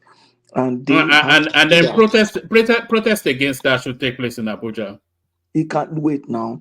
You can protest against the state because Tinubu is governing the country, he's not governing Abuja. That's the point. He's not governing Abuja. You see, you go to the state to protest against state policy because that governor is governing that state. Now, if you go to Abuja, you can do that if you are protesting against a wicked policy. But if you are protesting against a national government policy, you can do it from anywhere. When the man wanted my vote, he came to my state. He didn't say, "Oh, I'm contesting for federal government. Come to Abuja and vote for me." He went to their state and they spoke with their vote from their state. So, One man, please, can I ask him a Patrick, question? let me give you this logic. One man, please, can I ask him a question? Prince actually has the floor, not Patrick. Can I just say this real quick? Yeah, let me just ask him a quick question, please. No, My let me brother. drop this before you ask me, so that Okay. I will take my turn. Then after a while, all of us go study. So the point is that don't tell me go to Abuja. No, the logic is that the man wanted my vote, came to my state. My vote spoke to him from where I was resident. So why can't I protest from where I am resident, and he will hear my voice from there? No, it would not. The resonance, it will resonate only. No. Imagine, imagine if you are protesting against. I don't know the landscape of America, so let me use the United Kingdom. Imagine if you are protesting against Sir Keir Starmer, and you are doing that protest in Inverness, somewhere in the deeper recesses of Scotland. It will not even know. But if you come to London and then you go to the parliament, you go in front of Big Ben and you start, then it will hear you. It will not hear you in Inverness. You're trying hard to defend something. Patrick, Johnny True now. This is Johnny True. Woman, what are you talking about? When Tinubu was protesting against the plan that in 2012, where was he doing it from? Where was he doing it from? Was it not in Lagos? Come on, you see, you people try hard and hard. But hold on, you are making my point exactly now. So Tinubu went to his own home state to protest. No. You see how you're spinning it now. When somebody says you're a spinner, you just want to gloss over it. One man, please, this question is very important. Let me ask him, please. About? People should be able to protest from anywhere. You don't have to be in Abuja. You just made a point, though. Tinubu protested. You either protest in your home state or at the central space. The issue is not protesting in the home state. Tinubu did it from Lagos. Yes, Tinubu is an indigenous of Lagos. Where did Buhari do his own? Where did Buhari do it? When they were protesting? Did Buhari go into Katsina and do it? Was it in Lagos? Yeah, but no, it was a tag along with Tinubu now. So it's still in the... Just see the way you are always just spinning things. What to always look for one thing. Why did you tell Buhari to go to Katsina? Let me ask Why did you tell Buhari to go to Katsina and go and protest in Katsina? Rational mind. What you are criminal. You want to come. No, that's an assault. One more, please, before it will turn into themselves. Can I just ask the question? Please. Can I just ask? Yeah, ask the question. Hold on. Ask the question. A brief response from Patrick. Prince is always a gentleman. He will not push, but the floor is Prince. Yeah. Yeah, Patrick. Yes, sir. You said, one thing I like about you, that's your voice, very calm. Apart from that recommendation, now the question is this: you say that where would they talk? Say, may everybody go their state, go the protest. Say the reason why buy that idea be say, person will make the policy federal, so they have to go to Lagos. Now, may I ask you one question? The time we make that policy, you can't just say remove fuel subsidy. When you remove the fuel subsidy, we can't hear, except say the people go talk, say they don't hear the information. We can't hear the information, say part of the money where is supposed they go for that subsidy, they don't add that joint states governors. They add the money, now big money. People will know their amount, they will tell you now. They call the add them to state governors. Our sister just now he talked something. He said the time of COVID, the time of Russian war, where then they fight Ukraine. Government called they give them palliative, sometimes 300 pounds, join their to cushion the suffering. So the state governors, where then they carry that money, where they come up from fuel subsidy, go they give for Benin, Delta, and all those places. What they supposed use that money to do? Not be the people where they under them. They suppose they look say these people the food now they there. They go give them. But your government is already corrupt, so he should have known that. No, the question is not for you, brother. Okay, let me make an answer. Make an answer you with PG. You see, Tinubu na governor before. He knows this governor. He knows say if they give them money, the money no they reach the people. He knows say this governor they thief local government money. He knows say the money where then they even gave them before, when the money no double, no plenty reach this one, now thief then they thief am. And that's why we have to protest to the governors in our states. Now wait, make I finish now.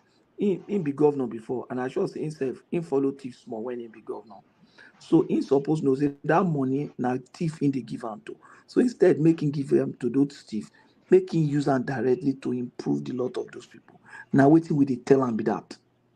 You understand?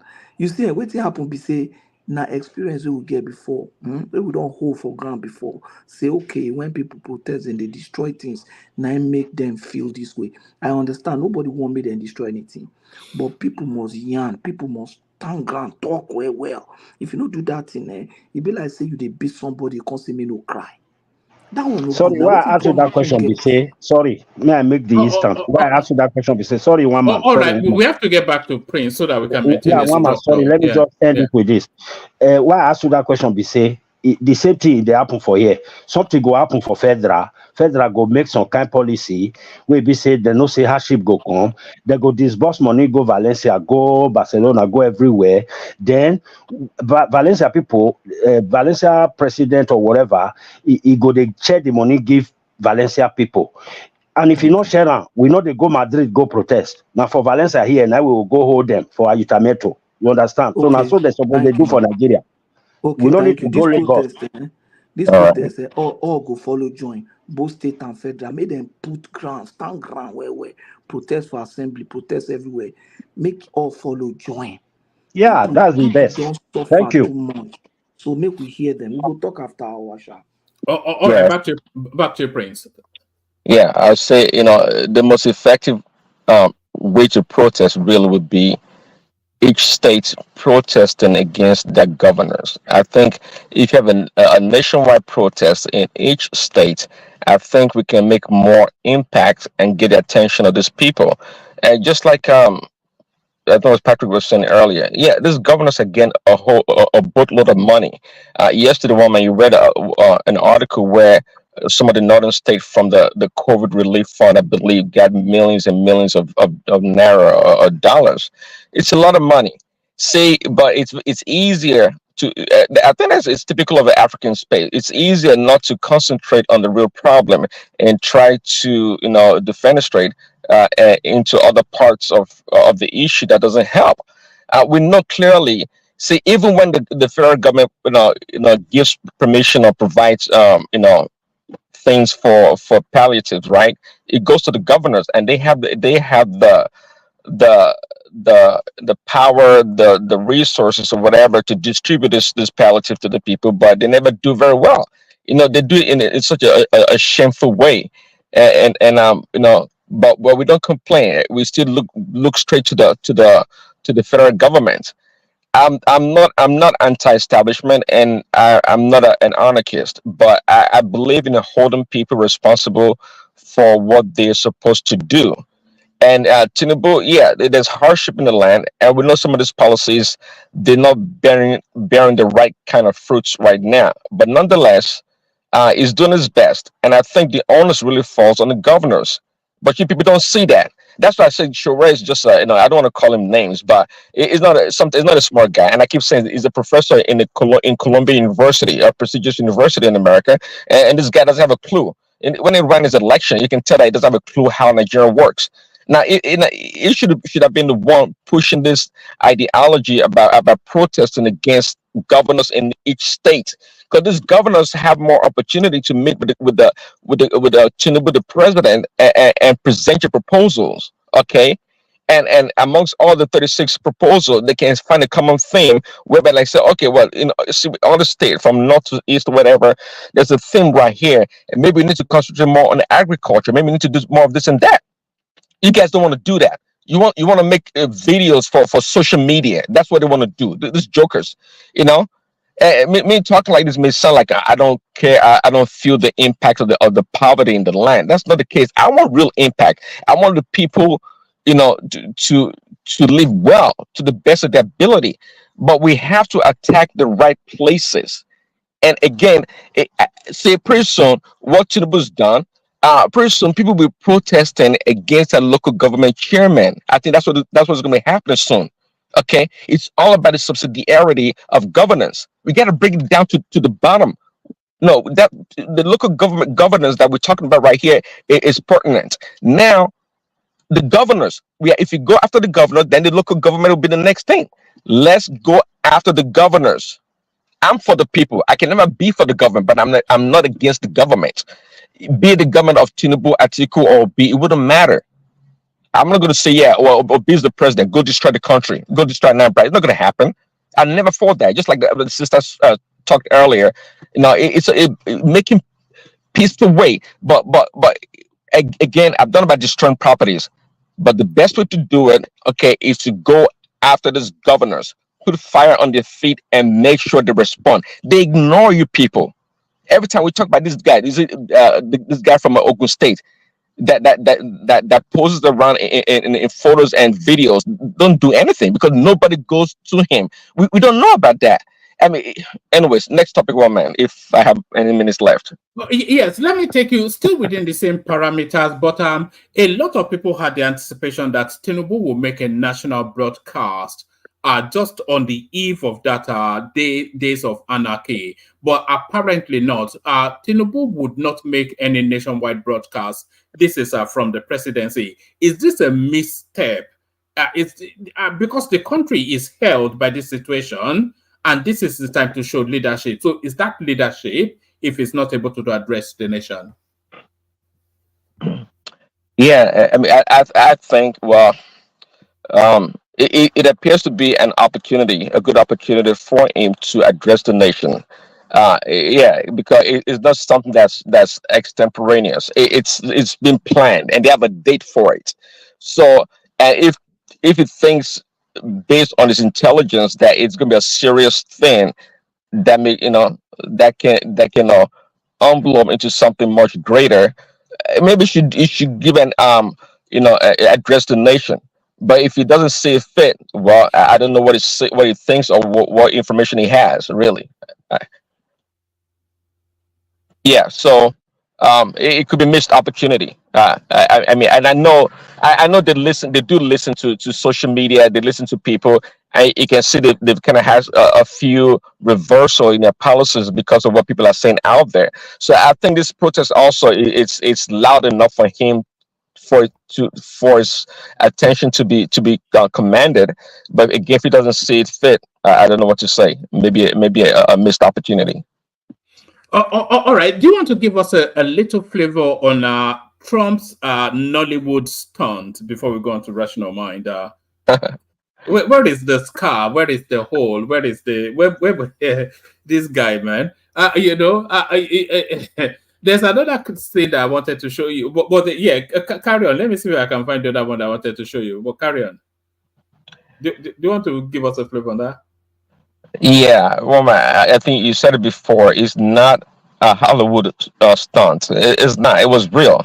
The man could have lost his life, and that's the funny thing about it. If he had lost his life, and I hate people that like to say sorry, and because sorry would not have brought him back from the dead. That's what people are waiting for. And I know you don't have a dog in the game, so to speak, but but I think you draw from the liberal media in America what they're trying to prove. And I just watched, was it today or yesterday? One of the senators that happens to be, or a congressman that happens to be a doctor, that actually he actually evaluated Trump's here for the shooting, and he could tell that was from a gunshot, not a shrapnel.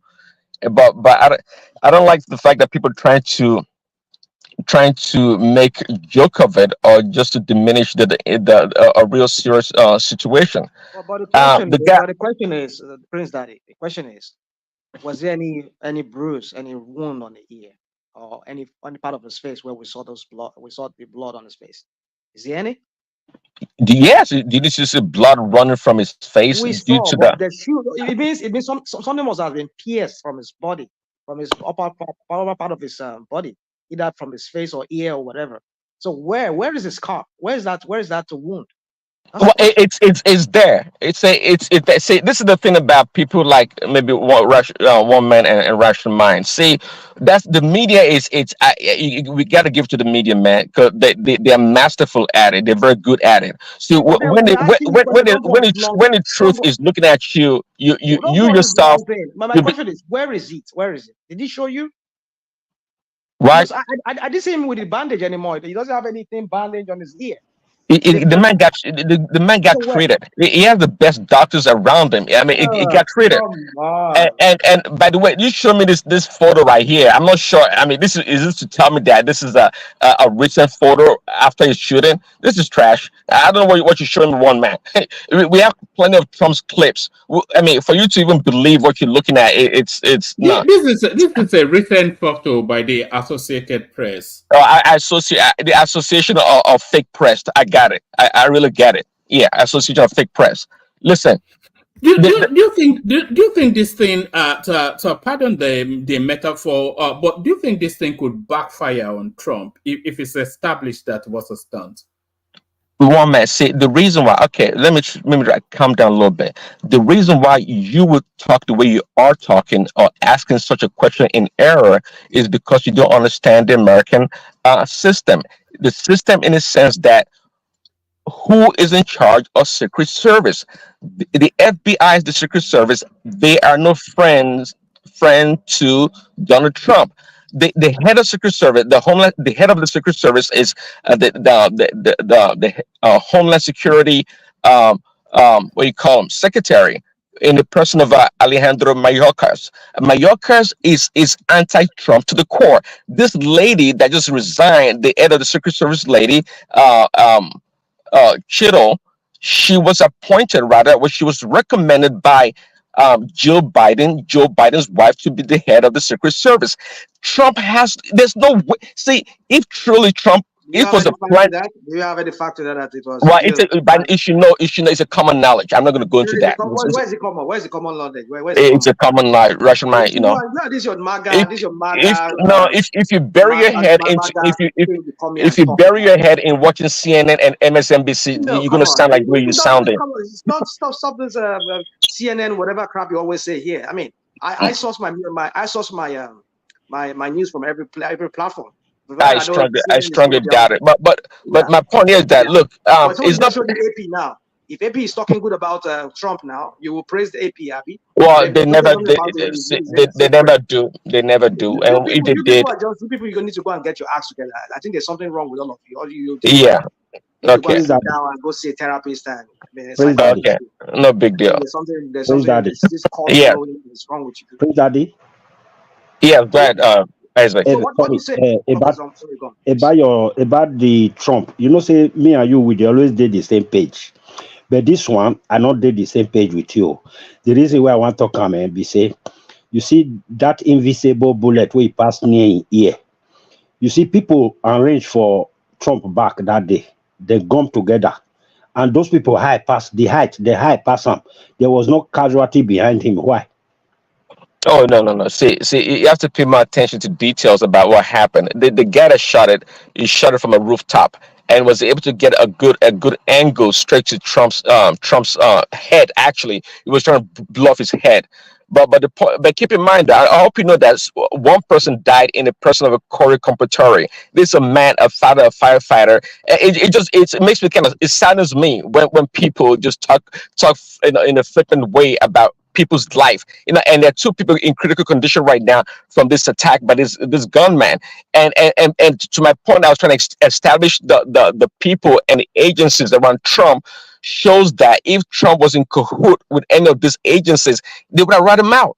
Trump has no chance. In fact, some people are recommending right now that Trump should have his own personal secret service around him, and around those people in the outer ring should be the secret service, because they should not be trusted. They should not be trusted. So some things are just commonsensical, but some people can't understand that it's not possible for Trump to have orchestrated this. What you guys are thinking, it's just not possible. They would have brought it out and made fun of them and exposed them. It's the man. See, and I see, when I saw what happened, it was easy for me to comprehend. It was all about God's providence. There's nothing more to it.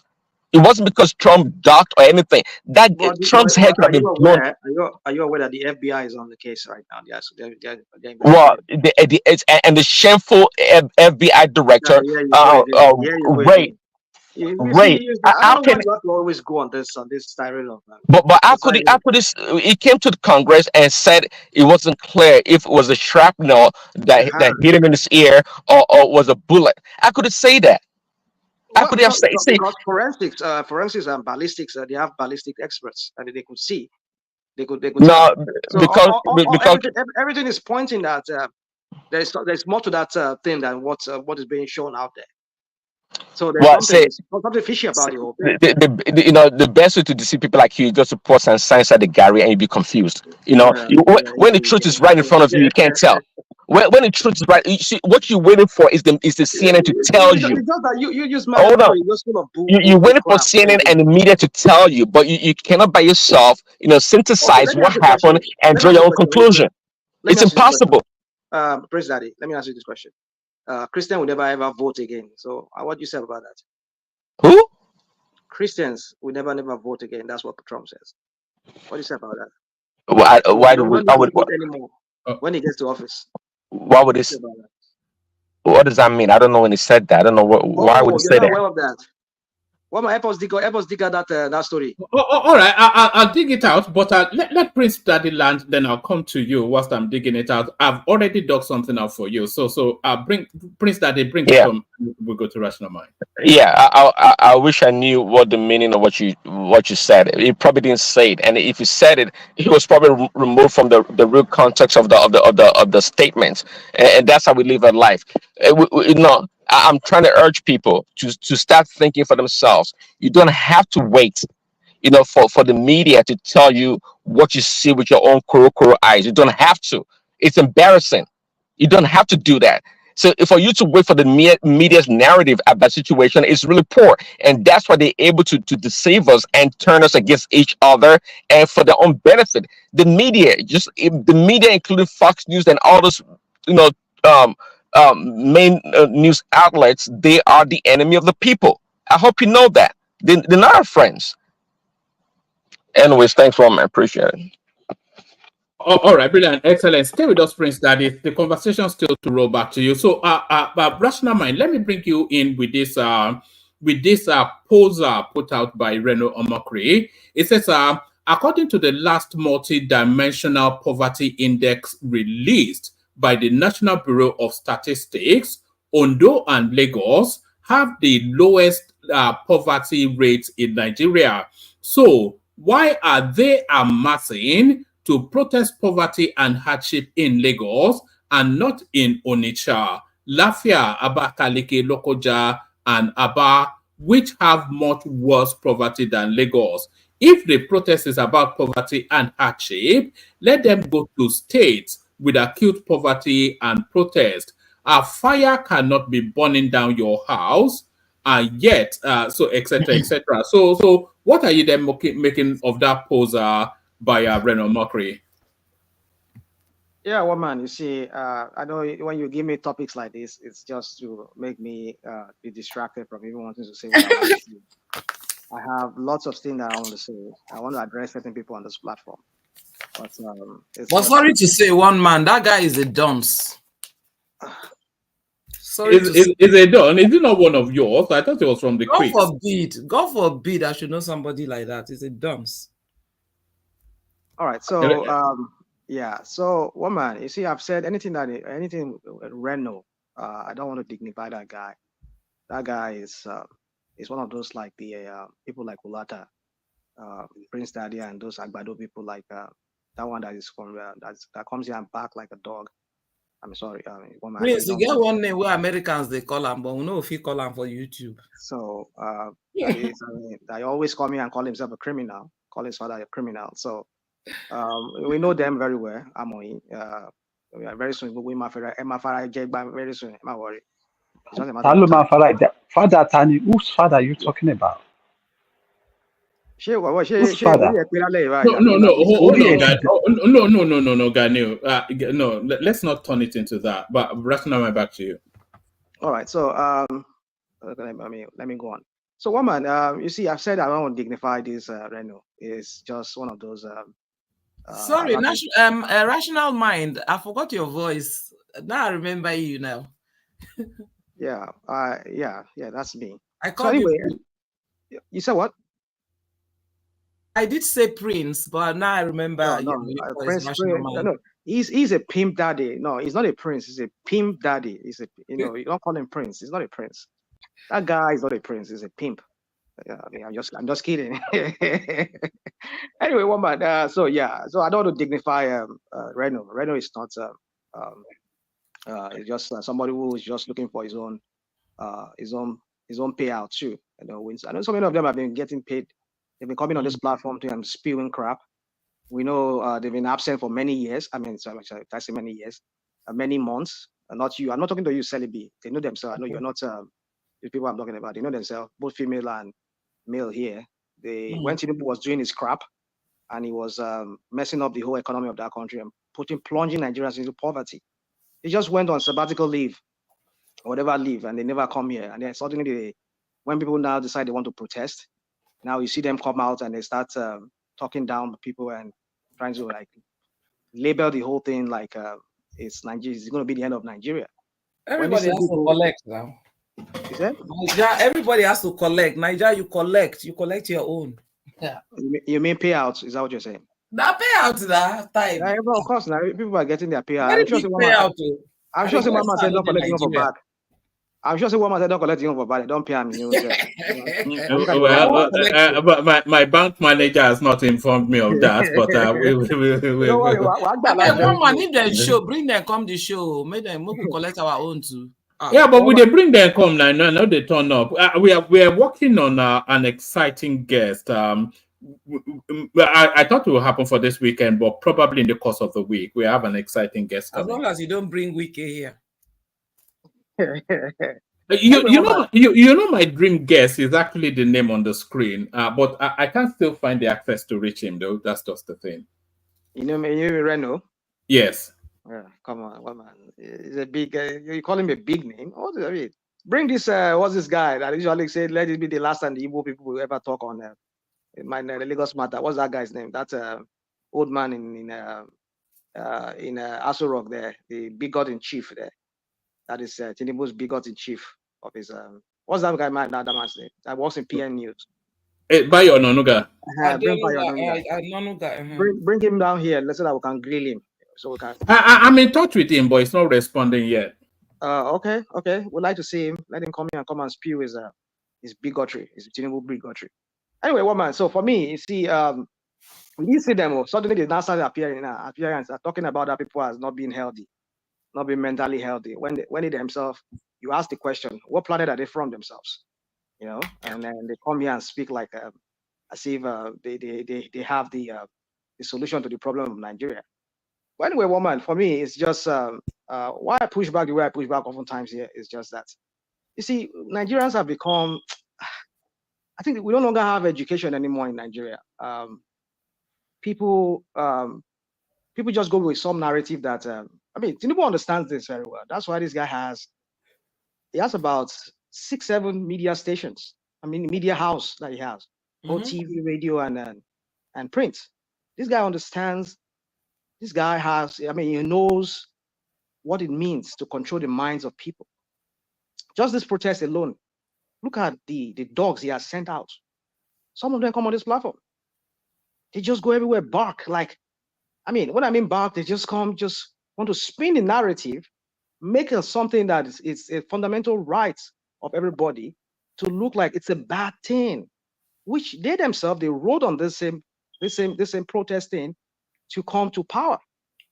And now they now vilified like it's some kind of evil thing, because when you look at it you look at it very, very well, who are the people who brings in violence? Well, it's a regime change protest now, not a protest Here against. You're running without your soundbite. Oh my! Don't carry this man. Come put for TV again. Yeah, I will go sleep. I hate this man. Wicked. You here you go. They will tell you, they will vomit this into your mouth. Not literally, but I'm saying they will tell you these things or send you these things, and you two will call me and be repeating it. I'm like, oh, it's a regime change. Who's changing regime? How did they say? They say an innocent person does not fear accusation. If you know what you're doing is right, if you know you have nothing to fear about, yeah, let people protest. That's what you did in 2012. You did that. So why suddenly now you see all the crap they've been doing? They want to carry Oro outside. They sending their Agbero boys outside. They've been go on different handle, Twitter handle now, even on Instagram. You see all of them. They've been threatening that if any person, if they burn anybody, maybe they come outside. If you're Yoruba, come outside. We'll teach you lessons. These are Tinubu people. Maybe because they collect what was it called? Tax for. Are you saying Yoruba culture should be suspended for the protest? Is that what you're saying? Woman, you see, sometimes it's very hard for me to even answer some certain questions that you ask, because sometimes because we all know it is not because of Yoruba culture now. We don't. We know that. Oro is not Yoruba culture. Oro is not Yoruba culture. Yoruba culture, but the Oro coming out now. Yeah, I surprise her. That. It comes out via divination now. They have timetables for regular Oro. Which divination? Divination. If I sọ̀rọ̀ ọ̀pẹ̀lẹ̀ sọ̀rọ̀. Are they going to bring out Ayo, this Ayo people that flog with those big sticks? Ayo. Okay, no, it's not the same. It's not the same. That one is different. So you see, woman, they just try everything in their propaganda book. If it's not, it's obese of sponsoring it to be Igbos. If it's not Igbos, it's the Omale Yorubas, the Omale Yorubas, or the people supporting it. If it's not that, we'll carry Oro outside. If it's not that, they want to burn Lagos. Come on. Why are you afraid? They're not selling Tinubu well in that sense. Why are you afraid? Come on. We said it. Use the police. Let the police guide these protesters. We saw why the one in 2012 was successful, because the people who were sponsoring it, they are the same people in power today who have the means to all this violence. What I mean with means to violence, if what's his name, Jonathan could have thought about using the same template that they are using today, infiltrate those protesters with what's it called, with the Agberos, which I know he doesn't have, because Tinubu controls the Agberos, he controls those thugs in Lagos. Now he can use them, infiltrate those protesters, act like the protesters, and start burning like somebody a while here was telling us. You see, woman, let me address one thing here. I have nothing with women. I believe I live in a society where we are all claimed to be egalitarian now. You say you're a woman. What I can do, you can do better, right? Fine and good. You come here with banter. Like I will talk to you like I'm talking to a man like myself. That is wrong, actually. Women can do that's what they want us to believe now. My sister, Celibi. That's what they want us to believe. So I will come with that mindset. I won't give anybody preferential treatment. You're a man, you're a woman, I will treat you, even though you're trans, I will treat you like I would treat anybody, because it's not egalitarian now, right? We're all equal now, right? There's no say, oh, it's a woman. No, you should treat me sweeter because I'm a woman. Well, you would tell me how to treat you, and I will treat you as such. But I'm saying to you, yeah, I'm saying to you that the whole thinking now is, oh, we're all equal. So yeah, I would talk to you like I would talk to a man. So let's not come about this preferential treatment that some of people come here and champion because they want to support Tinubu. So we should not talk to them. No, I will talk to you. If you don't want to talk to me, no problem. I'll keep my mouth shut. So my point is this, woman, is that you see, for me, this protest, it is necessary. And if Tinubu has nothing to hide, let him allow this protest. But I've said it. I doubt if this protest is going to hold. I doubt it. I'll be very, very surprised if he eventually holds and it escalates to that scale that they all feared, or they're all fearing right now. So I know all of them, they're all traveling out of Nigeria. Bring them to a one-man show so that they will collect our own. They've all traveled now. A lot of them, they've traveled now. Some of the lawmakers now. I mean, Akpabio has declared 7 weeks recess, right? You can imagine. So we are hearing even some of the governors too. They're all jetting out of Nigeria. So yes, who are they going to protest against now? People. So I don't see this really. I mean, I don't really see this what's it called, this protest, because Tinubu has done a very bad job. Let me say good job. When I mean bad job, I mean in a good way, in infiltrating these protesters, in damning their spirit with threats and all of that. And I think everything is working sort of, because no, the organizers don't have a history of success though. If a protest being organized by Sowore and the Obedience, who notoriously they fail they fail at everything, so it's not as though they have a history. Because people who sponsor protests are the one in power now, so that is why I believe it will not succeed, because these are cheap. These are masters at propaganda. So, and they control the media to the point whereby they can use the media against anybody that goes against them. So, and that's what they are doing currently, which is some of them they are doing here on your platform. And I know you two are buying some of those. Sometimes you're running with it, and you're rolling it on your platform here too. So, and when people hear this and they still start questioning or doubting the whole thing, and start, oh, maybe it's true. Maybe they want to burn down Lagos, so and maybe too they want to overthrow Tinubu. It's not about the hardship. Come on, woman. You see, and these are the same we here in the diaspora. We say, why are Nigerians not taking their own fate and taking their own destiny in their own hands? Why do we have to expect people from the diaspora to come and help them? Let them go to the street and protest. But now that they also they want to protest now, you have to target, give it a different name. Oh, they want to overthrow Tinubu. What is all this, woman? Rational mind. There's a tweet on your screen. So this tweet was put up by a handle called Amania. Amania. But this Amania, her name is actually Adama, and she claims to represent an organization that wrote to the CP of police in Lagos to notify of an intention to protest against bad governance, etc., etc. So that tweet, that letter written to the police was widely published. So people have been digging her up. And what has now been established is that she's an active member of the IPOB. That's one. And this was another tweet that she put out. It says, please can anyone who knows these people privately help us share the address of Tinubu's family house in Lagos, his son's Sheyi's family house in any part of abroad or Lagos, where his wife and children live, Sanwo-Olu's family house in Lagos, and also help us get the address of others. So why would the person organizing the protest in Lagos, why would she be looking for the addresses of Sanwo-Olu's families, Tinubu's family's address, Sanwo-Olu's family's address, etc.? Woman, you see, when you bring me things like this, you know where I stand on these things like this. Let me just give you an example. You just give one earlier. What's his name? Reno Mokri, Dane Buala. Now, these are people who were anti-Tinubu at some point. We know of Reno Mokri when Tinubu went to Chatham House. He came there with his own protesters, and he was calling Tinubu names. right? That's And then true. Buala, when you say what? That's true. He came to We Chat's saw, house. Yeah. yeah. So we also saw Dana Buala before the election. So many things is said about Tinubu. All the crap that you people talk about Tinubu, which I've also always often said here, that Tinubu never beat any Lagos. He's just running as a criminal enterprise, just to launch himself into the national limelight, which eventually Well, now got. he's hungry.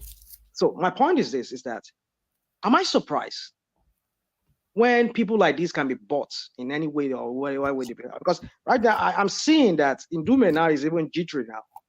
Because with Indume now, with the problem he's having with the Tinubu, I'm seeing that the Senate, Southern Borno Senatorial District, I think they might give it to what's this called? This guy. This guy I'm just talking about. What's his name? Daniel Buala. We will see how that plays out. But I'm seeing that might happen in the next election because Indume is in hot cake with is in his Tinubu's black book right now. So let's just leave that. So my point, I'm just saying that ahead of time so that we understand the game that I see that is playing out in Southern Borno with that. But my point is that am I surprised when people who have said, not even this guy that was the aviation minister, he has once prosecuted Tinubu, even the one that is NSA, he listed Tinubu's name as one of the most corrupt governors that needs to be that are undergoing investigation during this time. But now he's with him. So what are we talking about, woman? So he showed me all this thing. What does he even prove? That somebody was formerly an IPOB person. Now he's now acting like he's against Tinubu or he's anti-Tinubu or he's trying to give a dog with a bad name. There were two signatories to that letter to the police. One other was Chigozie, who is a diehard obedient. We played this clip here yesterday. Woman. A few days ago, we saw an obedient who won under Labour in the camp. Even before the election, even before the judgment, what was he talking about? He was praising Tinubu. So you see, woman, I don't know what you don't get, what some of you don't get here. You know who Tinubu is. You know who Tinubu and his propaganda machines are. They are very good at this. Don't get me wrong, I'm not saying it might not be true, it might be true. But you see, why I'm very cynical about Tinubu, anything Tinubu like this, anything like when you bring things like propaganda, I'm not propaganda, when you bring things like this, I see the hands of Tinubu and his propaganda machine in it. Just to call us something a bad name so that they can hang it, or they can just tag something for what it is so that they can just make a mess of it.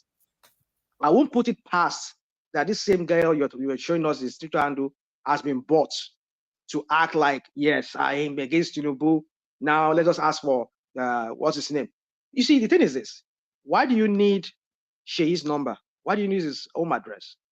You see, these are something we're talking about so that they could use that as an excuse to say, yes, you see what we're talking about, that these people should not be allowed to go on protest because look at what they do. They're now looking after the family of these people. I've seen a lot of this on Naira Land, on Twitter, and all of that. I've seen a lot of this crap. And I will not put it past Tinubu and his propaganda machines. So, woman, for me, you see, when you bring things like this, I'm very hesitant in even wanting to talk about it because I know where they are coming from. So the demand is Nigerians are going to tough times. The girl has been on Twitter trying to defend it. I have the script of what whatever it is, woman. I'm not disputing anything with you, but she's not denying it. She's not denying it. Yeah. Well, fine. You can tell your audience or whatever is listening, but I will give you my own opinion. My own opinion is, my friends, be anything you see like this, be cynical about it. I'm not saying there are not people who are stupid among these protesters, who are genuine about wanting to protest, but they say all kinds of crap too, just to make it look ridiculous. But my point is this: is that also you have to always look at who Tinubu is. Tinubu is a very good guy. When I mean bad in a bad way, he's good at this kind of crap. His machines, his minions are out there. They can fake whatever, they can do whatever, they can pay whoever they can pay, just to sing along with them or just to carry out their whatever. So, woman, give me another topic. I don't want to talk. You see this protest for me, I don't see it happening, and I'll be surprised if it really happens. And if it happens at the scale that which people really dread, I will be surprised at that. Give me another topic if I actually have one more time. Yes, go to Dangote and the goings on there. Dangote. Yeah, thank you very much for that topic. I wanted to talk about Dangote. For me, you see, one man. You see, I don't know if you heard about, is it Rasmia or Rasmia oil, and the what's it called? I think I had Kulata talking about this a few days ago here about a Maltese refinery, and recently again we heard about is it Eni, Ajib, is it Ajib or Eni, selling that oil block, I mean giving it out back to Owando. Owando is owned by Wale Tinubu, which I think is I don't know. I know Tinubu is not even related to him anyhow, but let's just leave that. But Tinubu also has stake in Owando, whatever it is. I don't know whatever it is. My point is this: is that they bring in fuel from Malta. That's the speculation. But then some people have debunked it. They said no, because I think they said it was a press release by Owando recently that they said, oh, they don't have any business with ASME, or they don't have anything doing, they don't own any refinery in Malta. You see, a few days ago, when I was having this conversation with Larry here, we're going back and forth on this. I said, listen, there's more to this Dangote debacle than what they are telling us. There's more to it. Because how can somebody who wants to start a business? We know who Dangote is. We know he's a monopolist. He likes to monopolize everything. He wants himself to be the only sole person in that business. We know what is there. But at this time when Nigeria needs this, our refinery, we cannot get it to work. They've been lying to us. The idiot that is in NNPC there always come every 3 months, lie to us. Or Port Harcourt refinery or Rico refinery will start working. Kaduna refinery will start working.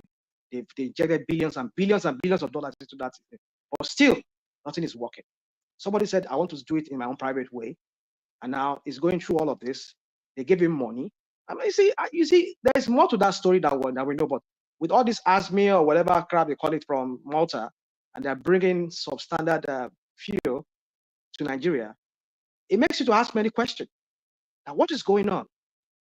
If NNPC could be bringing oil from outside, and we have a refinery that has about 600,000 daily capacity, and they allow this guy to work. They're not licensing him, or they're not even giving him oil. Like, we're hearing all these rumors, whether it's true or not. So it's very hard at this time to really know exactly. That is what we're talking about. There's more to this story that we really don't understand. Could it be that Tinubu's and his minions and his criminal organization, they are bringing, because they're talking about subsidy now. You know that they still pay more in subsidy than even the subsidy that they say they removed. They are paying more in subsidy. So a lot of things, it begs a lot of questions. This guy, I mean, you see, when I talk the way I talk about Tinubu, people think maybe I just hate the guy for nothing. I just hate this politics. I hate the kind of politics he plays, both economic or whatever. I hate everything. I don't as if I hate him as a person. And if you say I hate him as a person, that's your own problem. So my point is this, woman, is that I don't know how Dangote is going to solve this problem. If he says he wants to bring oil from the United States, well, so be it. He wants to bring from Angola, so be it. But the point is, I don't know if that's going to be possible. Since now they're talking about licensing him, because I don't know what kind of licensing they're talking about. If he has to build a refinery, then you must have given him a license to operate a refinery. So what does the license does he even now need to start producing oil out? I don't get it, because that was what Farouk was saying. Maybe was it Farouk or somebody said that he doesn't have the license. So you see all this thing, it tells you that there'll be different licensings for different phases now. There'll be licensing for him to lift crude from NNPC. There'll be licensing for him to build the refinery. There'll be license for him to even sell the fuel, all manners of, yes. You see, I was having this conversation with a friend a few hours ago. I mean, just like 2 hours ago before I joined you guys. I'm thinking of going. I mean, although I've started let me just say I've started a business in Nigeria. I have a business name already registered. Well, my point is this: we started talking about the business going forward, and we just brainstormed the whole thing. I was like, no, this is just a mess. You see, when you create this bottleneck around starting a business, you wonder why we are where we are. Let me talk like our former vice president. You wonder why we are where we are. You wonder why? Because when you're making it so difficult for people to start a business, I mean, I was talking to that my business partner. I said, look, here they might even give you a tax break. They write you off some tax break. I mean, give you some tax break. So as a 1 year or 2 years, do your business. When you are on your footing, then they start taxing you. Whatever happens to that? We're in a dire situation whereby Nigerians are paying. I mean, I asked some people in some creek, even Celebi, in your area in the creeks, they say people are paying almost $2,000. Say 2,000 naira for a liter of petrol. And that's where the petrol is coming from. And that's where petrol is coming from, the crude at least. Now I even hear that now there's a fuel queue now in many gas stations in Lagos now. That's what I heard a few hours ago. Yeah, that's just a temporary thing. Yes. There you go. I mean, a country. The NPC has addressed this. Hold on. Even in Iraq, when during the Gulf War, during the even this last one that America went there and troubled them there, where did you hear that the Iraqis are finding it difficult to even have gas? I mean, have fuel. Even in the war time, how would you know if they had difficulties or not? I have people that live there. Do you pay attention to Iraqi politics? I have people who were Marines in Iraq. Iraqis were still having access, and they will tell you if they are having. What you wouldn't know now, so there's no reason for you to know. Ask ChatGPT. Okay, go on. ChatGPT. But woman, I'm trying to tell you the truth. We are not in war, and we are having this problem. When countries like Libya is another oil producing country that is in war, in a civil war. Average Libyans still have access to crude, to refined products. How much more Nigeria that does not even have any war? And we're living like, you see, it begs a lot of questions. You are the Minister of Petroleum, at least the de facto Minister of Petroleum, because you national mind. We have a state capture. That's what it is. That's what we're saying. What does that even mean? You guys just bandy all these peppy little phrases. What does they have a state capture? Everybody have a state capture. You don't just like us talking certain things here. No, I've heard that phraseology used before. It doesn't even define in any coherent manner, but it sounds quite peppy. So they just regurgitate it all over. We have state capture. We know. One man, it started a long time ago. It's not Tinubu that started it, but it's just getting. Yes, but it doesn't wrap up anything, does it? It's just a cute little phraseology that resonates in a particular way, but you can't unbundle it to any defined meaning. We have state capture. Yes. Well, man, I know you hate us when we say certain things here. I mean, when I mean hate us, I don't mean you hate us as a person, but you just don't like us saying certain things here because it kind of, just like the same way you people say certain things here, we too will boil here. You just kind of wonder that where are these people even getting this? Are these people even okay in the head? You know, the same way we too will think about you guys too. But the point is this: when we say state capture, we're not talking about, maybe not in the outlandish way that some people you kind of want to use the word. We're talking about somebody like what we're talking about now is like this protest we're talking about. Look at how people just went vehemently against this protest. Even in Lagos, these are the same people who are suffering like other people. And and you wonder, where is all this coming? Where is this anger coming from? Whereby people are suffering and people say they want to protest. And you the same people that are suffering like those other people too. I mean, one of them is here on this platform here that always come and cry like come here and talk like something else. Call himself a criminal. And you start wondering, over what? I mean, what is it that all of us are dragging at? And you come here and you just want to tag people name. Tinubu doesn't know you, doesn't know me. They are all politicians. We call them names here. But then you want to attack me that is talking about Tinubu and his crowd that is doing. And you don't even want to talk about the issue. All these you just want to label me criminal. And some of them on the comment section, they want to attack me. And you kind of wonder, what is going on? All right, bring it on rational mind, and then we'll move it around a bit. We go to Ganil and then Patrick.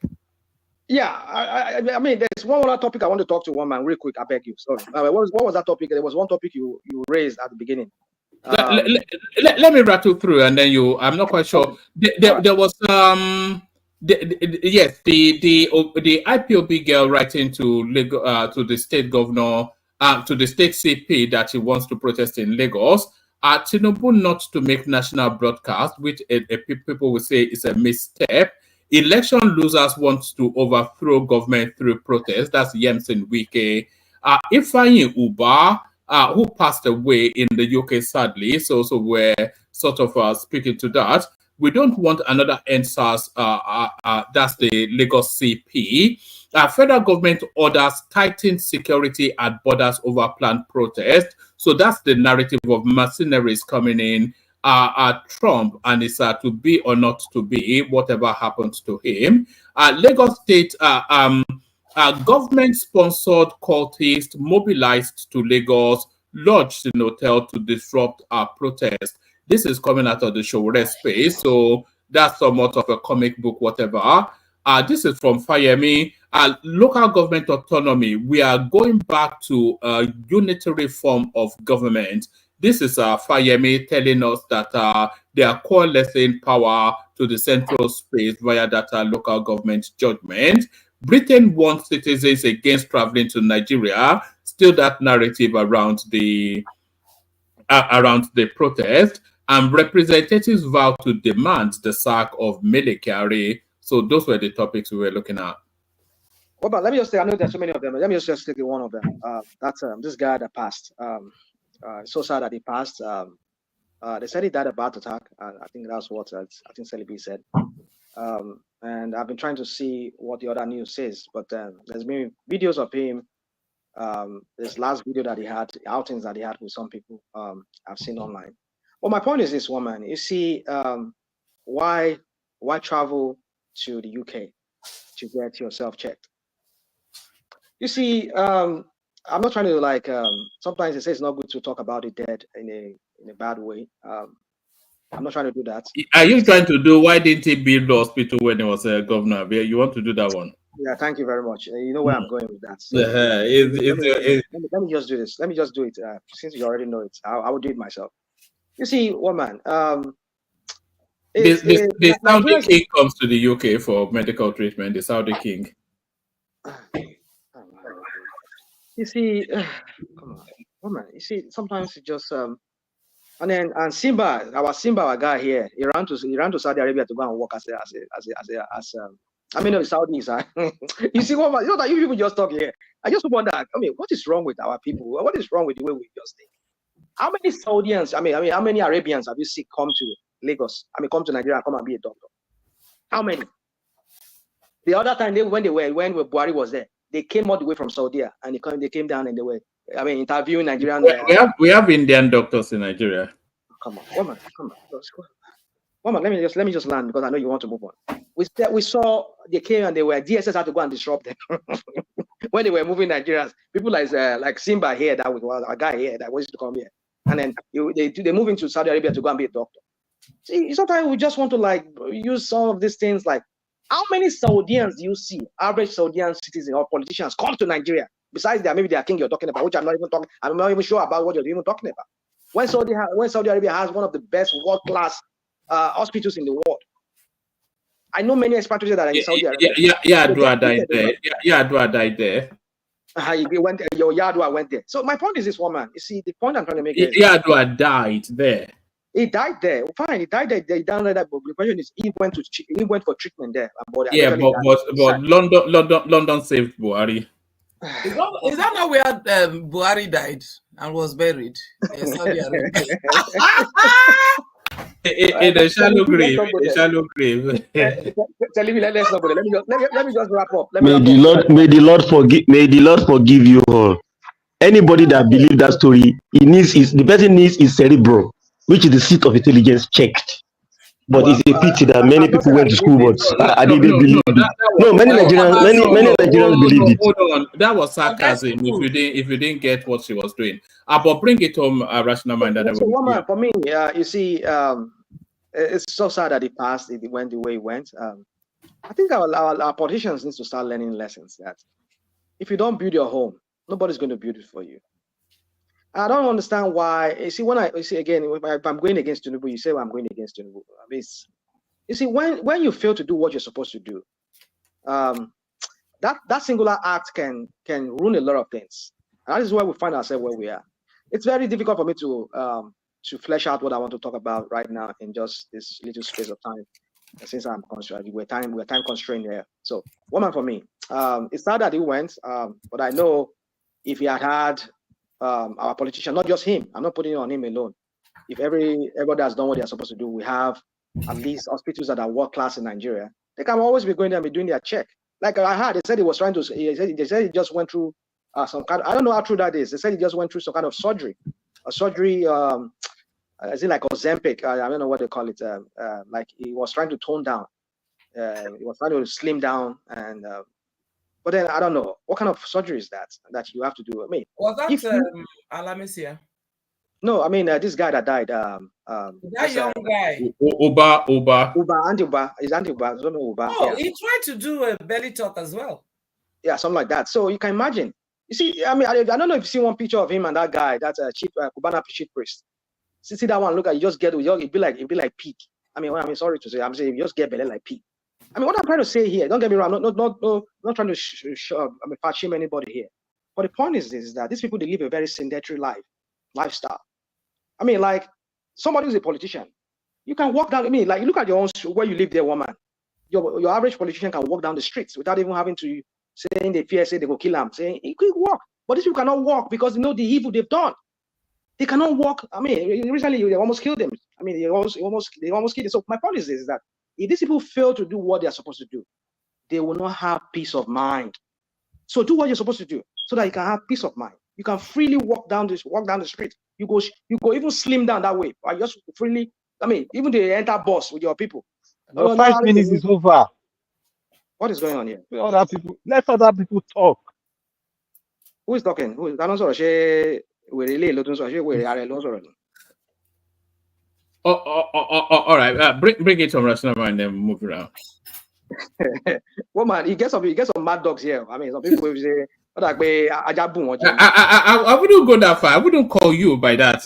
I think we love your voice anyway, but don't once some people come the way they come, they just want to attack themselves, not even me. Yeah, people are built differently now. I'm here to even give it to them water because you're like this the boy is good, or the lonjebe. I mean, I don't know. It's like some of these people, they just get triggered at my voice. But one man, let me just leave it at that. Let them do what they are supposed to do. They'll be free. They'll have peace of mind to walk down the street. They'll be able to go to the same hospital and get checked at every interval that they need it, not having to travel like they always have to do. One man, I leave it at that. Thank you. Oh, all right, brilliant. Ganil, the floor is yours. Please don't launch at anybody. Just a 5-minute monologue to the conversation, Ganil. Yeah. Thank you, woman. You hear Rational Mind calling my father. I know what I'm saying. Not like Nigeria is good for everybody. We know that the country is so bad for now, and the government, the present government, is doing its best to make sure everything is all right. How can somebody just come online, abuse Tinubu from morning to night? He does it. And there's a question you are even asking. Tinubu is a public figure, though. So is a president. Yeah. I know. They abused Trump. They abused Rishi Sunak. Woman, wait. The hatred. You can hate him now. It's the president. Yes. So that's fair. Let me explain. When you hate somebody so much, you are going to hate his tribe generally. You understand? There's a war in Nigeria already. Rational Mind is a full Igbo man. He should stop calling himself a Yoruba and stop pretending like a Yoruba. I keep on saying this for a very long time. This guy is a Igbo, complete Igbo near. Okay, Rational Mind, please. This is just let's have a conversation. I need láti jà. Sọ bí tó ti wá ilé ìlú bí tó ti wá. Sọlú ẹ. You can say it. Yíbò ni ẹ́. We know that. Yíbò paraku ni ẹ́. And you are IPOB ni ẹ́. You understand? Sọ fún mi kí ló kàn mí mi ìdílé kí ni mo fẹ́ lọ ṣe ń lẹ Yíbò. Criminal ni gbogbo yín. You are fighting. Yíbò ni ẹ́. Onírọ́ ni ẹ́. Onírọ́ ìpá ló fi ń jí bàbá ẹ nítorí ẹ ló ṣe lè sọ ìlú bí tó ti wá ìpá ó máa ń ta bàbá ẹ ń pa ni ọmọ Yíbò ni ẹ come straight let people know All right, Gani, moderate the language. Moderate the language. I'm okay with whatever is nǹkan tó sọ fún mi ni mò ń sọ fún now, one man. Nǹkan tó sọ fún mi ni mò ń sọ fún now. Wọ́n ní Adama ó ń bèrè ilé Tinubu, ó ń bèrè ilé ọmọ. He's asking for everywhere. They are all like POB, criminal, everybody. The truth, we have to say the truth. The Igbo people are fighting with Yoruba, period. And we are ready for them anytime. Don't let me tell you lie. I'm at work, but I just have to come out to talk to this rational mind and all the Igbo on this platform. No. Sorry, Gani. I'm not sure I can let you go that far. The Igbo people are there. No. Can you hold on just 1 second? That's fine. Sorry. Can you hold on 1 second? I cannot let you make that statement. The Igbo people are certainly not at war with the Yorubas. The obedient space are in a political tussle with the government situation because they want that position. So it's a totally different narrative. So you have to be mindful of those sort of things. Yeah, but election is over. Election is over. So they have to calm down. If they don't calm down, they're going to cause war, and we're ready for them. Election is over. They keep on coming and ranting, causing havoc everywhere. And we are not ready to lose anybody in Lagos now. Provost of the show. Which one they call the Hala people now? Make everybody talk within their mind. So can't I talk my mind as well? Well, you're talking at people. You're talking to everyone, and this is a national broadcast. Yes, because all of you Igbo are criminal. You know that. You are a criminal. You be criminal. Your mother is a criminal. Your father is a criminal. Your mother is a criminal. Your father is a criminal as well. You are all criminal. No. All right. You know, Gani, I get often accused that I don't give you the voice to express because yourself. I don't have stomach to take all this nonsense you're saying. Yes. No, please. We don't. We have a lovely conversation. Allow it. No, but we have a certain reputation as a platform. We don't want there's a minimum bar below which we cannot fall. But just the language, Okay, thank you. That's all. That's all I can say. I don't have anything to say. I'm listening, but that's why I should just pause and turn it down. If you don't turn it down, we're going to give it to you. Apparently, you do not, because you cannot have a rational debate here. All you do is just use your ethnic. Yes, that's true. That's true. You're saying the truth. I always come to this platform to learn. I always come to you also as a bigot as well. You are a bigot as well. You are a bigot as well. You think people doesn't know your plan? We know your plans. We all know your plans. You are a criminal.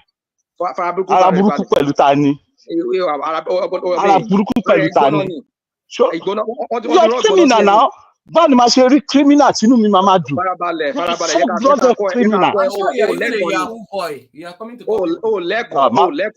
I'm sure you are a Yahoo boy. Ta ló máa kọ́ láti ta? Kálẹ̀gbẹ́ rational mind. Kálẹ̀gbẹ́ who is your mate? Ọmọ àlè ni ẹ tó lè sọ ibi tó ti wá. O lè sọ orúkọ ẹ. Orúkọ mi gangan ni mò ń lò yìí. I'm using my name, full my name. Oh, the lórúkọ ẹ, you are a criminal. Yes, I gbọ́dọ̀ gbòòrò jáde ọ̀rọ̀. Wọ́n máa ń gbé jáde láti fi lé nǹkan burúkú kúrò ń lù ní. First lady ń rẹ̀ mí. Ó sọ nígbà kan pé wọ́n máa fi wọ́n bògùn ni. Wọ́n máa fi ẹ́ bògùn ni, of course. A máa fi ẹ́ bògùn ni. Irú ẹ̀yin báyìí lẹ́gàn fi bògùn. Wọ́n máa fi ẹ́ bògùn ni, a máa fi ẹ́ bògùn ni. Orí odidi tribe kan ẹni kan máa fi ọ́ bògùn. Yes, a máa fi ẹ́ bògùn because you are criminal. Criminal ni mí. Ṣé tí ń du ẹni? Ṣé criminal? Yes, of course I am. I am a Yoruba man. I have to protect my land. You are faraburúkú balẹ̀. Ṣé báwo wọ̀ gẹ́gẹ́ bí Ganiu ní United Kingdom yẹn? Orúkọ mi ni mò ń sọ fún ẹ yẹn náà. Orúkọ mi ni Ògún ló máa pa ẹ́ tó bá ṣe. Ògún ló máa pa ẹ́ tó bá ṣe bẹ́ẹ̀. Ògún ló máa fẹ̀jẹ̀ wẹ̀ títì tó bá ṣe bẹ́ẹ̀. Ògún ló máa fi ẹ̀jẹ̀ wẹ̀ títì tó bá ṣe bẹ́ẹ̀. Ògún lákàyọ̀ sí máa lẹ̀ onílé kọ̀gùkọ̀gùn ọ̀nọ́run. Òun ló máa fi ẹ̀jẹ̀ àti gbogbo fámìlì ẹ̀ wẹ̀. Ògún ló máa fẹ́ jẹ́ wẹ̀. Ògún ló máa fẹ́ jẹ́ wẹ̀ tó bá ṣe. Ọmọ àlè ní bàbá àti. má worry. Yes, So it's just a matter of okay. time. Pr0T, ọmọ àlè níyà àti bàbá ẹ̀ tó bá ṣe bẹ́ẹ̀. If you don't do that. Ganu, I've already cautioned the language. Yeah, but ó sọ fún mi ṣé mo ní dá lóhùn ni? Òun ló kọ́kọ́ sọ̀rọ̀ ògún náà. Ṣé mo ní dá lóhùn ni? Ọmọ ọdún mélòó ni tó sọ fún mi pé mi ò kí ṣe òun ò kí ṣe gbẹ́ mi? Orí ẹ̀ ti dàrú. Bọ́bọ́ì, tá bá ń sọ̀rọ̀ ẹgbẹ́ tí ò ń ṣẹgbẹ́ ẹ̀. Orí ẹ̀ ti yí, orí ẹ̀ ó ti yí, brain ẹ̀ ò ṣiṣẹ́ mọ́. Èmi ẹgbẹ́ ẹ̀ wọ̀. You're so stupid. Lọ́wọ́ mi lórí sórí èèyàn tó bá ń parọ́ tó jẹ́ onírọ́bì tiẹ̀. Sórí mi lọ́wọ́ mi lórí social media, you see all my profile is there. Orúkọ mi mo fi ṣe gbogbo nǹkan. I'm not a criminal like you. Mo dẹ̀ fi yé lẹ́yìn pé olórí burúkú yẹn, I'm not a criminal. Mi kì í ṣe criminal. Ọ̀dẹ̀ yẹn, I'm not a criminal. I can face anybody anywhere, anytime. You are a criminal. Òun parọ́ orúkọ ẹ̀. Ṣé rational mind lorúkọ ẹ̀? Tell us your name. Wow, Kiara might be immigration officer, US immigration officer. If I don't deport him. Irọ́ ló ń pa criminal ni. Criminal ni. Ó lè ní petition anything tó bá wọ̀n. Gbogbo nǹkan tí wọ́n náà but don't forget that people can do that. People can do that to you too. That's it. Yeah, you can also be petitioned too. I will use this against you before the UK. Okay, má worry. Mi ò sure about the UK. Ṣé ayé ẹ̀ máa bàjẹ́ ni? Put it on video kó wò mí. Please. Put it on video kó wò mí. Why are you allowing this man to spoil the show now? Let me tell you. Put it on video. Which man? I think you can just comical intermission. Comical intermission. Yeah. Okay. Well, you see, woman. I don't want to say this. What happened to Adenika? Say whatever you want. What happened to Adenika grandson? Do whatever you want. Hello. UK mover. You can put it on video. You are so great. You are mad. I'm in UK. Put it on video. You will see me. Turn on your camera. This video came enough. You to turn on your camera. Turn on your camera. Turn on your camera. You turn it on. Yeah, both of us will turn it off. Yeah, ṣe ń gbọ́ wèrè títí ní tó sọ̀rọ̀ pé. Turn ẹ̀ mo ti turn tèmi olórí burúkú ni ẹ́ èmi nìyí. Turn it on. Láṣojú ẹ̀ ṣe ká lójú ẹ̀. Gbójú tiẹ̀ jáde idiot. Why tó ṣe gbójú ẹ̀ jáde? Why tó ṣe gbójú ẹ̀ jáde? You are so stupid. Woman, please don't do this, abeg. I'm sorry. If okay, I think a woman is trying to. Woman, are you there? Oh, okay. You're trying to bring us all two of us. Okay. All right. All right. Sure. Yeah, bon boy.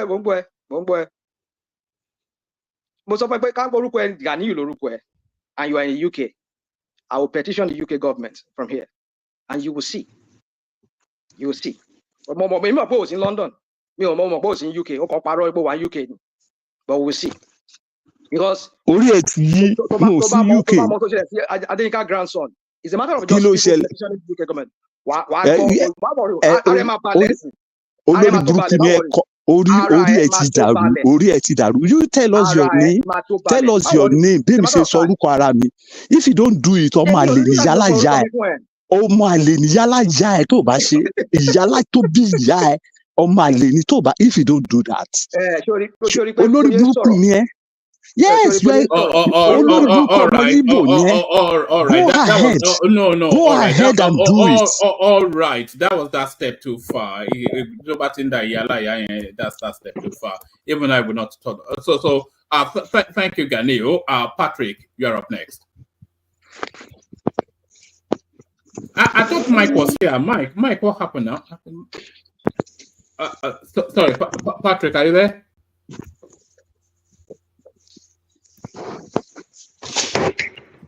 Yes, I'm here. All right. Floor is yours. Okay. So how do I run through now? Do you want to direct my discussions? Yeah, the conversation really around still the goings on the anticipated protest 1st of August. People had the anticipation that Tinubu should come out and make a national broadcast just to douse the tension somewhat.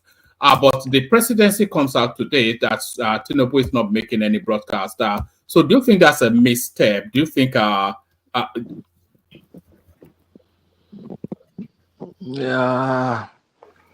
Can you hear me? Yeah, perfectly. Carry on. Yeah, I don't even know what to say now. I think that might be a misstep. We'll see how it plays out.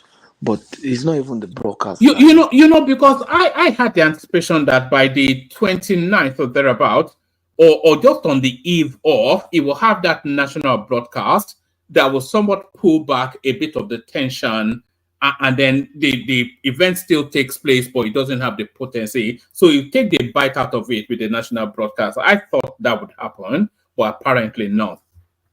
Yeah, I think the important thing is not just the broadcast. The important things are the steps, some policy steps that he will take between now and that time. And the best way to respond to those things is to start taking some policy steps. And I think he was a bit delayed or slow on some of his promises. If he had put those things in place, this protest would have been necessary. You understand? From his campaign and everything, it looks like he really knew what was the problem, and his plans could have worked out things. But I don't know why he's not. Why nothing is happening in that space? You understand? Especially in the area of food security. So the broadcast might be a problem, might be a solution, but much more importantly is the way he responds to it. This idea of people should not protest, is these are the kind of things that aggravate the situation.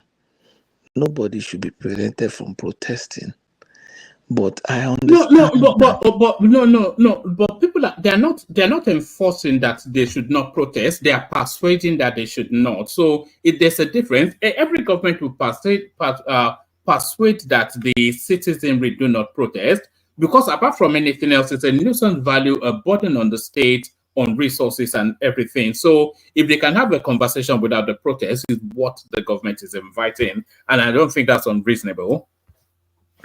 That's not unreasonable, but I think what should be happening now is one, the protest people should be serious, just like they're having now. They should organize themselves together more and begin to make their statements, continue to make those statements, and let those statements be meaningful, not just blanket thing that suggests that they are not well thought through, or things like, oh, Nigeria is tough, we have to. Let's begin to pick those policies and begin to take positions, and make suggestions. You understand? So that's the way things like that should go.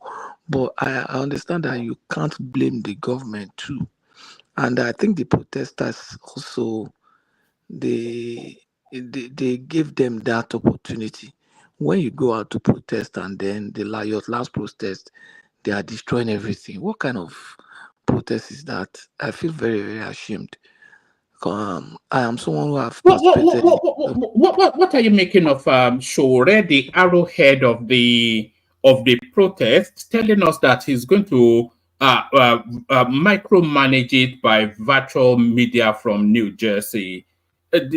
When you are not saying, when you were saying that not properly thought out, what do you make of that? Yeah, even It's not restricted from being in Nigeria. So what is he doing in New Jersey when he's rolling people on the streets here? Even if Shore is physically here, he probably won't be able to control them, and that's my problem. You see, when we protest in those days, we are either protesting as student body, and eventually we are joined by people, maybe as student body, we are on the street protesting certain government policies. People on the street join us.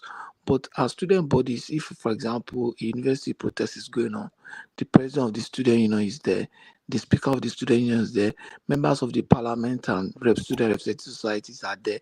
Now, you see, you have a lot of responsible officers who are now at different corners of the protest, controlling the crowd. So you probably have, like, in that protest, you have like maybe 300 coordinators, and then you have the figure, the guy that is addressing them is the one you are seeing, but along the line, there are coordinators telling people they should not break the lines, or people should not just, if they see anybody going out of order, they check the person. You understand? And then you have lawyers who are waiting for any arrest, who will quickly go to court. Those are that's the way to organize these things. But No, it's social media. I think they have volunteer lawyers anyway, because I've seen a few law firms telling them that they will avail their services. But do they Yeah. have, for example, if I'm leading this protest, and after leading this protest, I discovered that something happened, like that, something similar to what happened in NSAS happened, I'll feel very terrible that I'm part of those who led a protest that led to that kind of devastation. I mean, I will never even forgive myself. You understand? I don't want to lead protests where people's life will be lost, or where people's properties and investments or livelihood will be destroyed. You know the cost when you destroy somebody's livelihood. If that does happen, sorry, Patrick, if that does happen, where would you park the burden of guilt? With the state or with the Now, people I'll put it on the protesters. the I'll put it on the organizers? protesters. Yeah, the organizers. So Basically, essentially, Peter. So if anybody dies, it's Peter Obi's fault. now, if he's the organizer, I don't know how it is now, because the point is, when we set out to protest, anybody who has led protest before, either as a civil rights person or a student leader, we know that things could go out of hand. And the implication of a thing going out of hand for a student leader is that you can be rusticated. This happened to Tony Fash in Ife. They went to the VC's house. If Skulata is in the background, you will remember. They went to the Omole's place. He just entered the man's house. What kind of a protest is that? You understand? See, Omole must go and you enter the man's house. And eventually, he went out of hand. Tony Fash was like a final year student of medicine. The guy was expelled. And his case was in court for several years. His mates were already consultant professor of medicine in US everywhere. Before, I think they eventually said yes. So which medicine can he read again? You understand? That was how his career was destroyed. So you know that when this protest goes out of hand, it's going to be hard on you. So you take responsibility. You make sure that you are protesting only when it is necessary, and then you make sure that if there's a problem, you have structures as to how you are going to be able to manage the consequences of your protest. I can imagine in a place where there is law, the leaders of the NSAS protest should be put in jail and then be tried for what happened there.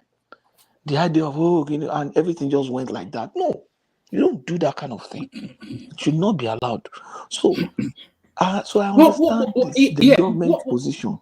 Just in that space, what are you making of the police asking the protesters to register their name and contact details? They must, if they really believe in it. If they believe in it. As a student leader, I'm protesting. My name is registered with the school. They have my contact detail.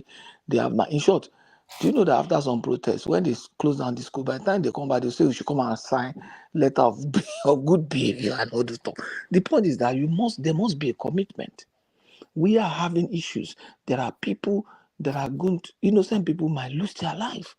And you are saying, no, you want to protest. If you believe so strongly in it that you are going to be able to secure things, then so it is. Now look at what happened during NSAS. You cannot lead a protest that led to that, and then irresponsibly you are so insensitive, you don't care. Some of the protesters didn't even care that the state lost that much, which is, to me, is bad. And some of them, that's what they want to do. What I don't support is that same people should not protest from anywhere. They can protest from anywhere. But I don't believe in bringing protesters from another state. If I am a Bende boy living in Lagos, I should protest in Lagos. Don't go and mobilize people from other states and say, come and protest in Lagos. No. It means that you have what they are saying, what they are saying is that people are being bussed into Lagos. No, I don't think so. I don't think so. If they think that people are being bussed into Lagos, then they should arrest those people. But those Patoski, what about IPO believing in Lagos? Should they protest? They can protest. Anybody can protest anywhere. IPO in Lagos? Whether it's IPOB or whatever. If IPOB is a terror, if IPOB is a recognized organization, they can protest. But if IPOB is seen as illegal, then they can't even protest anywhere, whether in the east or not, anywhere. If they are prescribed They are as already illegal, illegal now. That's why I asked you. and They are so they already can't illegal. protest anywhere. They can't protest anywhere in Nigeria. But if they are not, then they can protest anywhere they reside. You understand what I'm saying? People should be able to express themselves. If some people Patrick, choose to express, yeah. Patrick, so if we understand this, because first people are forced. Let's just say it this way: people are forced where they are from. If you're a Yoruba person, you are forced you're a Yoruba person, then you can say you're a Nigerian. But then if we go by the precedence of okay, we're Nigerian first before any group that you say you belong to, any subnational group. Now, why should people always say because I'm a Yoruba nationalist, like okay, I believe in Yoruba separation from the rest of Nigeria because I've been an active member. Now suddenly because now I'm part of Nigeria and I'm part of the people that are going through this suffering in Nigeria. And now that I want to protest, most people now refer to my participation as a Yoruba nationalist. I've said in the past, must that be a yardstick for people to saying that I cannot protest? Should that be? No. So that's what these people are doing. Because when people say the people are IPOP and they're still Nigerians, they pay tax, they do their business in Nigeria. And then they say, okay, we want to protest. Then you have to go back to this their issue of being IPOP or whatever, or they are Yoruba nationalists. I think come on. Patoski, give me a second. Let me respond to that. Here's the deal, right? If, for example, there are Yorubas that live in the southeast, and the southeasterners say, okay, we the southeasterners, this is our region, want to do sit at home every Monday. And if a Yoruba person say, I'm in Nigeria now, you are tempting my right, they will say, if they want to sit at home, go back to Yoruba land. That's what they will tell them. And nobody have issue with that. And the Yorubas don't complain. The Yoruba in the southeast, they say, okay, well, the Igbos are making their rules, say they want to do sit at home every Monday. It's their region. And those Yoruba didn't argue with them. They left. They went to the Yoruba land. Now, if Yorubas in Southwest are doing the same, saying, okay, this is our own land, we don't want IPOD to protest here. Why can't you give us the same honor and respect?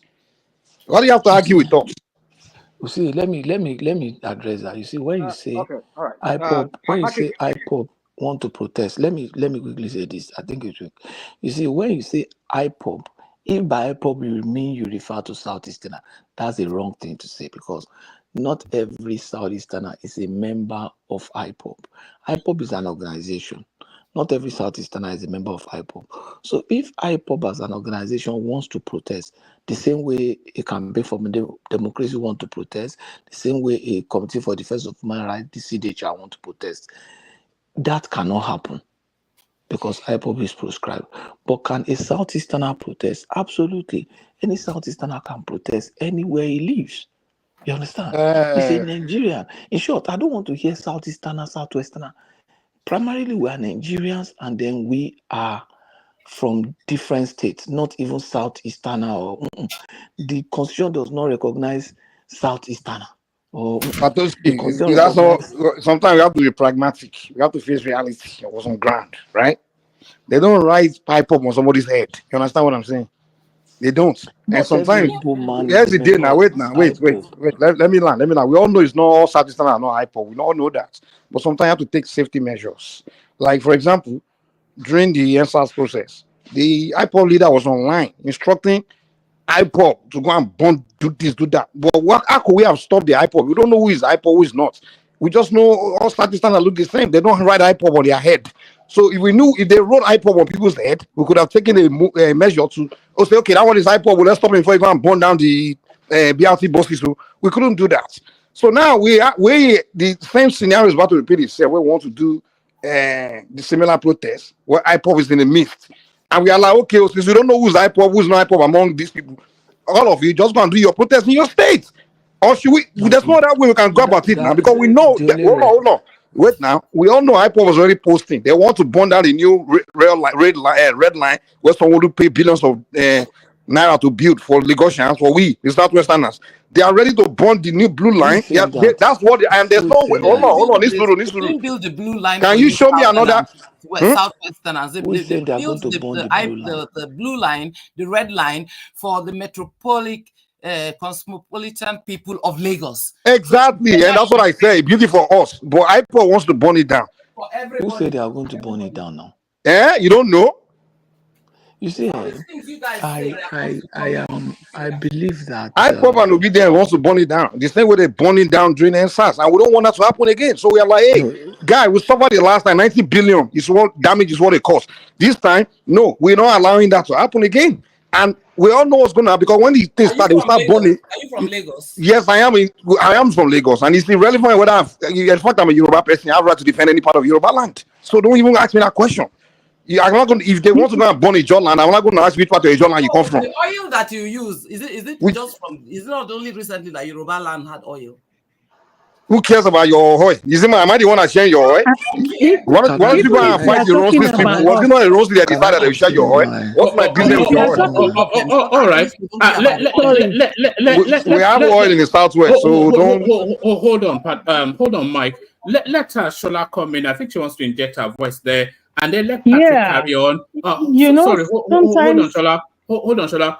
You come in, and then Patrick round off, and then some words from Zita, and then I'll leave and then hand over to Mike. Shola. Okay. First of all, I want to retract what I said the other time when I said the Igbos. I think that isn't right. Because I wanted to say Biafra, because not all Igbos support Biafra. So I retract that from what I said before, because I know not all Igbos support that. So that is that. Okay. Coming to the issue of Lagos. Yeah, I had some people say, yes, I was born in Lagos during Christmas. I said I was born in Lagos. I said. Oh yeah, you are not the only one that said you are born in Lagos. I've had many people saying they were born in Lagos. I heard you, but you are not the only one that saying you were born in Lagos. Mainland. Yes, I heard you. I heard you. But what I'm saying is that you are not the one that have been saying you were born in Lagos. So, during Christmas, everybody from other tribe traveled to their states. I am a Lagosian. Lagos is my home. Lagos is my state. Your loyalty to Lagos is different from mine. I don't think so. So no, that is your opinion. That is your opinion. Sally, hold on for her. That is your opinion. That is your opinion. I am a Lagosian. My parents are from Lagos. We have home in Lagos. It's my home. If I'm traveling to Nigeria, Lagos Highland is my home. I don't have any other place. So somebody who was born in Lagos, raised in Lagos, but Christmas go to their hometown. They have other place. So their loyalty still rests wherever they call their own native town.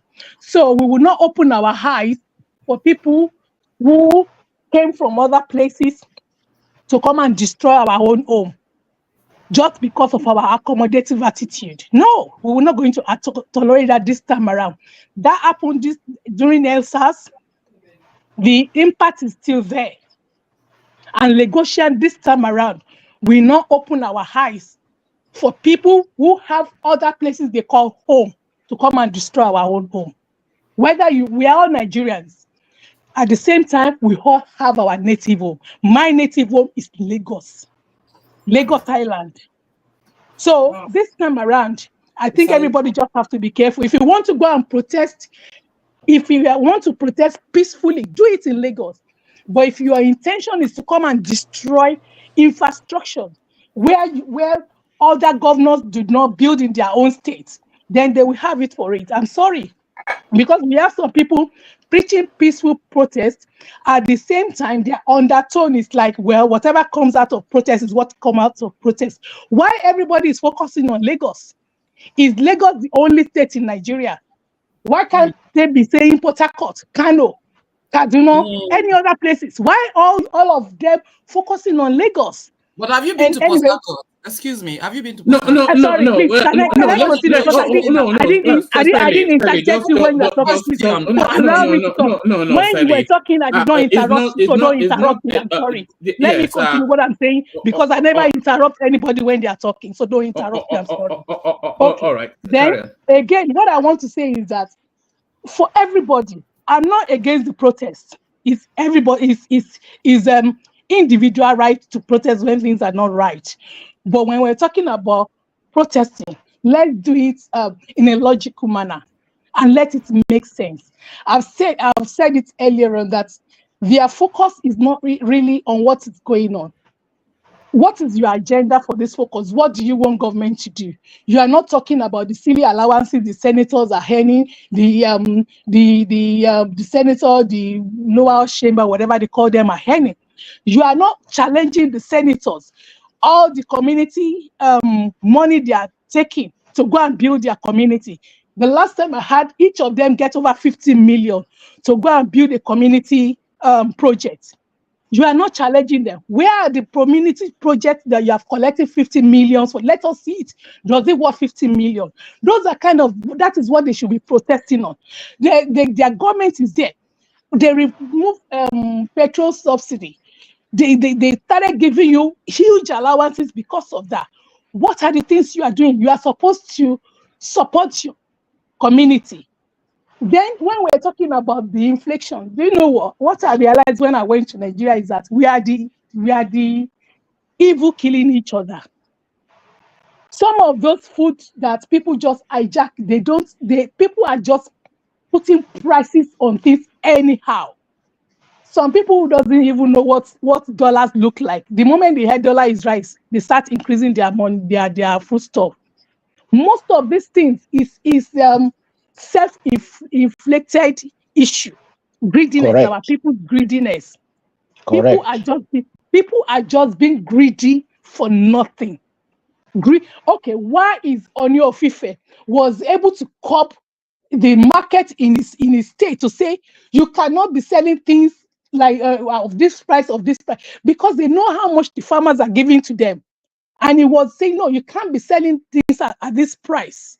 But it's difficult for some place like Lagos. It's difficult for government to do that. But rising of prices of things is greediness of our people. Inflation is United Kingdom as well. I've lived here for some time. The bag of 10 kilo rice that we used to buy for 16 pounds, we're buying it for 27 pounds now. So inflation is not only in Nigeria, it's everywhere. But our own is worst because our people are greedy. And sorry, one man, I want to talk about the Dangote issue as well.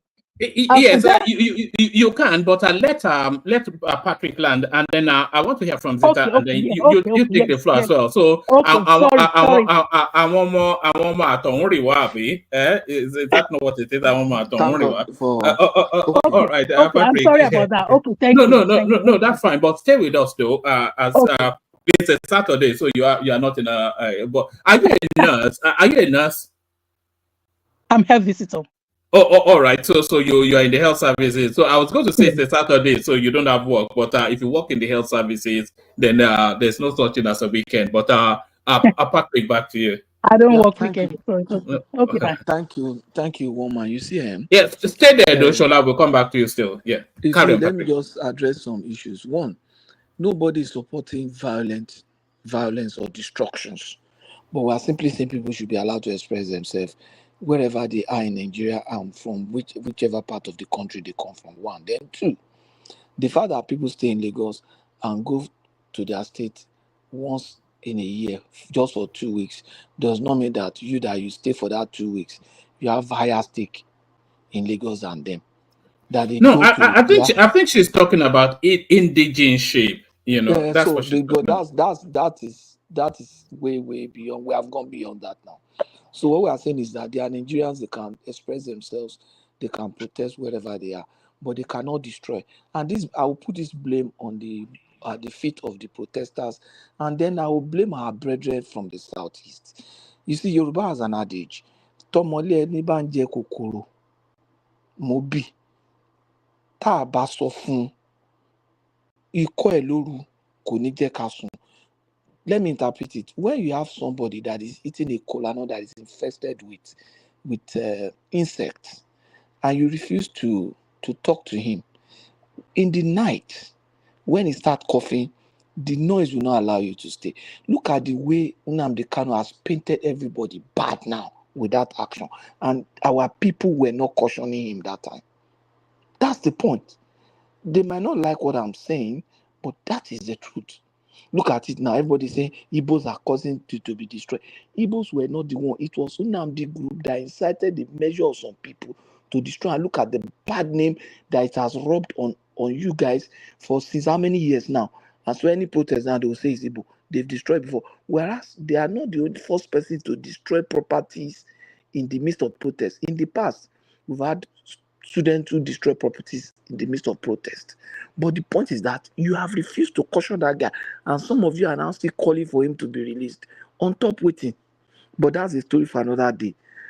But it does not mean that Nigerians will now be muscled because one guy, I don't want to qualify him as not wise or stupid, but one guy out of hatred for every other human being, the kind of hatred that the devil himself does not have, he incites people and they cause destruction.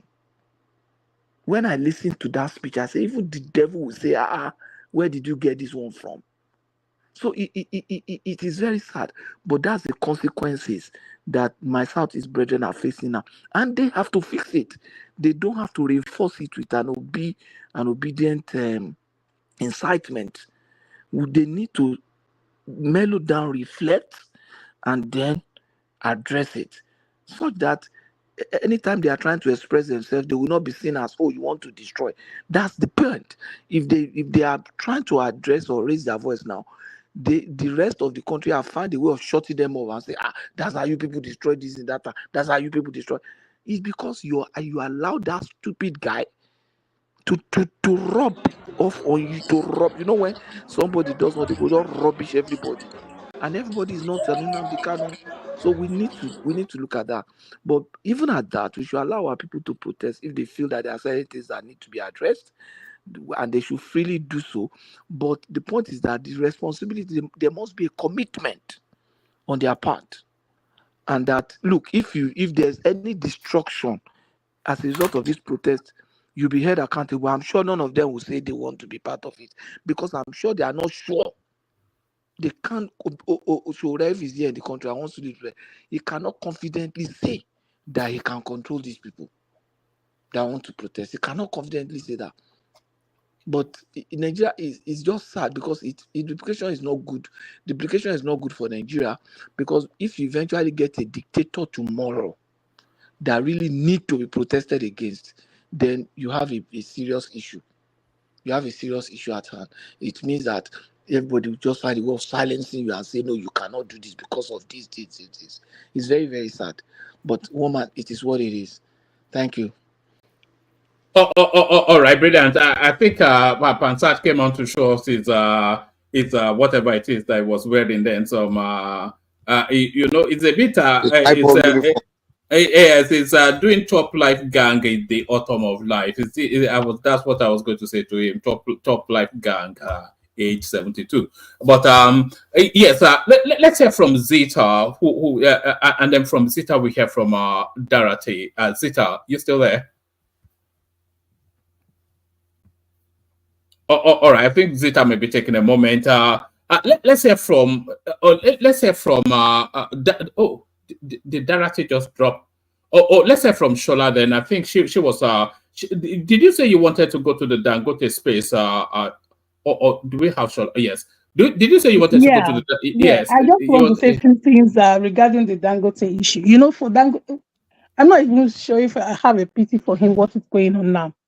Because he has have this monopoly to many things in Nigeria. I think somebody mentioned sugar. I think we've all known about sugar for a long time. I think he has enjoyed the benefit of most of the house have got a president that we have for a very long time. Because when you are when the country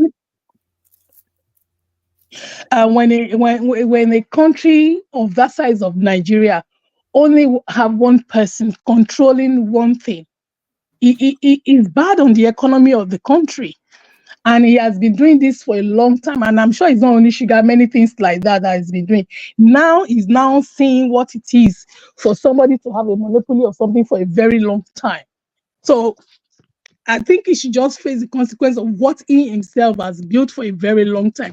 The only sad thing is that the implication of what they are doing to him, what is going to have on foreign investment in Nigeria. Because what they will be saying is that if they could do this to their own man, then what chance do we stand to go and invest in that country? So I hope and I believe that they will be able to resolve whatever is going on as soon as possible. So that's just my little contribution to that. It's just the impact on the economy, really, because everybody is waiting. You know, the lift off of the Nigerian economy is a lot of it is wrapped around the success of that refinery. It will remove, it will remove permanently petroleum concerns. They were still talking about petrol kills in Nigeria in just as early as yesterday. That would never happen again if this guy succeeds. So Yeah. it's of such importance, and the impact on Africa as well, because this is a global impact enterprise. So if it succeeds, then it removes us from that eternal dependency narrative that people see us as. So much wrapped around it that, but the government now, all these elements like this Farouk Ahmed and Melekari, who are so they're so used to the laziness of just looting that they cannot see beyond that to the greater purpose. So do you know one man? I think those two men need to be removed. You know, I was looking at the past managing directors of NLPs. Most of them spent 1 year, 2 years. The longest was 3 years. This Mayor Kayari has been there for over 9 years. So they have already, they established their ground very much in that place. If you go to an NMC for a very long time, it's dominated by the Hausas. I'm sorry to say. I've been to NMC when I used to live in Lagos. If you go to NMC in Ikoyi, it's dominated by the Hausas. And it's still on up till this present moment. And for somebody to be there for a good 9 years, what is still doing there? So these people has already have tentacles everywhere. So how can Dangote be able to build a refinery within few years, and we have 4 refinery that is not they've spent billions on it, and not now? It will not work because they are sabotaging it. They are the saboteurs, so it will never work until those people are removed. Until they remove them, I don't think those things will work. So I'm even surprised that Tinubu still kept that man there. For what reason? Nobody knows. But for NMC, for NNPC, NNCP or whatever, is it NNPCL? Yes, NNPCL. For it to move on, for Nigeria to begin to get the benefit of it, those people needs to be removed. They need to take them out. And I don't know whether. Why do you think Tinubu did not remove him? Because it was pretty obvious that he needed to go. Like you said, I didn't even know he'd been there for 9 years. But what I do know is that in his tenure at NNPC, nothing positive came out. Exactly. Our oil production dropped. He's been doing repair maintenance on refineries for 9 good years. And every single year, another $2 billion repair maintenance. So nothing because comes out of it. They are the saboteurs. They are the saboteurs. You hear that? They are bringing petroleum from outside. How would they be? Somebody was saying that one of them have a refinery or somewhere in Malta. These people are intentional, just like this when we're talking about electricity. How in the old world, Nigeria up to now, when we were young, we were shouting up NEPA. I'm almost in my 60s, and we are still shouting up NEPAs. Is it not? They are just sabotaging everything. It is not that we cannot have light, 24 hours light in Nigeria. It's not impossible, but it's just these wicked people wicked people that they are destroying Nigeria for their own selfish interests. And it's just very sad that all this money they are accumulating, they are storing them in foreign countries, and when they die, that money just vanished. That's why I'm saying that this protest, people should focus on the right people. Look, I know one of a friend to my friend last year, a senator bought a property in London over £1 million cash. Over a senator, over £1 million cash. So people are not focusing on people they should be. I'm sure those are the community project money that they get to him. And go and look many of them like that. Same from Nigeria. So people are not focusing, people are not asking them. The community millions of money they gave you, what did you do? Where is the community project you did? Nobody is asking questions. I think it's going to be the same thing with the local government. They said they should be asking for. Maybe now, people will be asking questions. It's just everything is just sad. Everything is just. Shola, when you really look at it, this protest is really needed, and I don't think anybody is against the protest. It's just the actors behind it. Yeah, then their focus is not really on the right thing. They are not focusing on what they should focus on. They are protesting against Tinubu's presidency rather than Very no, but when you guys always say they, I don't know what you mean. But when you say they the obedience and the Shore gang, Shore has his own agenda. Well, I'm not. Well, to me, I'm not only focusing. I'm focusing on now. I'm not when talking I'm talking to about you. the I'm not protest. talking to you. I'm talking to one man. Okay. Shore has his own objectives. There are so many other guys. There's this other guy who comes on TV. I think it does have a channel or something. Remember this Deji, right? He came out. He was talking about his own side of it. So is it Deji Adeyanju? Yes. No, that's still Shore. That's Shore's narrative. It's still Shore's wingman. Is he working with Shore? Yes, he always has been his wingman. Yeah. Okay. But then there are other people talking about. I thought Deji was the PDP guy. That guy is. I don't even know. Deji Adeyanju is a Shore's boy now. Well, he's the PDP. I don't know, Please, can you let me just say this real quick? You see, when people say we should face the governors, senators, like somebody was saying a while ago, I just kind of like wonder here. Some few months, a few weeks ago, when Ningi brought an issue up, you see, sometimes I just wonder that why is it that everybody just have to look for one excuse just to exonerate Tinubu of this crap that he put Nigerians into? A few weeks ago, Ningi brought this issue up about budget padding. We know what happened to Ningi. You see, I've said it on that very day here. I said it here that you people are creating a monster. You are creating a monster in the person of Tinubu. That it's above board. Nobody can criticize him. Nobody can check him in anything. Look at what Ningi paid for. He paid. He was set out of the Senate for almost over 3 months before he resumed. Another senator from their own same party. No, they asked him to substantiate what he said, and he couldn't. They did not allow him. They did not allow him. But how do they not allow it? They asked him to substantiate. No.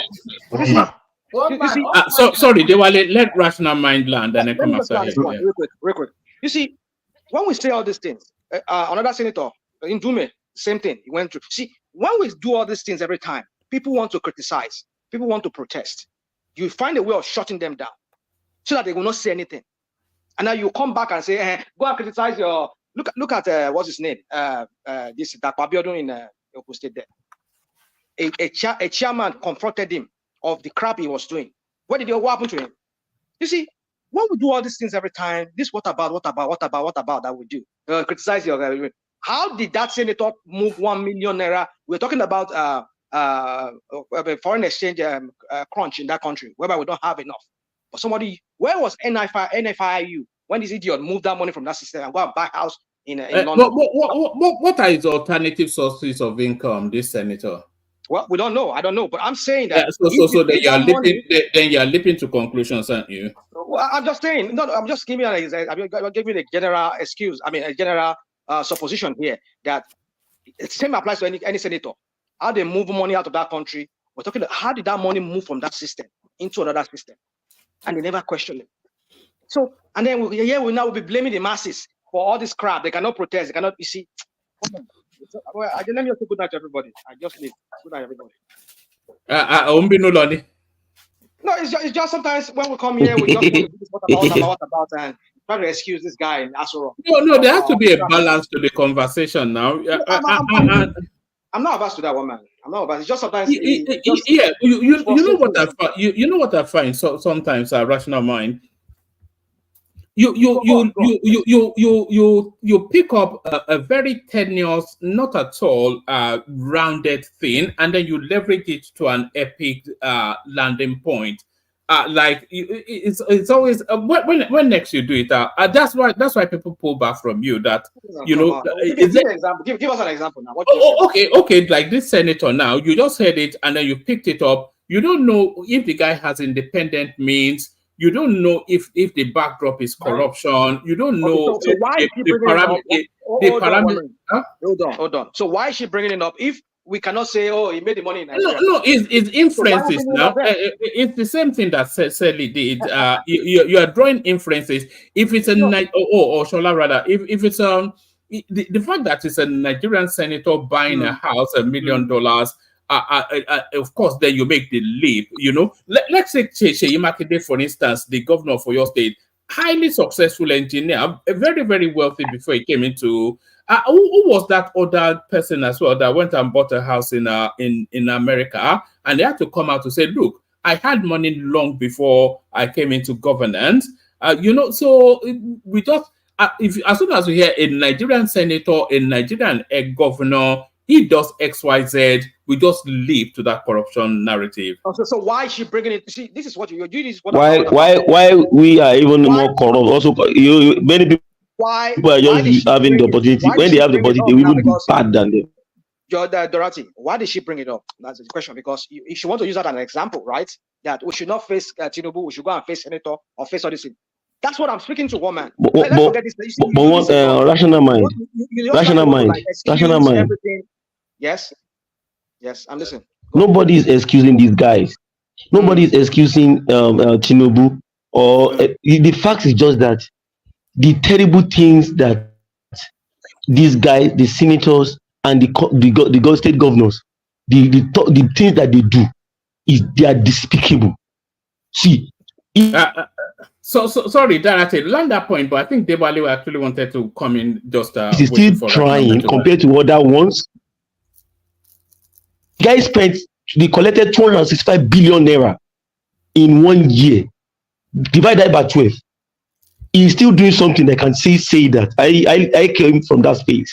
He's still doing something that because I have at least two of the platforms that comes from that state. So I monitor things within that space.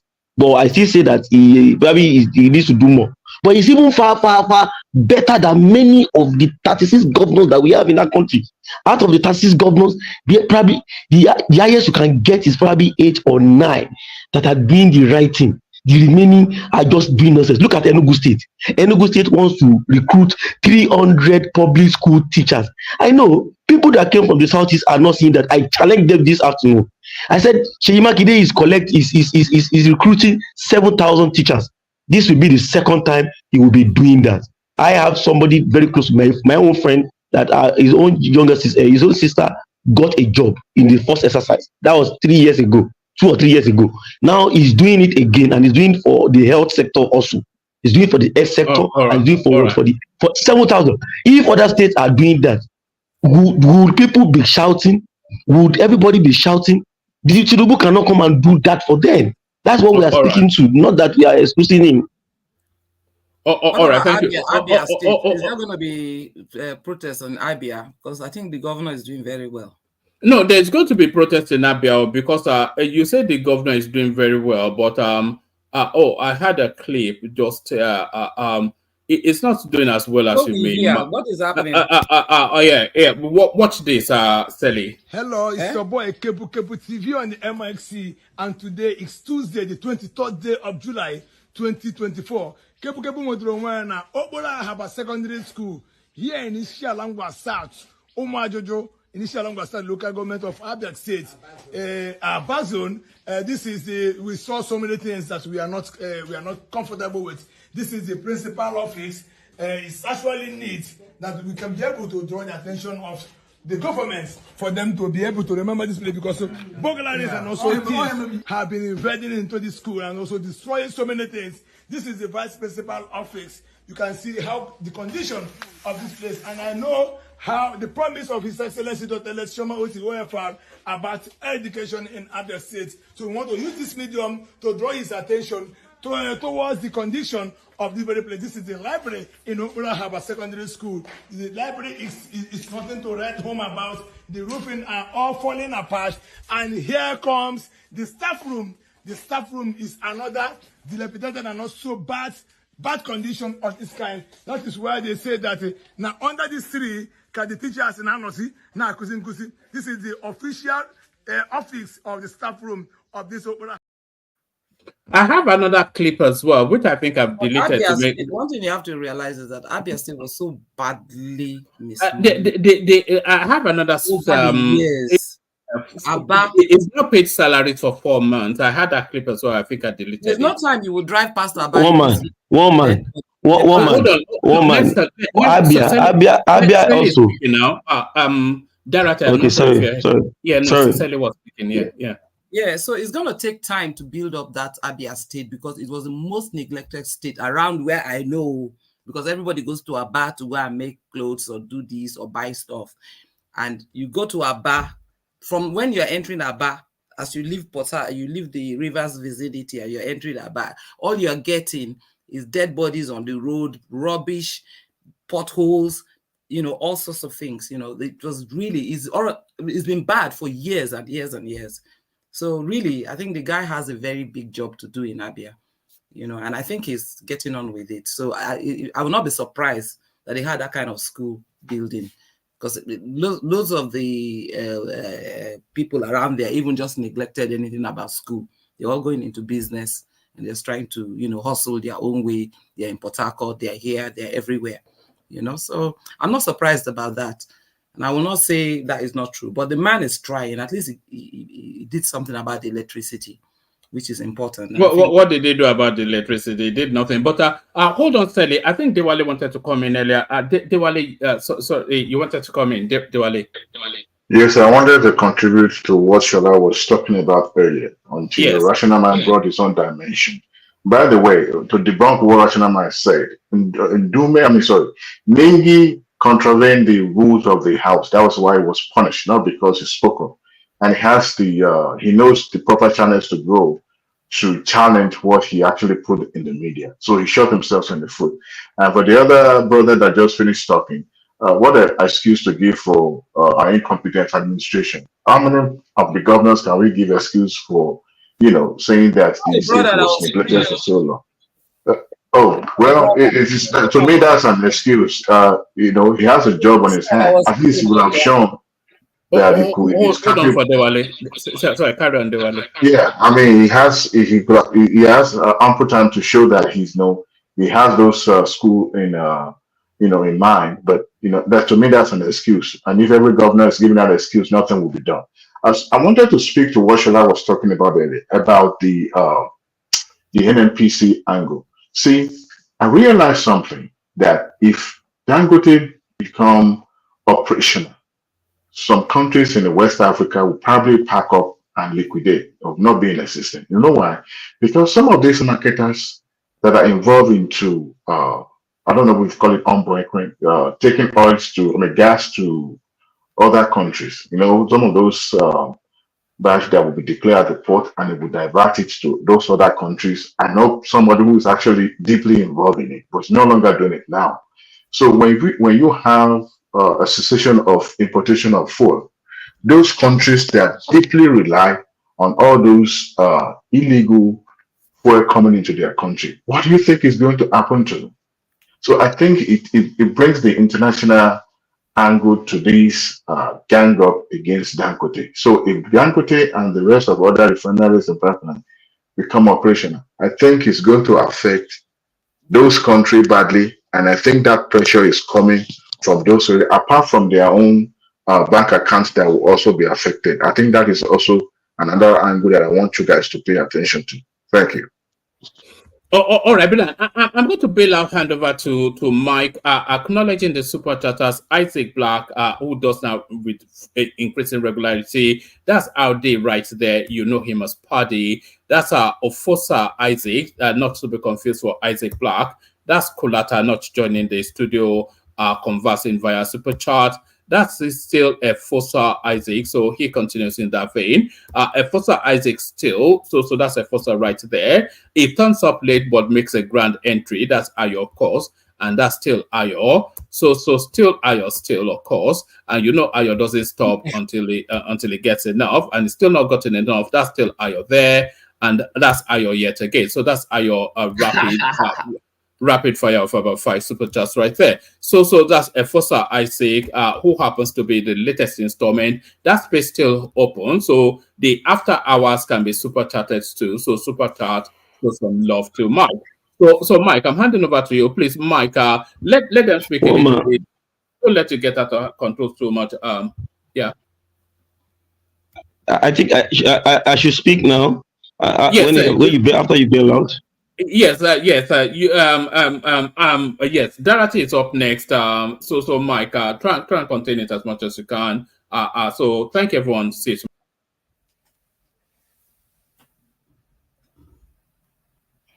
Is it all open now? Yeah. Good night. One man. Good night, oh. Mike. Yeah, Dorothy, go ahead, man. Yeah. Okay. Well done. Association of after hour. One man almost did me to after hour. Sorry, Mike. Is that the Mike who was a military officer in the US? I'm just trying to recollect. Sorry. Who? Mike. Is it the Mike that was in the US Army? Yeah, I think yes. I think yes. Okay, I'm just trying to recollect. Okay, so just like a quick one, based on I think you said the Alex Oti part. Abia is one of the most neglected states, just like you said, Sister Shirley. The state was seriously neglected. That state let me not say it's caused with leadership. I served in Enugu during my days there in within that space. So I know what that state actually went through. But what problem I normally have with people is when they come out here and kind of defend what say that he's the only one that is working, this and that. There's still a lot of work for him to do. He has a lot of work in his hand to do, and if you take him some time, not even 4 years can clear the mess. Honestly, not even 4 years can clear the mess, because presently right now, look at it. Right now he's not paying what do you call it, the wage allowance. He's not paying the wage allowance yet. He was about starting this month. I think probably not good. No, apart from the minimum wage, I think he's paying 18K. Now there's this wage allowance. Tinubu declared 35,000 some times ago for federal workers. So other state governors also started it. I think Lagos is also paying something in that realm, if I'm not mistaken, 35. So Oyo State is paying 25,000 for all his workers across board. All his pensioners, 15K extra on all of their stuff where they are doing. And the pensioners also have access to what? They have access to health insurance scheme. You see, Nigerians don't know that Nigeria is not what we left it to. I normally tell people that are on this platform, and I will continue to emphasize that. I will continue to educate them on that. Because of the suffering in the land, it has already whitewashed everything good that is probably coming out of that country. In Oyo State, all pensioners are on health scheme. Oyo State has its own health insurance scheme, as I speak to you, where you can access health at the private level or the government level. You choose your own hospital, whatever you want. With just 13,500, you can access healthcare up to ₦1 million. Yeah, it's as good as that. So let nobody deceive him or herself, thinking people are they don't have anything over there. So the hospital that my own mother was working as a nurse in that state was refurbished and recubed using insurance money. That health insurance. Don't forget that there's not everybody that will be sick. You can pay the money now, you might not be sick like that, or you just go for minor checkup and you go back home. So if all the states are doing all these things, if all the states are collecting the money, just last week, 430 billion naira was given to our state governors across the world. The minimum person collected 5 billion. Some collected 25 billion. Some 13 billion naira. I think Abia collected 13 billion last week, and it was posted published in the newspaper. If these guys to bring in people on board onto different schemes, and it's a World Bank facility of 750 million US dollars to help to stimulate small scale businesses, health sector, agriculture, simple things that can touch the people's life at the grassroots that people enjoy in the Western world.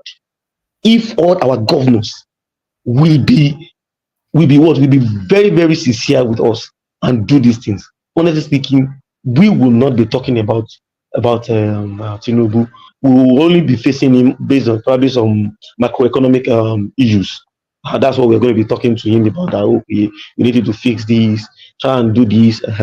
But everything, has to just go to the central, and they begin to. And you know what happened today? Sheyi Makinde said he's supporting the protesters, and I know the reason why he's doing that also, because of the backlash of the local government autonomy. Now, I want to quickly speak to what do you call it? The issue of Fayemi saying that that local government autonomy will put power back to the center.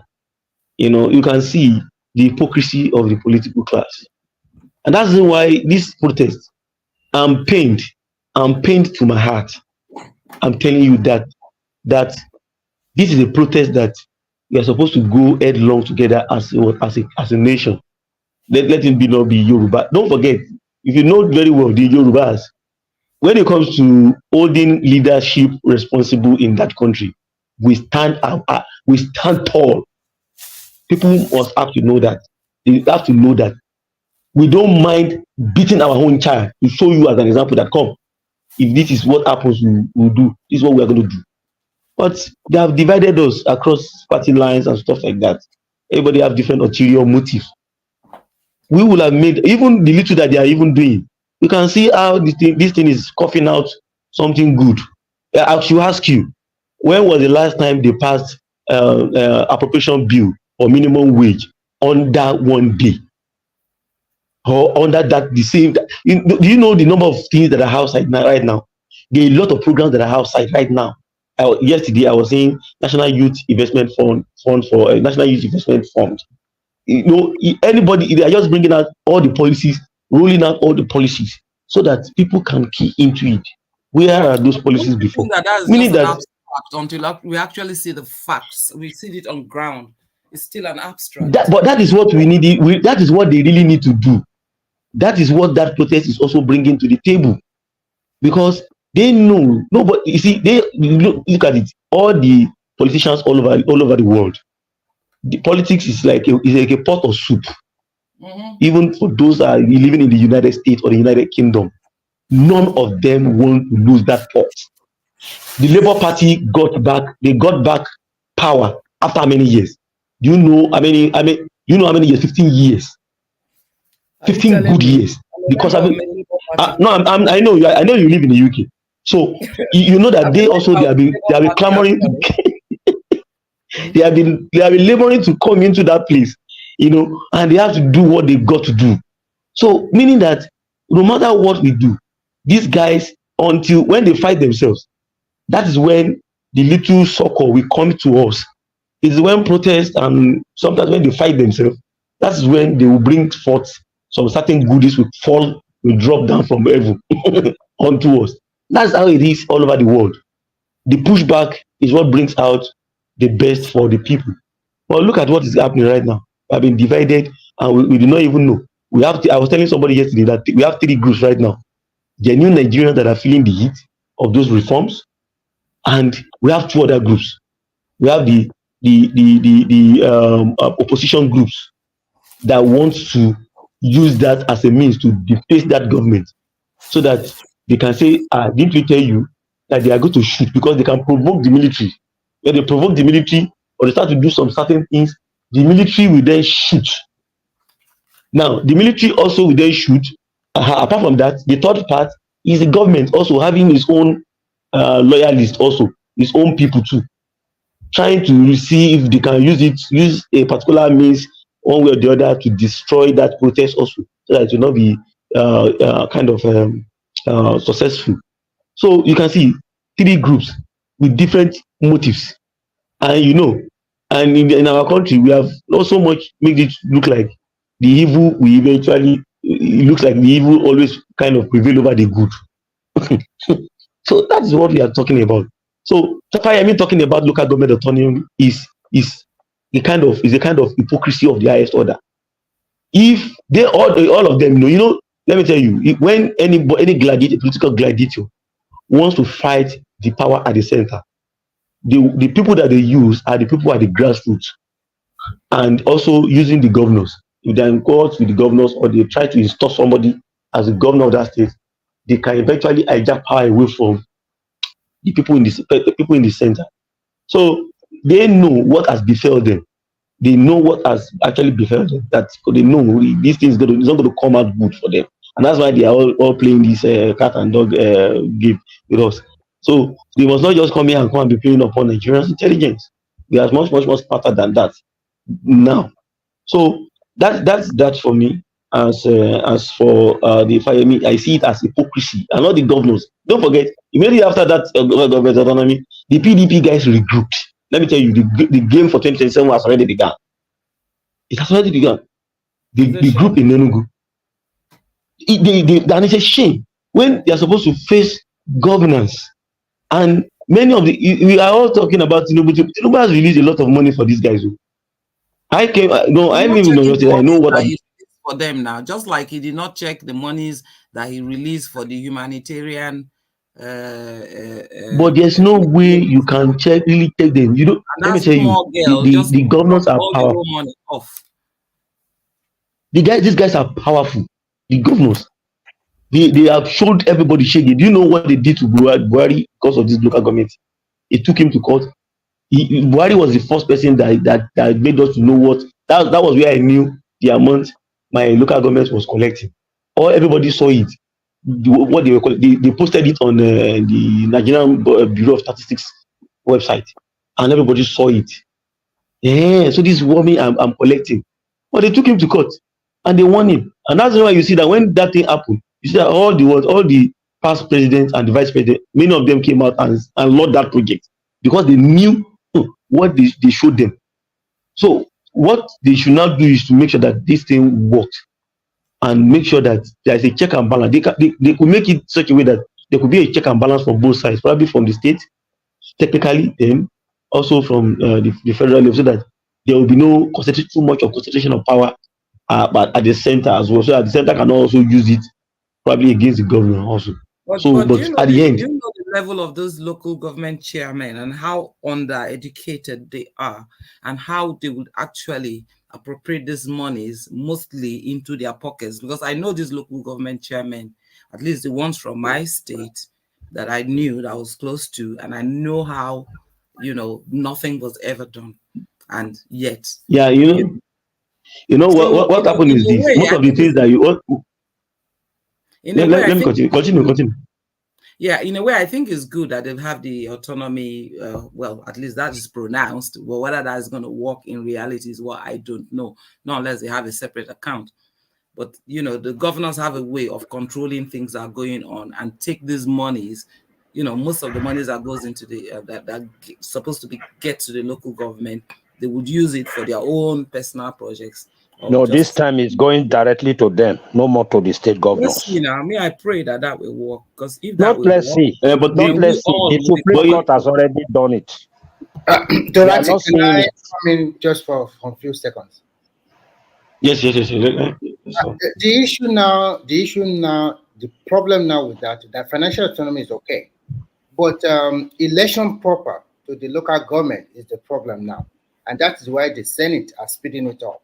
Because if they don't do that, the governor will still going to quickly arrange a kangaroo, state INEC, blah, blah, blah, control local government election and put their guys. They're already doing that now. They're already doing that now. Now, the issue is this. The issue is this. Even when they do this constitutional amendment for this INEC to control, get INEC to do the election, it still have to go through 2/3 of the 36 states to say yes. So that is where the problem lies. If truly, and I want to give just a kind of Remy, is that not the same thing that we are saying before the court ruled? Before we are saying, okay, the National Assembly has passed the financial autonomy, we still need to third. It's like there's a lot of things that we don't understand about this. But at least they won that one first, okay? So now, what I want to say, just hold on. We were making it to look as if it's not possible if the state assembly did not pass it, and that was why we were waiting. Now the court ruled, and everything is binding. Is it not possible for the court to rule now and say, okay, I don't know why they are always having doubts. The election is now going to be conducted by the national INEC and not the state INEC. That was not the case they brought to the Supreme Court. We should throw away all those doubts. Things are no more like before. Sorry, Isaac. If, according to Nigerian Constitution, if you want to amend to the Constitutional amendment, it has to go through to 2/3 of the 36 states also. And that is Remy, you don't understand what you are saying. What I want to say is this is a different case. It's a judge. I mean, it's a court ruling. I know. That is the final. Are you saying the court ruling was against the Constitution? No, it was no. in line with the I'm talking about the election to the local. No, Remy, you don't understand what I'm putting to you now. Remy, just hold on. You, because I remember you are the one that usually say that, okay, yes, the federal government wanted to pass the bill, the National Assembly has passed it. Every time you used to say it, and we believe that. Just wait, let me finish now. Wait. And that time we made everybody to believe that this thing is not going to be possible if we don't get to 2/3 of the state to assent to it also. Now I was surprised that the Supreme Court was able to give that ruling and it's binding. So this one also, we are making it to look like the former one also that now we need the states to 2/3 of the state also to assent to, if National Assembly passed it, that okay, federal INEC should conduct the election. These are the things that we were doing before. National INEC was the one conducting all before that old man that refused to die came and scuttled everything. Okay, so what I want. Let me quickly. I just have only some few seconds. What I want to say is very simple. If the governors they still want to control the local government, why can't all the 36 state governors of the federation come together and ask for total resource control, so that they can control the resources in their state and they can now use the law in their state to create whatever local government they want? That shows that is not going to. That's not going to happen. They don't want to do nothing. It's not going to happen. So that is why we see this. But resource control is a big fish compared to financial autonomy. When you got it down, then you know the people that really love your resource control is enough to destabilize the country. We see the fight. So because some states they don't have nothing, or they do have resources, but they don't want to touch it. So when it gets to that fight, everybody should get ready. If this process is all about all this kind of resource control, devolution of power, reducing the National Assembly to be part-time legislation, these are the root cause of the problem of the nation. Not you are hungry and then you are all those listed is frivolities, not something very important. And we should talk about something that bring everybody together in Nigeria. Not go and release Mr. Chief Remy, sorry to interject you. I just came on the platform just to say just for a minute, because there's something I was on Twitter the past few hours, and I was reading a trend, hashtag Igbos must go, trending online. Lagos must, So I didn't know it's gotten that bad. I didn't know it's now a full-on tribal war coming up, and if care is not taken, it might That'll spiral. be consequences. I just want to say that I am not a Lagosian. Mike is a Lagosian. I am from Ogun State. So if they eventually chase anybody out of Lagos, Ogun is not available. You might want to move to a different place. We are not receiving case at this point. So find Who are your you way. to say that? I'm kidding. It's a joke. Relax. Just. And even if we are going to open our door, we're not going to open our door like Lagos State. Yeah, we don't. We're not going to do. Oh, I'm not getting anything in Ogun State. I don't know. They will say Ogun say no man's land. No, that would not be OGD, don't mess that place. But on a more serious note, guys, on a more serious note, I didn't know it was Pr0T bad where you now have hashtag Igbos must go. They've turned the whole thing into a tribal war. So on Monday or whatever this thing is going to come up, expect clashes all over the place if care is not taken. Pr0T, what do you expect when the person that writes for protests in Lagos is also somebody that have association with whatever? He is also Remy. People will not fold their hand and see that this thing is happening to them. No, it's not that, Remy. You're missing the point. Can I come in? No, give me 1 second, please. My point is that those that are of the Yoruba sector, let's say people that are pro Tinubu, might actually allow this to happen, deliberately allow it to happen for political gains on both sides. So if somebody is protesting and even if they are genuine, and you have people that are anti-Igbo in Lagos, and you want to score political points amongst your own people, you just close your eyes. You wouldn't allow security forces go to that area, and you promote the violence. And when it's put out of control, it benefits you politically because it's on your own soil. So if care is not taken, this thing might go left real quick. So this thing has to be managed. And for those that want to protest, you got to be careful. You have to be very careful. We should be concerned about this on a more serious note, all jokes aside. Because but protesting in Lagos at this time will not benefit your cause. Tinubu and his boys stand to benefit because they will allow the violence to happen to score political points, and they will get their people to buy into what they're selling off. That's the way Nigeria is. So we got to think about this. Hashtag Igbo must go. I'm like, I didn't even know it's gotten to that point now. Well, how did we get to the election? Huh? From the election, there's been some bad blood between Igbos. But not BT. If you look at the inscription, even the end bad government, is that a good this thing for the Protestant also? No, that's I'm with you, Simba. I'm saying that those leading the protest, because I've been following that's what we are telling. That's what we have been saying. They even have in their space. They even said in one of their space today that the end game is they want to end the thing with Tinubu must go. That's the end game. They want to. No, we know. So it's only anybody that is. Sorry, once you start doing that, he's gonna rile up his own people against you. Then it becomes all tribal war. It's not even. Let me tell you, if it doesn't even rally his own people, you hand Tinubu government. Who are you going to put there? Then the next person will face the same music. That is it, and that is how it will continue.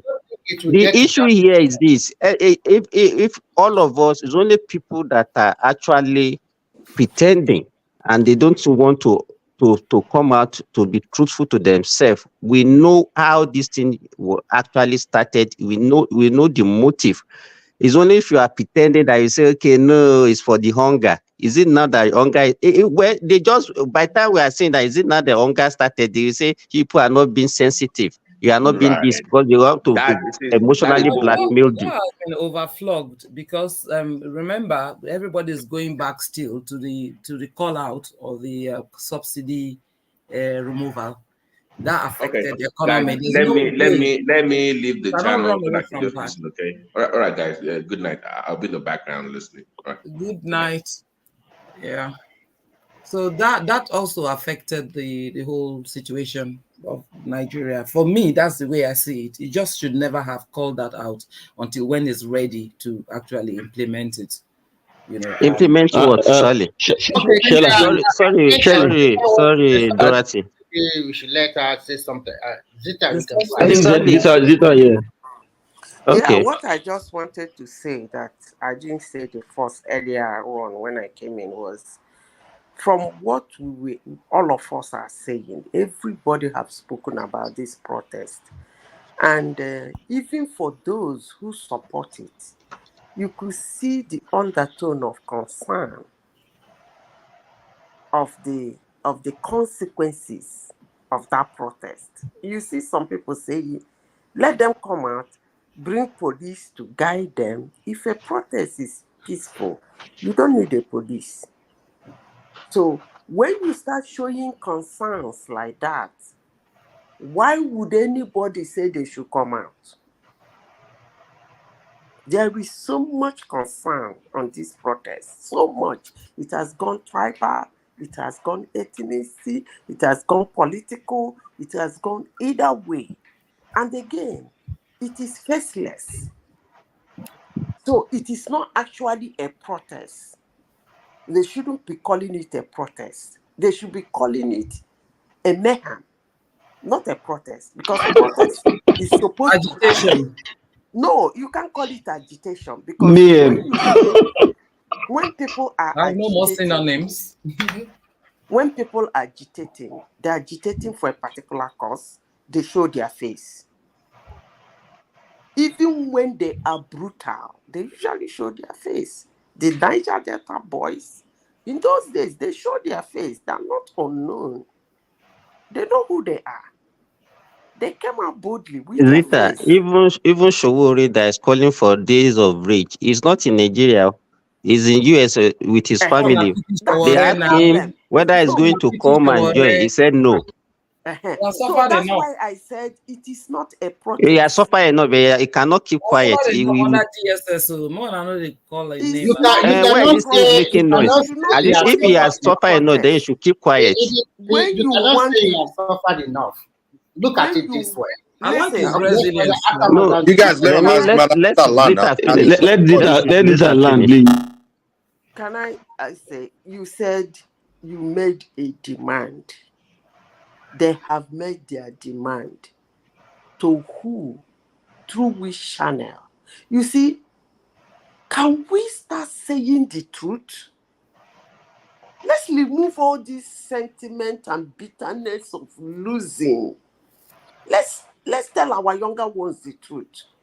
People came to this platform since late hours of yesterday. They were talking as if doing a protest in Nigeria is a sacrilege. So we're saying it as if the government does not allow people to protest.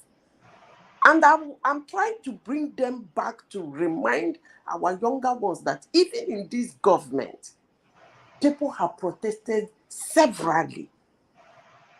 But it was peaceful. So when you start organizing a protest that is faceless, you have, what is it called? You have what you said is your demand. Are you demanding it through TUC, through the labor, through which channel? Are you demanding that thing? And for how long have you demanded that? And the government said, I'm not gonna do it. For you to organize a protest, we should better start saying the truth. Because you cannot, I keep saying this. Nigeria is a country that we are struggling. People are struggling. You say people are hungry. I agree. They have their businesses. They're struggling with their businesses, trying to make ends meet. And all of a sudden, some people will just run out in the street, break their stores, loot their goods in the name of what? You are making a demand through which channel? Can we be democratic for those who say it is a democracy? They do it here in London as well. They paint the place red and all sorts of things. They paint, block a M25. They fight with police officers when they come in. It's only when police officers come in the Nigerian one, that's when it goes rough. When they start Hold on. Let's start from the root. You have a demand. What is the name of the group demanding this thing? You cannot demand in the air. Nigeria, yes, according to some of you, is a hopeless country, but we have institutions. So there are legal channels to make demand. Did you form a youth? Is it the youth organization, the Nigeria Student Association, or Market Women, or NUC, NTUC, whatever, making a demand through a particular channel to the federal government? And then the federal government say, we're not gonna do it.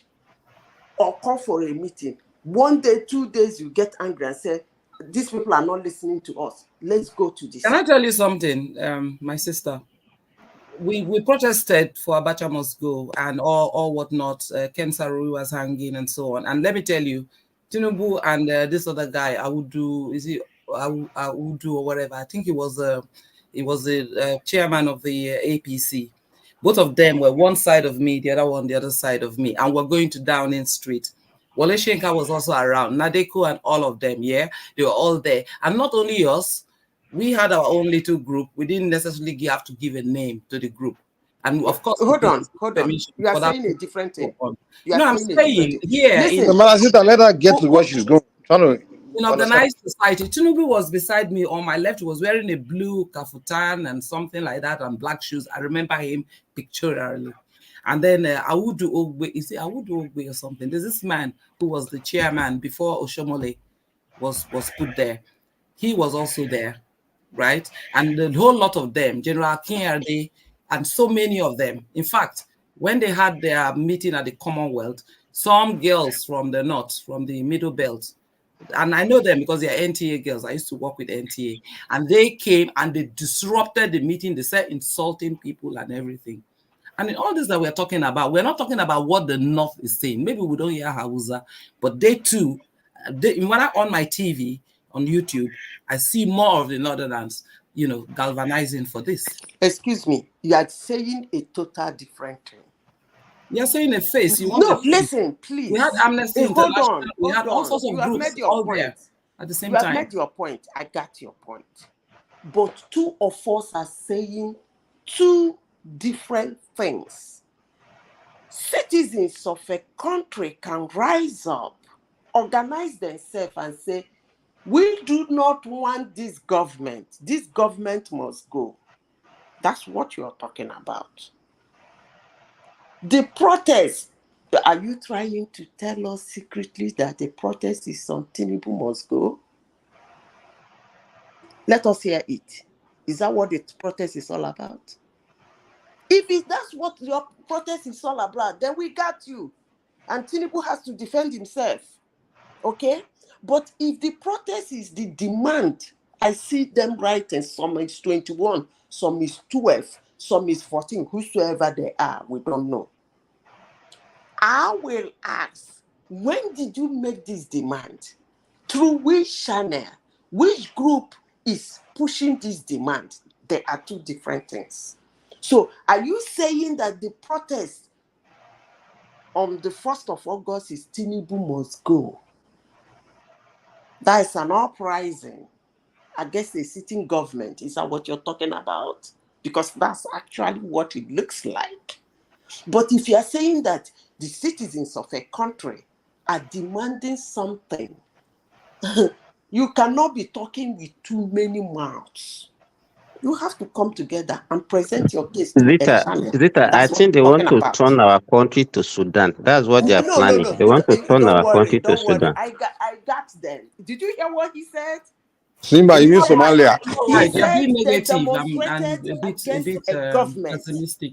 They said he said they demonstrated against a government. Abacha must go. Is this Tinubu must go? No, it's Tell not us. Tinubu must go, but I'm saying that Tinubu has protested in the UK.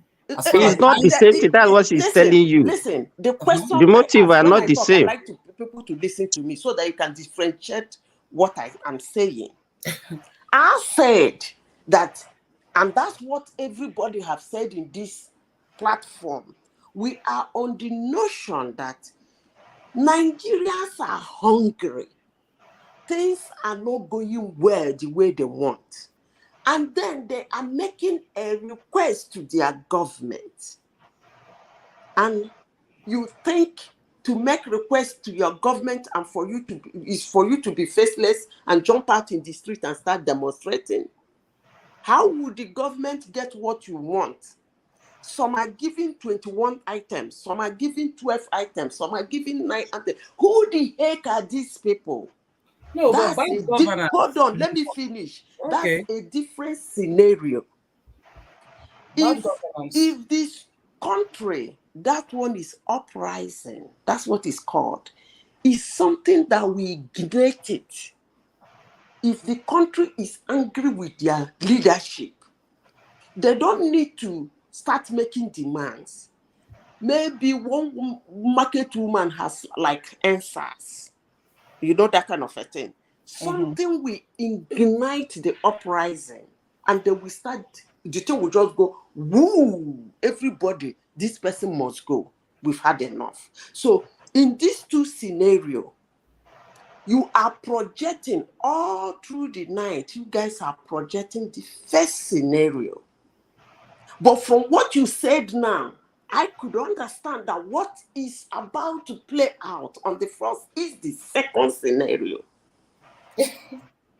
And I am telling you that if I am in government and you say the first scenario and come with the second scenario, I will not let you. If you have a demand, make your demands through the channel. Is government and citizens always find something in the middle.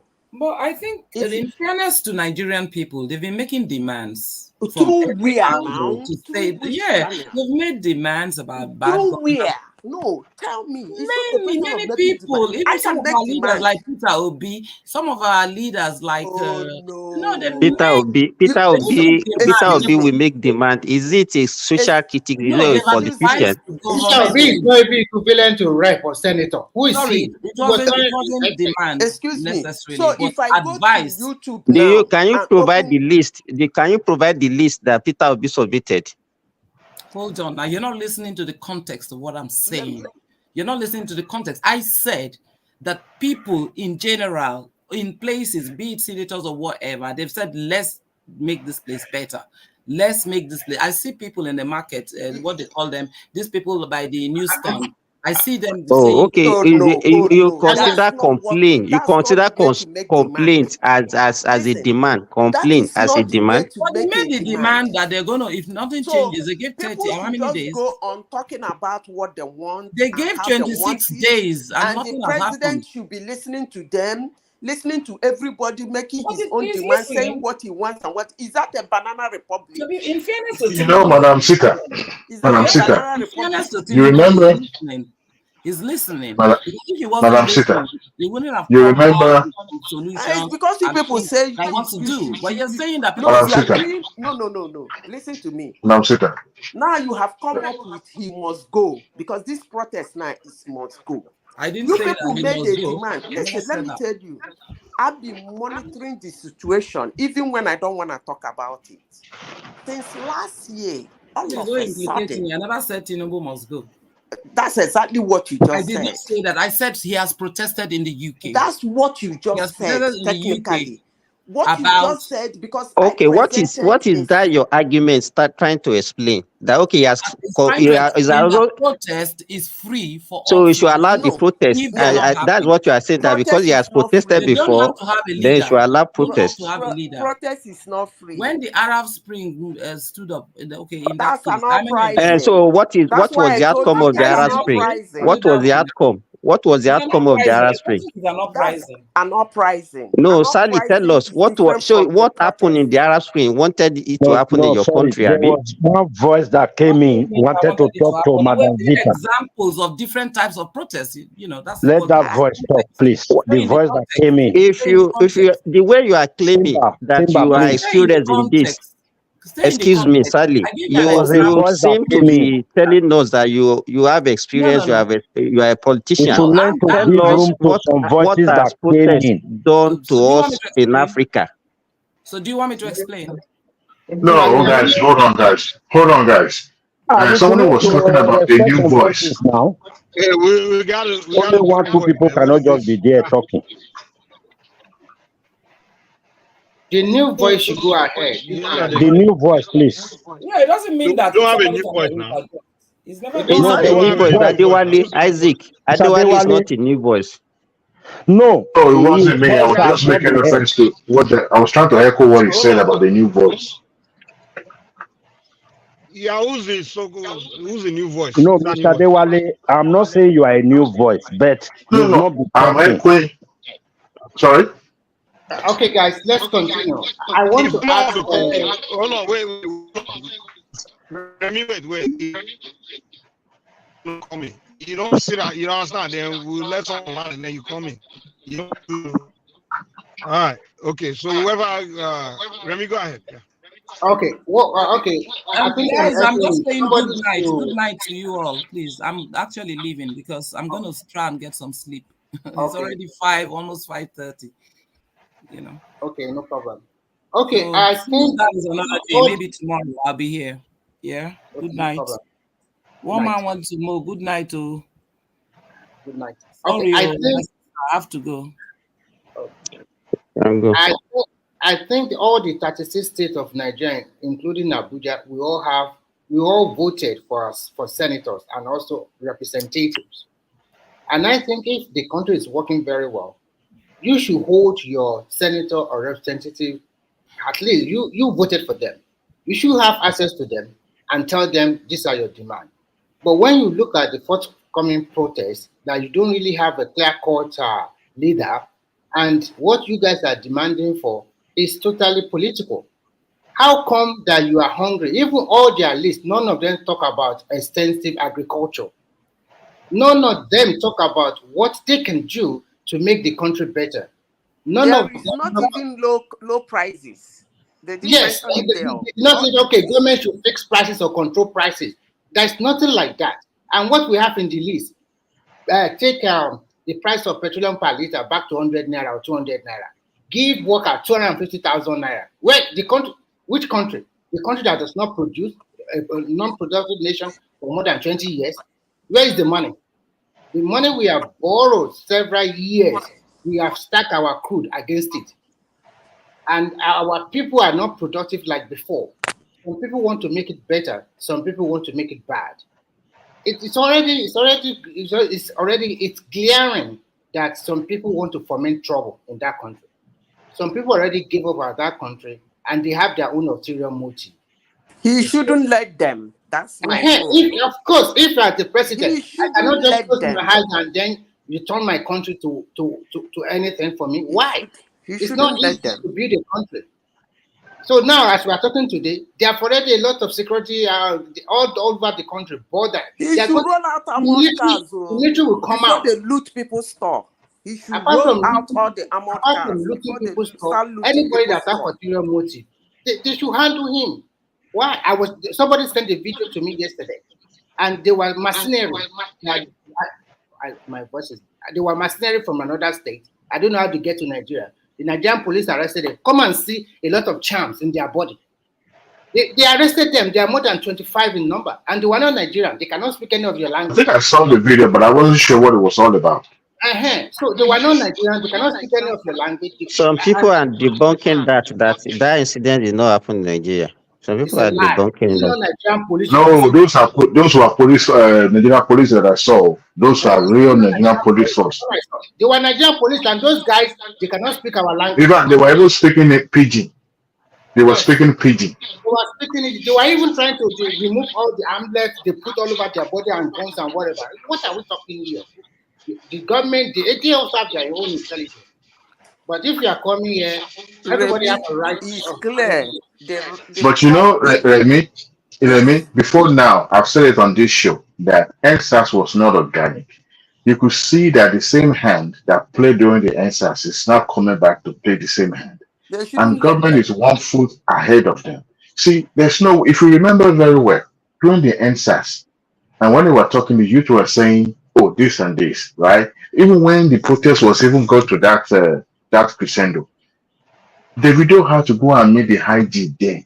I could remember there was back and forth among the celebrities, or should I say the what do they call it, the content creator, and they were even lashing out against each other that they don't want to go to Aso Rock then, so that they won't be portrayed as if they've gone to collect money from the government. It was Davido and some few. I remember this. What is it called? This female comedian called that one funny girl that followed them and met the IG there, and they tabled the demand because they were leaderless, and that was the reason why the likes of Davido stood up. After that, they thought it was going to end there. That was when the everything now went the way it went. So it was leaderless. There was nobody that could be pinpointed. So now they wanted to do apply the same method, which to me make them still to be, They have to come out and idiotic show their face. because it doesn't make any sense. They How will can the come out. protest be their own leader? Adewale is becoming a pattern. They're having a No, they pattern now. succeeded the Hold first on, time. Simba. Somebody is No, echoing. they We don't know who succeeded is the first echoing. time. They succeeded the first time. They want to It could try be it me. I'm again. using my my Bluetooth. See, It could let be me me. I say don't know. something. Let me say something. There is one thing people forget about that NSAS. Whenever people talk about that NSAS, they forget what made that movement terrible. They usually forget it. When NSAS started, it had massive support, everything. At a point, their demand was met. Have you people forgotten? They made their demand, but the mayhem continued. Why? Because it was faceless. You see this, I don't want to call it nonsense. You see this list, I don't know the heck who is writing those lists I see online. You see those lists that is written, if they go out in the street, even if all those lists are made to the letter, they will still commit that mayhem. We just heard this night that is Tinubu must go. That's what the riot is all about. So no matter what he do, they will really destroy everything. Why would they be doing Imagine. that? So that he will be portrayed as a weakling, so that You they know, can Madam really Sita. take over. Madam But Sita. if I were him, I want to see armored vehicles rolled out in the streets of Nigeria. At least Madam let the Sita. military live in the street. Come and demonstrate. Madam Sita. I think this protest has been in the pipeline for a very long time. Remember, shortly after the inauguration, they were talking about military taking over. Atiku protested then. That was even way before the Supreme Court made the pronouncement. As you remember when Atiku wore black and black, protesting in Abuja, Yes, yes, Yeah. yes. and they were saying that Yes, they we remember. won't join. They won't join Atiku. So this protest has always been in the pipeline, but they wasn't sure because you remember that he was going around on the television making some unguided statement then. So I think that was what actually stop them in their track to wait. They don't want to put the likes of Peter Obi in a trouble. So, and when They've they asked realize Peter that Obi look, to leave the country now. Adewale, they've asked him to leave the country. yeah, So, and it was this Kenya of a thing, this Kenya protest that actually revitalized that call. And people in diaspora are pumping money into this protest. Remember, shortly after NSAS, federal government started placing some form of ban on some individuals' account. If you guys don't remember that, Yeah, they started investigation that we are doing blocking investigation. some Some individual people account because went they and believe collected injunction they were, from the court, so their that they won't accounts do were it again. used to funnel the money, the funding to prosecute that protest, that NSAS protest. See, we know because they use celebrities' accounts so that people won't pay attention, just like some of Crypto also. 419. So, like I said, the government understood this thing, but the government is in a tight corner because if they say or do too much, they will be seen as weighing too heavy stick on them. At the same time, they are being cautioned, but they decided to speak up. I'm so enraged that even media houses will entertain. They are kind of Arise. I think Arise News will still be shut down in the future. I know that for a fact because if they continue. But Adewale, don't you think you are too heavy on Arise? I think Arise already No, knew I'm not. what I'm is going not to heavy befall on them. them. I'm not They are heavy on rolling. them. They You are know why? rolling back. Oh. Yeah, no, I saw I'm them not yesterday. They heavy were rolling back. I saw them. They are rolling back Rolling little back by as little. how? They have because started What are they cautioning doing? themselves. they are You taking watch a them boomerang yesterday. on them. Yesterday. I know Arise News. It's going to go beyond NBC sanctioning. They were shut Adewale, do down. you know what is panning out? Because from the north, the people in Kano, they said no protest in their state because we don't want to destroy Kano. Because most of the people are denouncing it. The TUC, They want to the destroy NSC, the infrastructure. everybody is denouncing that they don't want to go and protest. That is why they are denouncing on Arise. They are seeing the handwriting on the wall that people are backing out. More and more people are backing out. Even the TUC leader came out for a press conference yesterday saying they don't even know nobody. Yes, I watch it. Nobody writes to them. Nobody, they are not interested in Okay, them. you see, People are backing out. That is why they are right, also trying to back out. They are hypocrites there. Don't talk No about wonder. Yesterday You think, it was excuse me, very funny yesterday. Dorothy, you think that if there is mayhem at that Arise TV, do you think they will survive it also? They will be not happy. survive it now. No, they are already targeted. Sorry. Let me quickly put in this before Zita will continue. You see, I wrote something in the comment section. Honestly speaking, Nigeria is in a dire strait. I mean, we are at a junction. Nigeria can get better from here or else on, and it's something I pray. I do not pray evil before that country. I still pray for that country yesterday. So, if anything happens, Arise will not. Arise think they are going to survive it. People that are beating these drums or they are planning this thing underneath, they think they are going to survive it. There's going to be their consequences for every one of us, including those guys that are also abroad, that are also thinking, go and do it. I was highly disappointed in Showore yesterday when I understand. Shirley was saying that he has suffered enough. Honestly speaking, I supported his cause to get him released. And I don't think he will have done it probably in another way. He suffered in the house of Buhari. No, it took intervention of US president, US Senate, and a lot of connection to mount pressure on the Nigerian government to get him released at that time to even be in They are Abuja. listening to him And now. I hope those people that I want hope that pressure are listening to him, calling for mayhem.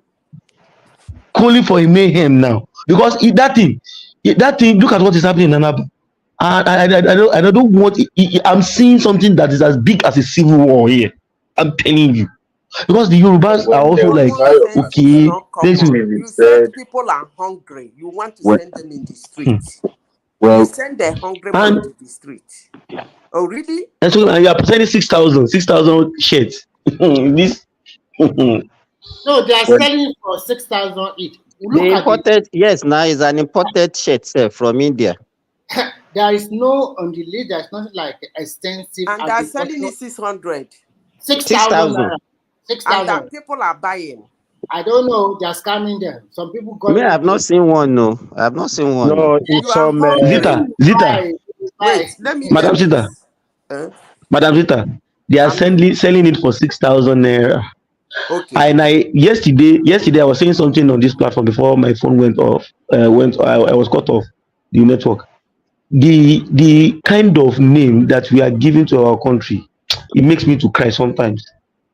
We paint it, especially people that are living in the diaspora, as if people are dying on the street. I watched a video yesterday, when a lady that has been in Saudi Arabia for about 3 years came back Japada. A lot of people are coming back to Nigeria to start their life, and when they got to Nigeria, you know what they were not saying now?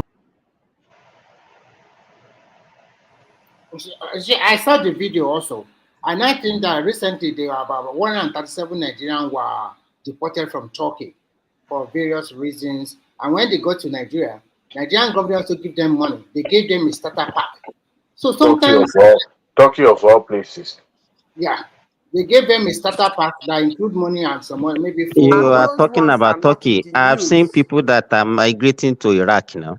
And yes, what are I you talking about? Who is taking them to all of these countries? They think this country is better than Nigeria. Sometimes people were deported. Hold on first. People were deported into Nigeria from wherever, and Nigerian government gave them a starter money. Was that in the news? Yeah, it will not be in the news now. Well, everybody knows now. They hear it and they also see it on the TV or whatever. Okay. But they won't come here and say it. And this is not the first time Negative. Anyway, all the time. And Tinubu should not show us that he's a weakling. He should safeguard the country. That's all I have to say. He should safeguard the little infrastructure and safeguard people's lives. But Madam Zita, as simple as ABC. I think the tension is more on the social media. As I'm talking to you, I'm presently in Nigeria. Yes, everywhere was even bubbling yesterday. People are doing graduation. Some people are doing wedding, and I can't palpate any tension of protest where I am. And I just left Lagos. Dr. Simba. Just hold on. Let me finish what I'm saying. I was in Lagos between Tuesday and Friday morning. I left Lagos Friday morning. I couldn't see anything, any tension on the ground. Everybody was going about their normal business. I think the problem is even more with the diasporans than even the people in Nigeria. Yes. I totally agree. They are the one pumping money into them. I totally agree with Simba. If you see somebody that has lived in America or Europe for 20 years, and he will be telling you what is happening that he sees in Lagos. Some of them are, I'm very sorry, some of them are hopeless. They are hopeless where they are. You know, the people that travel and they are struggling to survive where they are. They are the ones that will be saying the country should burn down. Simba. They are in Europe illegally, so they can't travel out. So that's why they can't go back to Nigeria. And they've never been to Nigeria in 10, 20 years. So they will tell you what's going on in Nigeria. If they paint Nigerian picture for you, all of these guys, you will think that more than 50% of Nigeria are dying on the roadside. You will think that more than 70% of Nigeria are begging for money on the roadside. You will think that you will scared to go to Nigeria, man. Every time I go to Nigeria, I'm always like, is it the same place these guys are talking about? People like rational mind. Is it not the same country that they did Oju the Oba? It's the same country that they did Oju the Oba, and people are flaunting. You know, I was in Nigeria 3 weeks ago now. I show one big gossip. Like everybody do their every festival. We all chop. Tonight in the street of Lagos, they will still do wedding. They will do burial. They will do naming. They will do everything. Adewale, just hold on. Yesterday, I was attending my my daughter's graduation, and I was even making a jest with my brother. I said, okay, if people now come here now and come and see the number of cars, the way people are feasting, they will. Is it the same? Everybody iPhone Max. Dr. Simba, are you in Nigeria right now? Are you in Nigeria? Are you in Nigeria right now? Oh, are you in Nigeria right now? So you didn't hear what I'm saying. I was talking about yesterday. You are talking whether I'm Nigerian. No. How many people died in your street? How many people died in your street? Dr. Silva, please I know help they are us. picking people that are dying of hunger on the streets now. Let's You know what I want to say? Let me even say this. I think I've said it before. You know, before when you go to clinic, I'm a pediatrician. When you go to clinic, the kind of children that we used to see those days in the late 90s, early 2000s, children with kwashiorkor, with marasmus, and all those severe malnutrition. You understand? At least I can boast that I've worked in about 5 or 6 states in this country, in Nigeria. I've worked in Edo, I've worked in Delta, I've worked in Kwara, I've worked in Osun, I've worked in Ekiti. You understand? And I can say, but we don't see all those ones anymore. Yeah, I was even saying that. Like, I remember when I was growing up, like during the 90s and even 2000, all those times, most Nigerians, they always malnourished. That's why you call them paku. You can tell anyone we see we look fresh. You listen to a rich man picking, like, and it's always few. Most Nigerians, Exactly. when we say there was even like back then, some people only eat chicken in Christmas. You understand? Like even eggs, some people don't. There's no such thing as egg. Like the way we used to Gary now. That time, Garion stuff. We used to have chemistry. This thing for Gary. Mike, you got it. That's the Gary name that and we the used to food give now. it, Everybody's Nigerian like Gary sausage. every day. You understand? Drinking Gary every day. And even for some people say 101, 101, how would they chop now? But today, Gary, like you could see they are all fresh. They don't even know. Even when I have conversation with the young one, if you want to today, drink Gary, just hold on. today Mike, you say 20 to a 19-year-old with an iPhone in Nigeria today. I'm With like, iPhone, they will humble you. They will humble you. You that you are living in Europe, when you get to Nigeria, they will make you to be humble. Dorothy, let me tell you this. Let me just hold on, please.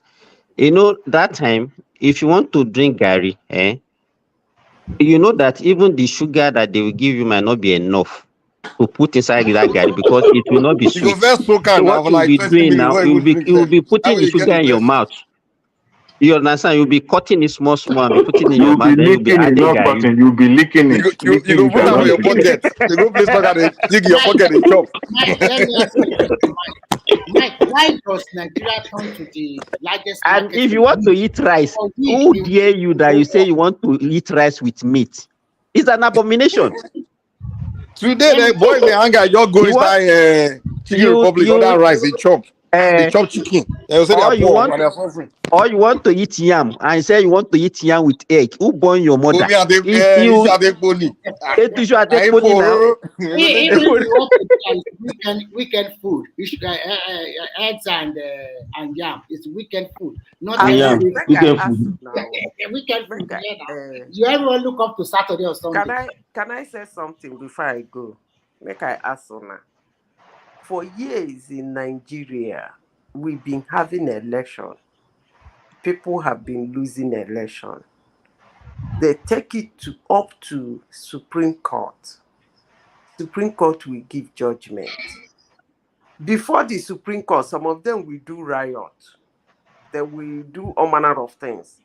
The moment the Supreme Court give judgment on that, everybody keeps quiet. What they do is they go back and start planning for the next election. But the kind of people that lost the election last year, I have never seen such ridiculous human beings in my whole life. This energy they are using to say Tinubu must go, trying to do riot, get Nigerians together to fight their hunger. They should use that energy to start sharpening their fingers to vote the government out. If they really are sure of what they are saying, and we keep saying this, these ridiculous people that lost election last year, I have never seen some people so pained that even after a year, they are still planning to unseat a democratically elected government. It's not done that way. Go and sharpen your hand. Get ready. organize. Share they want to protest. Why don't they protest in the polls? They should go to. They can work it out. After all, Tinubu did it in 2015. He kicked out a sitting government president. They can do it too. So they should not destroy people's businesses and destroy infrastructure in Nigeria. They know how to do it. You know, They Madazita, should you go know and what pains me edge is the somebody out. people that are supposed to, people that will be affected, they are the one that doesn't even know the consequence. Because let me tell you, individuals are the ones that is going to suffer for this thing. There's nothing like government to. Individuals are the one that is going to face the I will brunt. keep saying it, and I'm doubling down on it. I have never seen this kind of ridiculous people that lost the election. I have never seen this kind of humans in Nigeria. They are here, they're United Let me States. tell you, if it is in a non-democracy, I would have said they should not be allowed to contest again. If it's this what they can do, you lose. Get ready for another one. Let me come in a bit, please. Let me come in a bit. These You see, somebody. ridiculous people are causing, they're littered all over the internet, in the whole world. The picture they create about Nigeria, the things they say about Nigerian government, I am sick and tired of being sick and tired of it. I have never seen this kind of ridiculous human beings. Madazita, let me come in here, please. Somebody came here earlier. He began to say that why is the government afraid? Why are they afraid that the people want to come out? Why are they afraid? I wanted to answer him. The government is not afraid for themselves, so they are afraid for you. What will happen to you? They don't want what will happen to you to happen to you. That's why they are just trying to like say, why are you, what are you guys doing? Not that they are afraid for themselves, they are afraid for you that is going out to go and protest unnecessarily. But why didn't you tell him that time? Why did you keep quiet when you? No, that time one man was in control, so he was cautioning people. You know. The government have done the right thing, appealing and begging people, come out. If you are the leader of this protest, come out. Let's have more details about yourself. But I learned that at the airport, some of them are already running out of the country, and some of them have been picked up, and they are afraid that they will picked up somehow. So the idea of police said, if you are the leader, run away in there. Some He don't want to go back bloggers in DSS dungeon. some bloggers will be picked up too, because they're beginning to become a Then nuisance another now 5 years fighting case. in spreading misinformation. Some bloggers, they will be touched very very They soon. destroyed the country. Those guys, they destroyed Nigeria during that election, that runoff election. Those bloggers. No.